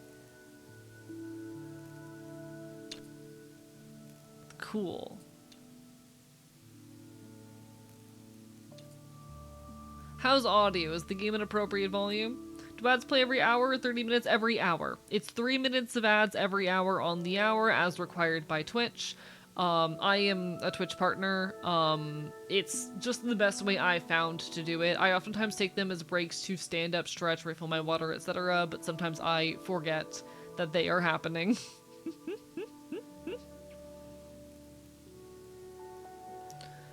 Alright, we've capped at 60 FPS. Let's see if that, you know, prevents any problems. Let me know, folks, if model is looking okay. Can you run like 50 minutes of ads every hour or something like that if you choose? Yeah, you can. It's pretty easy to, like, people will do max ads streams sometimes as a means of like farming money. I've seen content creators do max ad streams where they just kind of like play old VODs while running the maximum number of ads, and I'm gonna be honest, I'm not very fond of that. But creators gotta do what they gotta do to make money, and if their audience is willing to sit through it, then cool. I personally, one, do not think I have enough audience who'd be willing to sit through that, but two, kind of just, I respect y'all too much to do that. I don't want to be doing something like that unless I absolutely need it.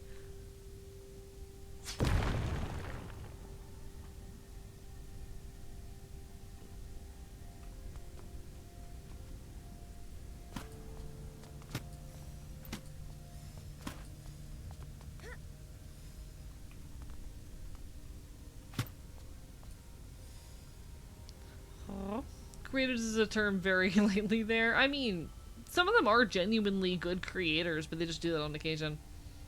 With how many partners it has, which is polyamorous, true. All right, how do I get up here?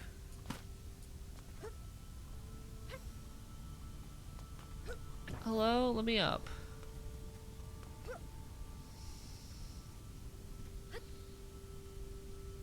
I'm very, very confused. Oh, there we go. Figured it out. All right. It's about time, Abby. What took you so long? There are Volgards everywhere. Had to find another way in. Another way? Just kill them and move in. Move on. That's not what Grandma taught me. They're still living beings.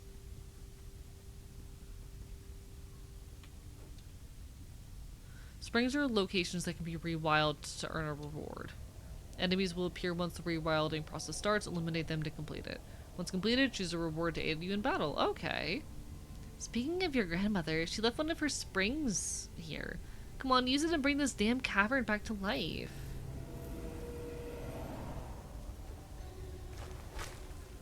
The rewilding drew in a.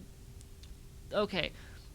So one thing I am noticing about this game that I'm not very fond of is that it is.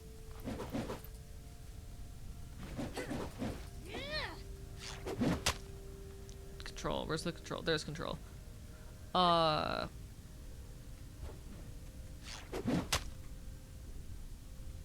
Really struggling with the tutorial here.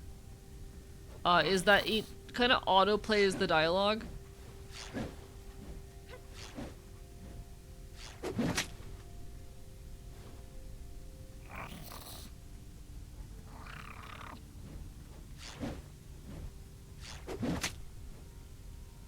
Which is just not very kind when I'm trying to read it out loud. And I recognize that's a streamer problem that an average consumer is not going to have. But, you know.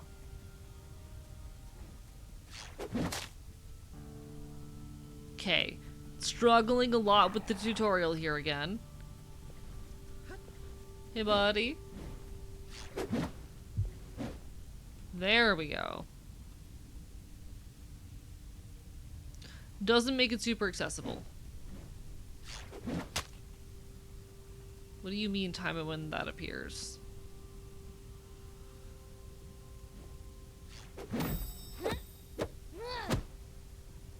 Okay. Do it again then.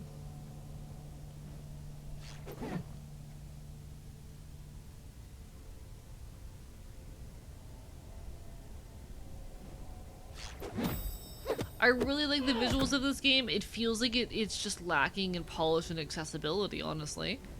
First impressions, but you know.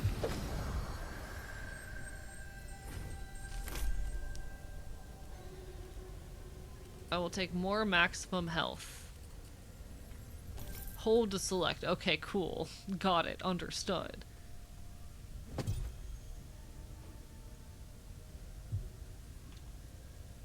Hmm?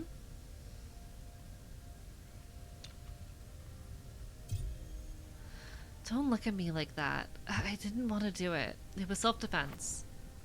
I know, but if you don't unleash your rage, the beast behind that wall will crush you. I'm not losing you in there. She's not a beast. She's my sister. Listen, Abby. The only way to save them is to unleash the wrath nature gave you. No, I can't. The power is dangerous. And yet it saved your siblings. They had no choice. Neither do you. Your sister will kill you. I don't like saying it, but that's what's waiting behind that wall. I do really like the lore and world building that's being set up here. It's just a little bit weird design-wise.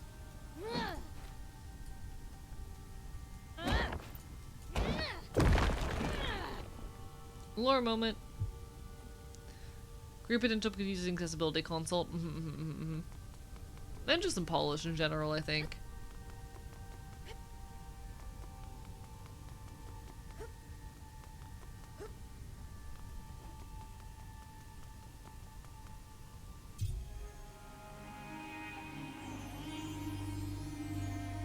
It's very pretty for sure.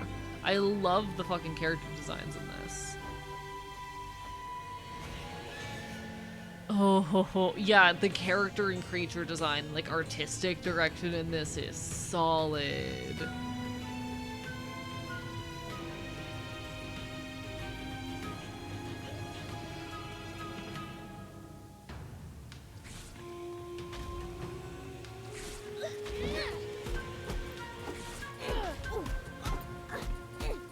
Alright, so I'm about to die, which is tasty.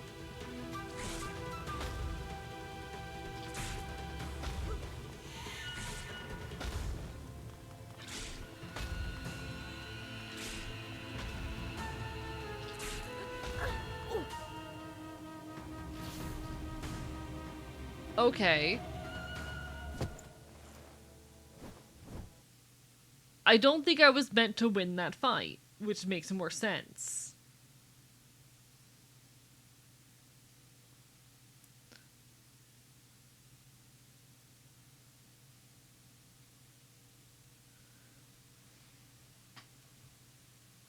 Get yoinked indeed. Hi, Zavy. Barber bite bite. Ugh. Completely unrelated. Hello, Walnor. Barber bite bite. We're currently checking out some Next Fest demos. How are you doing tonight? Oh, big lag. Yeah, it's compiling shaders right now, apparently.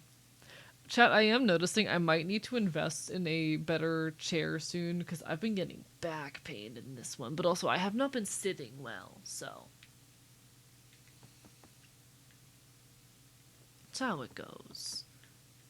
So what are we doing up here? Good to see you're still in one piece.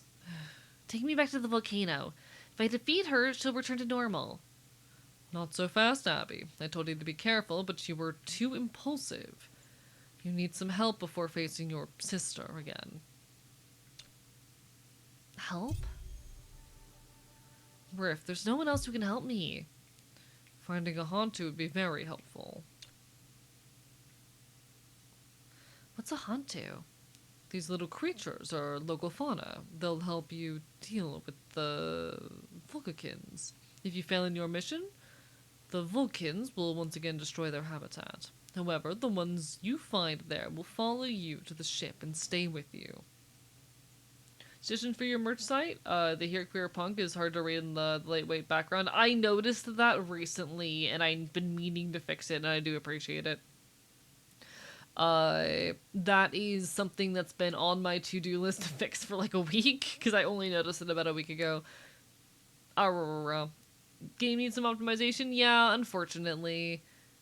I love the character designs, though. This feels like a game that, like, oh, I really want to like this. It is lacking a lot of the polish and optimization that it needs.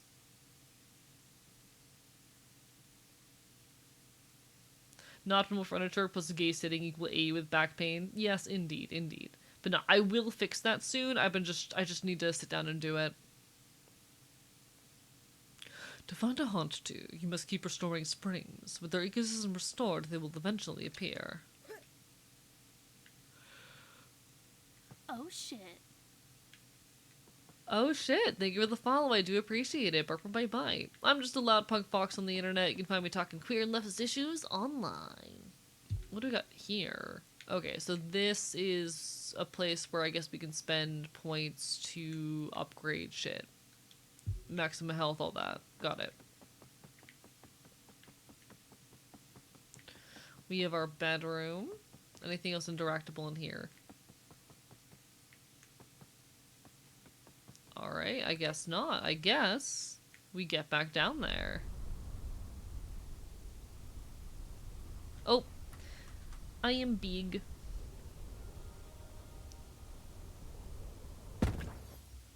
They scuffed me. I think that's really cool mechanically. You just kind of jump down. That's really good.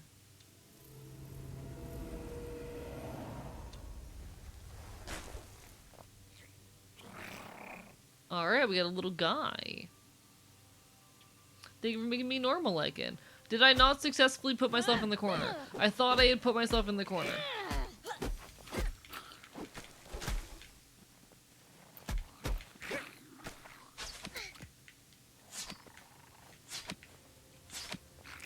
Chat, he's really bad at fucking aiming. You did not, chat. I'm doing my best. I'm very sleepy. I'm so sorry for the scuff. I'm doing my best. Let's see. So we have a chance to steal life. I do enjoy me a chance to steal life. That sounds fun. Who are you, little friend? I can feel great power you radiate. This new friend will be a powerful ally against the Vulcan. Let's go. Yeah, it is straight up like everything I'm engaging with here. Like, this is a good game that needs polish. All right. And you know what? That's just how it goes sometimes. Strawberry or blackberry? Strawberry.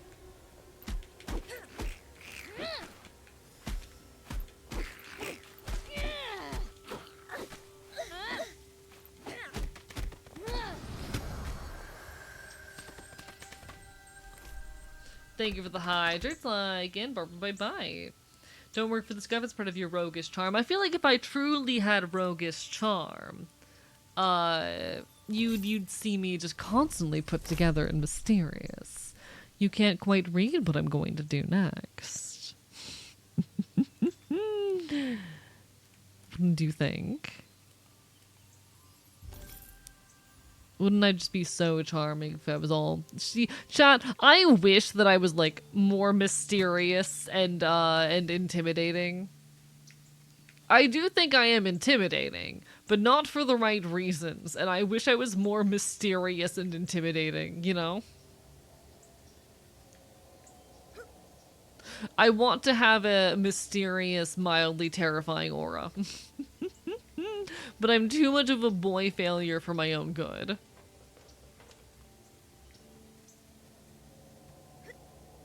My accursed boy failure energy prevents me from being scary. You're not, you're hot and a bastard. Kills you with my teeth.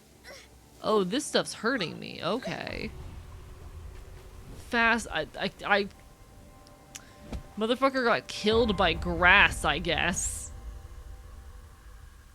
I think you need a second gun to be more intimidating. Chat, I want to have an energy that is more intimidating and, like, roguish. I want to be the scary revolutionary leader that I need to be for my duties. But I'm just not a lot of the time, you know? And it's unfortunate. It's unfortunate if I do say so myself.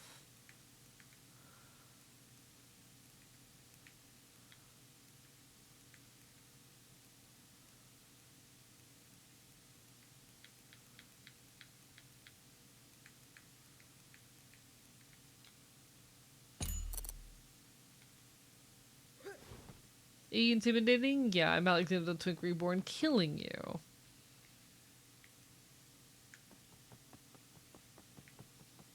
The skill tree being a plant is very cute. Chat, is it such a crime that I want to be more intimidating? Is it such a crime that I want to be the fucking revolutionary leader that I'm supposed to be? I am quite literally leading the charge against a horrific authoritarian government, you know?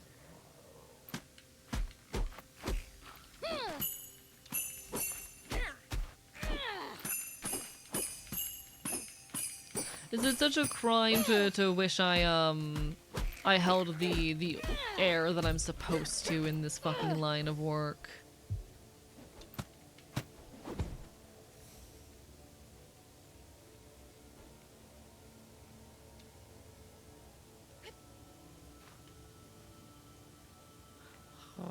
Maybe intimidating is different on alternative Earth? No. I want to be more terrifying. You're the romanticized version of the rogue revolutionary leader. Am I? I feel like that's more of a mysterious and cold but kind-hearted figure, you know? Is it a crime to want to bite everyone? I want to bite everyone. I want to bite all my friends. I want to bite all my friends. Thank you for the hydrate. Bark, bark, bite, bite.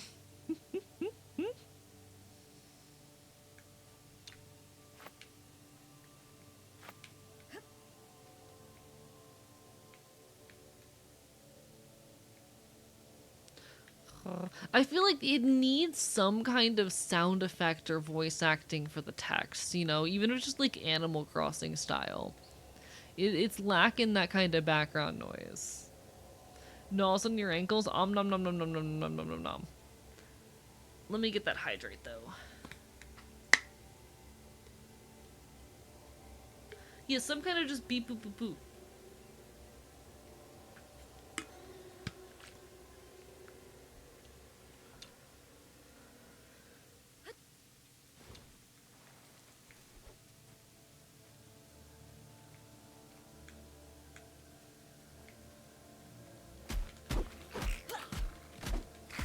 Rude.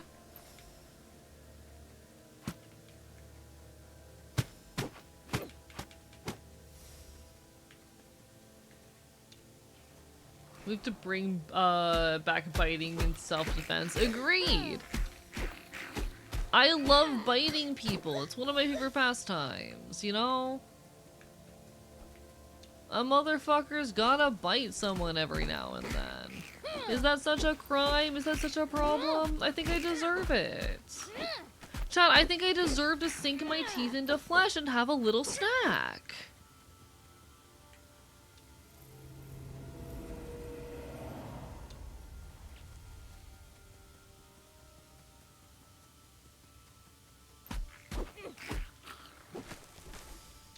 You understand.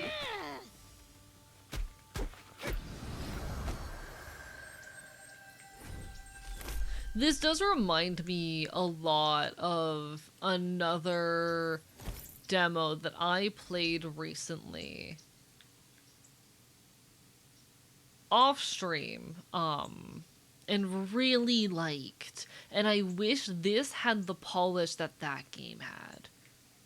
I'm trying to remember what the name of that one was, but it was a game that had a very similar visual aesthetic that was all about environmental conservation and particularly focused on like the means of cleaning habitats. It was very cute.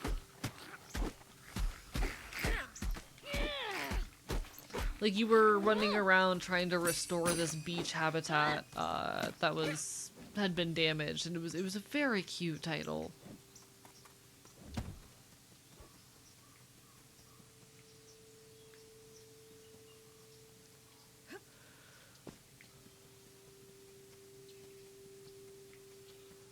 Oh, this is so cute. What the fuck? I'm getting bitten in self-defense enough. Scars to be visible so my coworkers ask what happened. Okay, but what if I bit you harder? What if I bit you even harder? You know? What if I did that? Chat, what would you do if I just started fucking biting you? Chat, what would you do if I just started fucking biting you? This game seems like it needs more, like, combat tricks. I think this game just needs more everything. Like, this is a really cute game, really cute concept. I can tell there's interesting lore happening. I really want to like this game. I think it's just in need of a lot of work and polish. This feels like a game that could be something. It's just not polished enough yet. Hi there, little guy. It needs a lot more indicators of like where to go and what to do. It needs, it's a cool game, it just needs work.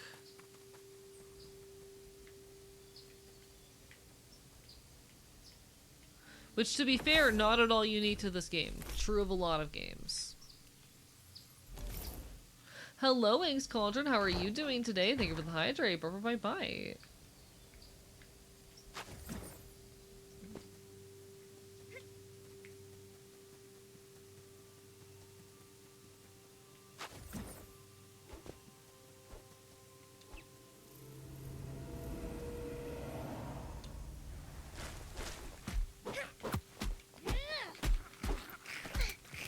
Just waking up, how's the demos been? Been good.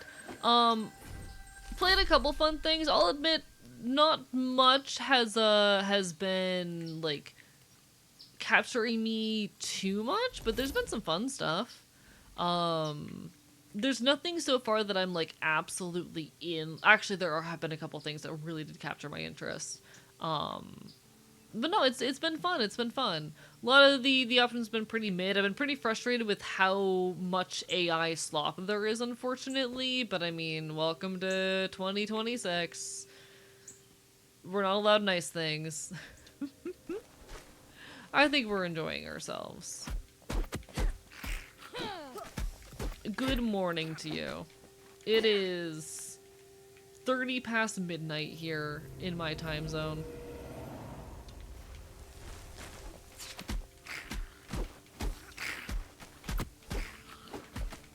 Yeah, it's been a vibe. I've been enjoying, like, I've been looking forward to Next Fest for a while because I really like the thought of getting to uplift indie games and explore a lot of this stuff because I don't get those opportunities very often.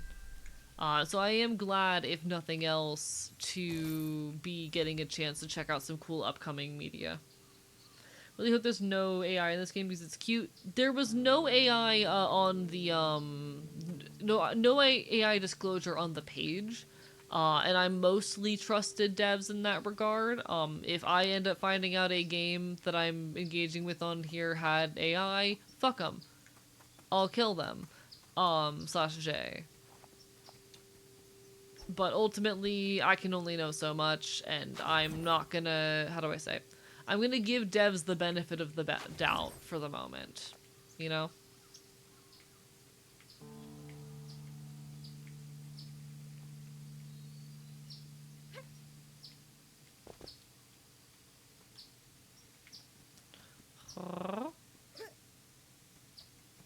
No, Riff is actually so cute. Like, look at that character design. That's so good.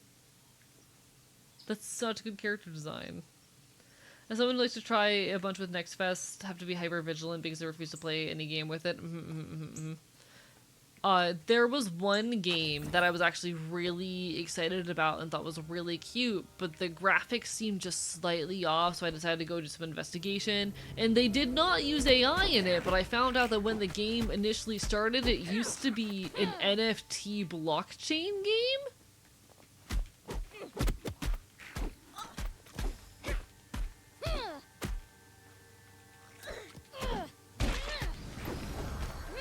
So, you know, ended up not playing that.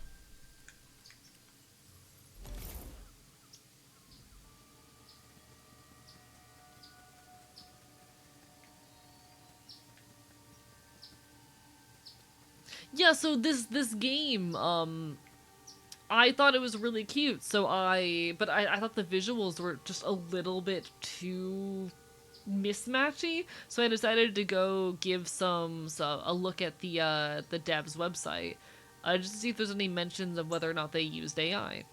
And I ended up finding out that they do explicitly state that they did not use AI, but that in the game's early days it was intended to be an NFT blockchain game.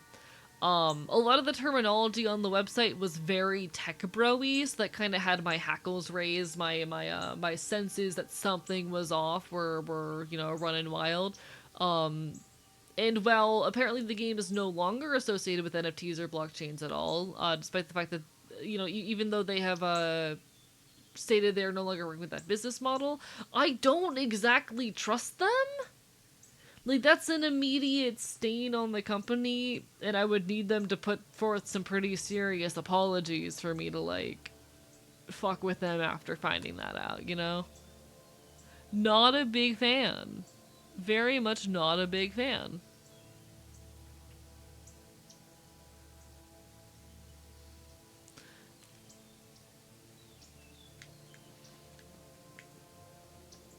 It was very disappointing because that game looked really cute. Oh, I'm dead.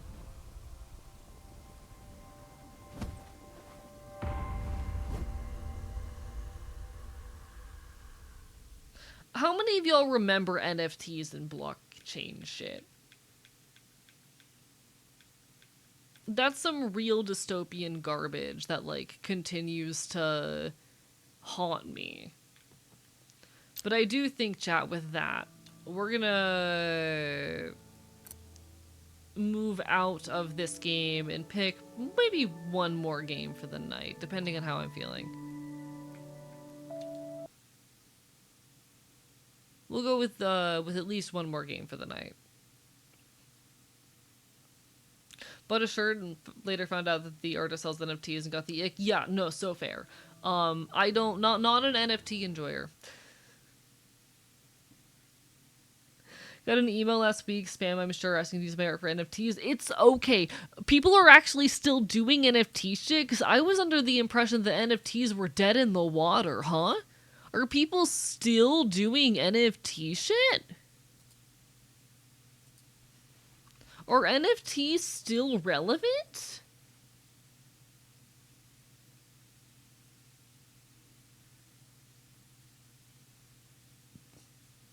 Okay, alright. Chat, we're gonna play Milky Delivery. Because it looks cute. They were like, hey, I found your work, it resonated with me, and I wanted to use it for an NFT digital gallery. I feel like NFTs have been dead in the water for a while, and I feel like generative AI was honestly part of its death and downfall, as much as I hate to say it.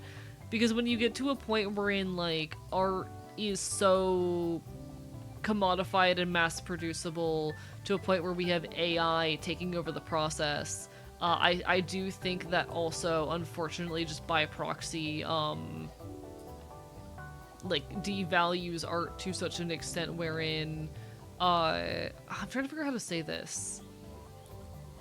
What's the point of owning art when you can just mass produce it with text in an instant, you know? And that's me speaking to it from a very AI bro-y perspective, just for the sake of trying to like express this thought. I've been under the impression that NFTs were completely dead in the water, in part because, like, how the fuck would they not be in a world wherein everyone's, one, moved on to AI, and two, art's no longer really worth anything in their eyes. How is art a thing to invest in when you can just mass produce it in such a way? I don't know. I'm trying to understand the mindset of tech bros, and I just fundamentally don't. I'm sitting here trying to make sense of the worldview and thought process and headspace of tech bros and AI enjoyers when, like, I fundamentally cannot. Because I fundamentally understand art in a very different way. Get a lot of similar emails because I have a work email on ArtStation, so I get a lot of vague, I love your work, please make this a wedding thing contract for me. Fascinating. Remind me to never make an ArtStation account. In any case, welcome everybody to Milky Delivery.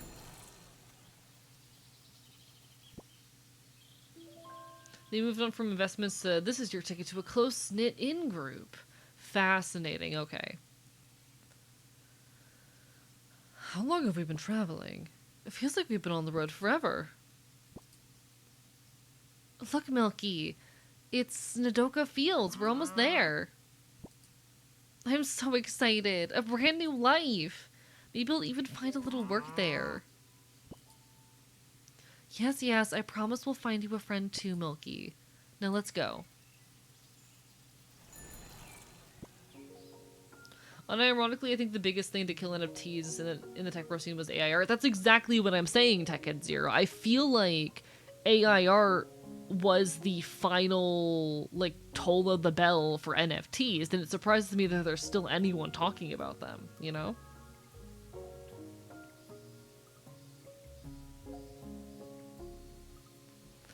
Milky, look, we're here!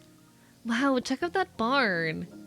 Chat, now I'm thinking about, like, AI-generated NFT art, and I hate everything.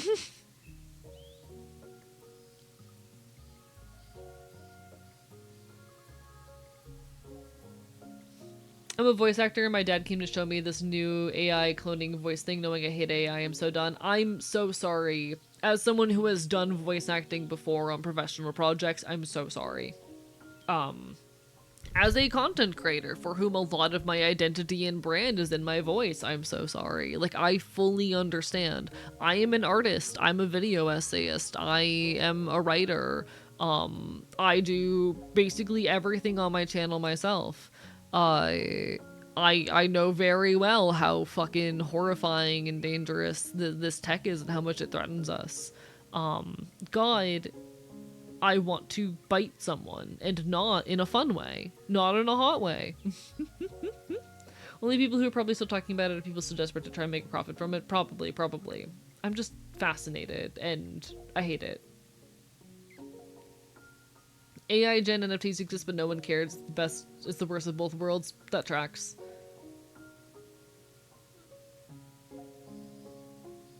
Weren't the original NFTs procedural generation anyway? There's a difference between procedural generation and an AI generation. There's a massive difference between those.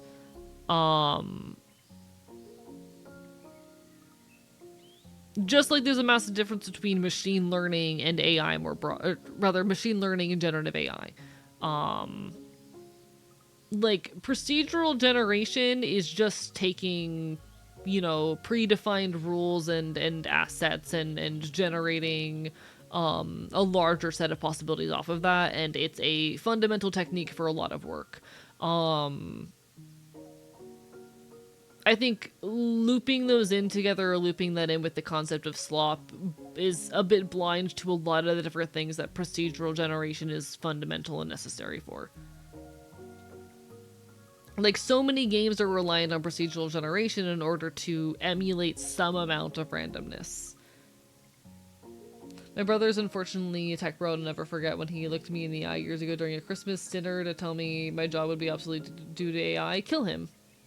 Specifically for the NFTs. Got it. I don't know. I'm someone who, like, how do I say this? I'm very particular about the words I use in most scenarios, or at least I try to be. It's difficult, especially in a live stream content where I'm a live streamed context wherein I'm speaking off the cuff, but I try to be very intentional with my wording and phrasing when possible, because I try to communicate things in very particular, intentional ways. But that's my own neurosis. I try to be very careful and intentional with the rhetoric I use in a lot of these situations, just because I feel like a public figure who needs to make sure I'm communicating the right thing in the right spaces, in the right tone, and I've got some amount of mental illness about that. That's just how it goes. My dad's been investing in crypto, his retirement. I'm worried for him. He's too trusting.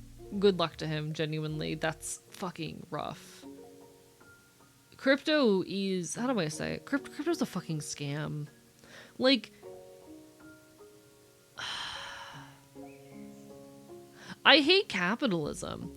I love the thought of, you know, taking a lot of our structures and separating them away from government, because I fucking hate the government. I'm an anarchist at the end of the day, but I fucking hate crypto as this landmine for scams and this absolute, how do I say, epitome of capitalism, you know?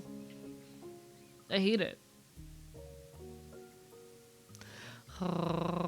We are currently witnessing the death of American capitalism, and it is not going to be a quiet or easy death, unfortunately. It is going to be a very long and slow death, and it's going to take a lot of us with it. Milky, look, we're here. Wow, check out that barn. We're going to have a great time here. I know, your future cow best friend is out there. I can't wait to meet her.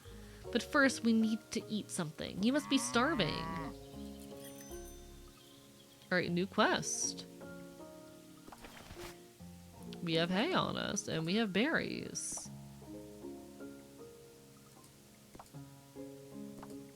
How do I feed you?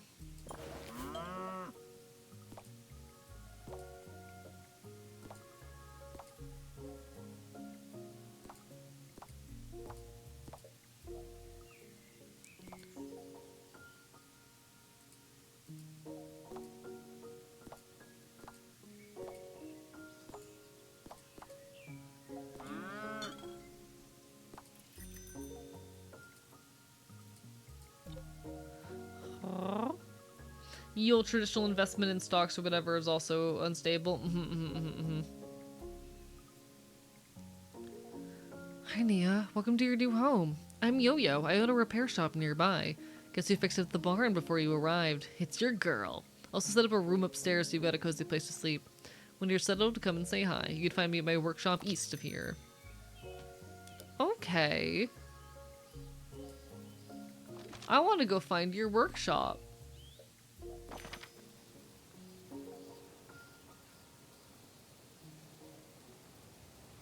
This is very cute. I like this a lot.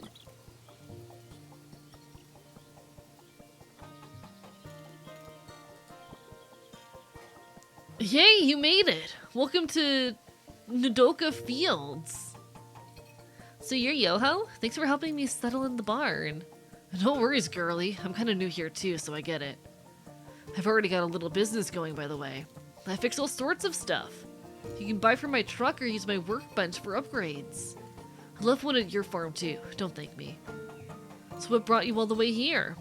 I'm looking for a friend for my cow, Milky. She's been feeling a little lonely lately. I heard about Nodoka pastures, so here I am. By the way, here's a thank you gift for being so nice to me. Oh, you brought milk just for me? Milky makes milk bottles when she's happy. I don't really know what to do with them.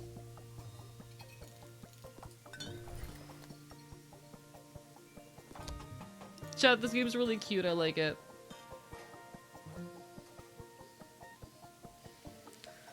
Whoa, it's so good. You know you could sell these, right? I don't know. Why don't you just give them for free? Hear me out. You deliver milk, earn money, and then pay me to improve your bike. Why would I want to improve my bike? So you can travel far enough to find a friend for Milky, duh. Isn't Akita Fields the land of cows? Well, I haven't seen one since I arrived, so you may have to go further. Guess that's not a bad idea. My own delivery service. That's my girl.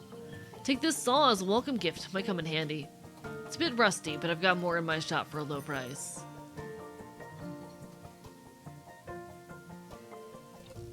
Aww.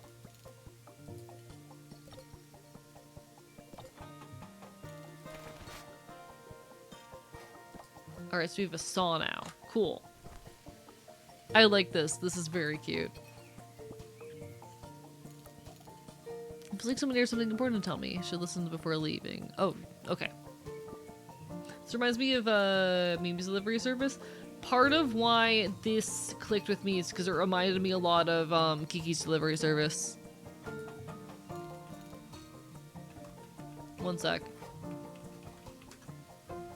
The first ever, how do I say?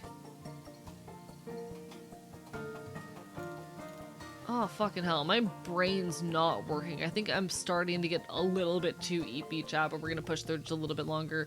But I watched Kiki's Delivery Service when I was a kid. And I adore it. I adore Kiki's Delivery Service. Absolutely excellent movie. If you haven't seen it, 100% recommend watching it. It is so, so sweet and wholesome and silly. Heavily recommend Kiki's Delivery Service. My understanding is that tech bros are zealous pro-capitalists that are trying to emulate titans of capitalism that started from nothing.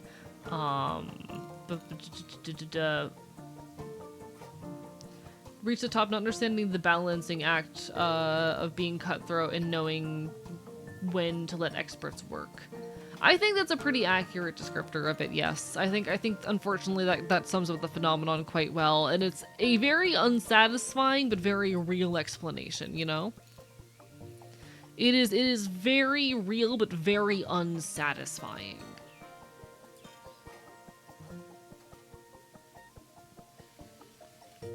That was the only film of that sort. I'm blanking on the term right now because the EP is taking me, but that's the only film of that, like, universe, creator, etc. that I ever consumed as a kid.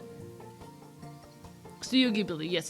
That was the only Studio Ghibli movie I consumed as a youngin', unfortunately. Sorry, I'm EP Sneepy. I've been up and at it since like 7 in the morning, and it's coming up on 1 a.m. So the EP Sneepy is starting to come for me. Yes, Ghibli. Appreciate y'all. Nausicaa is beautiful. It is on my list of things to eventually watch. I need to sometime soon start doing watch parties again. I want to try and slip in a watch party for the end of the month.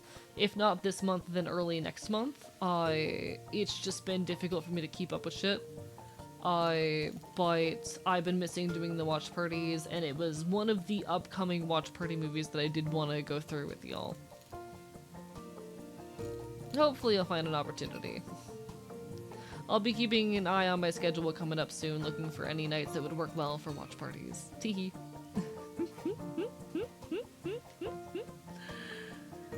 Ready to start your delivery service? Yes! Oh wait, I need a company name first. What about Milky? Milky Delivery Company? I like that. Let's say Milky Delivery for short. Nice. Now if you want customers, you need to meet people. There are a few villagers left around here. They'll only order from you once they get to know you. Come on, explore! Try to kidnap the fops and make them go through the Ghibli catalog. I would love to eventually. Def gotta watch. I saw the TV Glow for June. Just saw it yesterday, and man, is it a mindfuck. That is also one that was on my list of movies to eventually watch. So noted. That's been on my list for a while, and I think that was one of the ones that I put up as a potential watch party movie eventually. So if we do a watch party in June, if I end up finding time for one, we'll probably do that, and then maybe do Nausicaa after that. Welcome, dear. I heard you brought milk back to us. At your service, ma'am. How lovely. I've been waiting for this day. Maybe I could finally bake a little something again. My friend, he lives near the forest. He loved my cakes. Do you know of any other cows? My cow Milky would love to meet one. All cows are gone, dear, from what I remember. I'll see you tomorrow, young lady.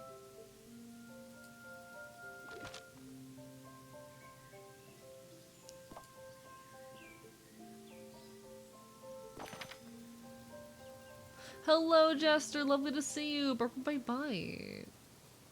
Yeah, watch party. It's just when we get into a Discord call and watch a movie while we're all muted.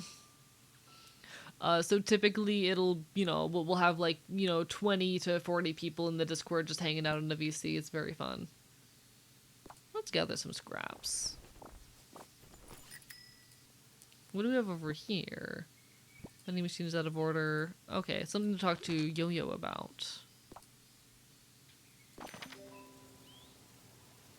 There's a trailer for a game called Vivarium in the gaming channel. You should check it out sometime. I think I might have heard of that once or twice before. But I'll definitely peek at that sometime after stream. The EP is starting to get to me tonight. I heard you're the new kid making delivery rounds. News travels fast. Have you seen other cows around here? My pet cow Milky is looking for a friend. Sorry, kiddo. Haven't seen a cow in ages. But if you're supplying milk, I'm in. Lifting hay all day makes me thirsty. Sure, let's gather hay. We're gonna need it for Milky. He also gets sentimental with chat on those. It's usually because I'm high. I get kind of sentimental and emotional during the watch parties because I'm almost always high during them. To be perfectly clear. Are you doing Next Fest demos tomorrow too? Probably not tomorrow. So I normally stream Monday, Wednesday, Saturday, and sometimes Fridays. I'm going to be back on Wednesday, and we're most likely going to be playing In Stars in Time. And then Saturday, we're doing a fundraising stream for Rainbow Railroad, doing some shiny hunting. So probably not. I might see if I can throw in a Friday night, but it depends on how I am doing with progress on video scripting, because I need to work on another video essay before the end of the month. The 30th is my 1 year on HRT anniversary, and I gotta finish up a video before then, so it really just depends on how much progress I'm making. These apples look delicious! I think it's important for me to acknowledge and admit this is not my full-time job. I have other forms of employment, so I'm a very busy person. I stream usually, I try to hit 20 hours a week. try my hardest, but usually it'll be anywhere between 18 and 24 hours a week of streaming. Realistically, actually, no, it's more like 18 to fucking 30, knowing myself.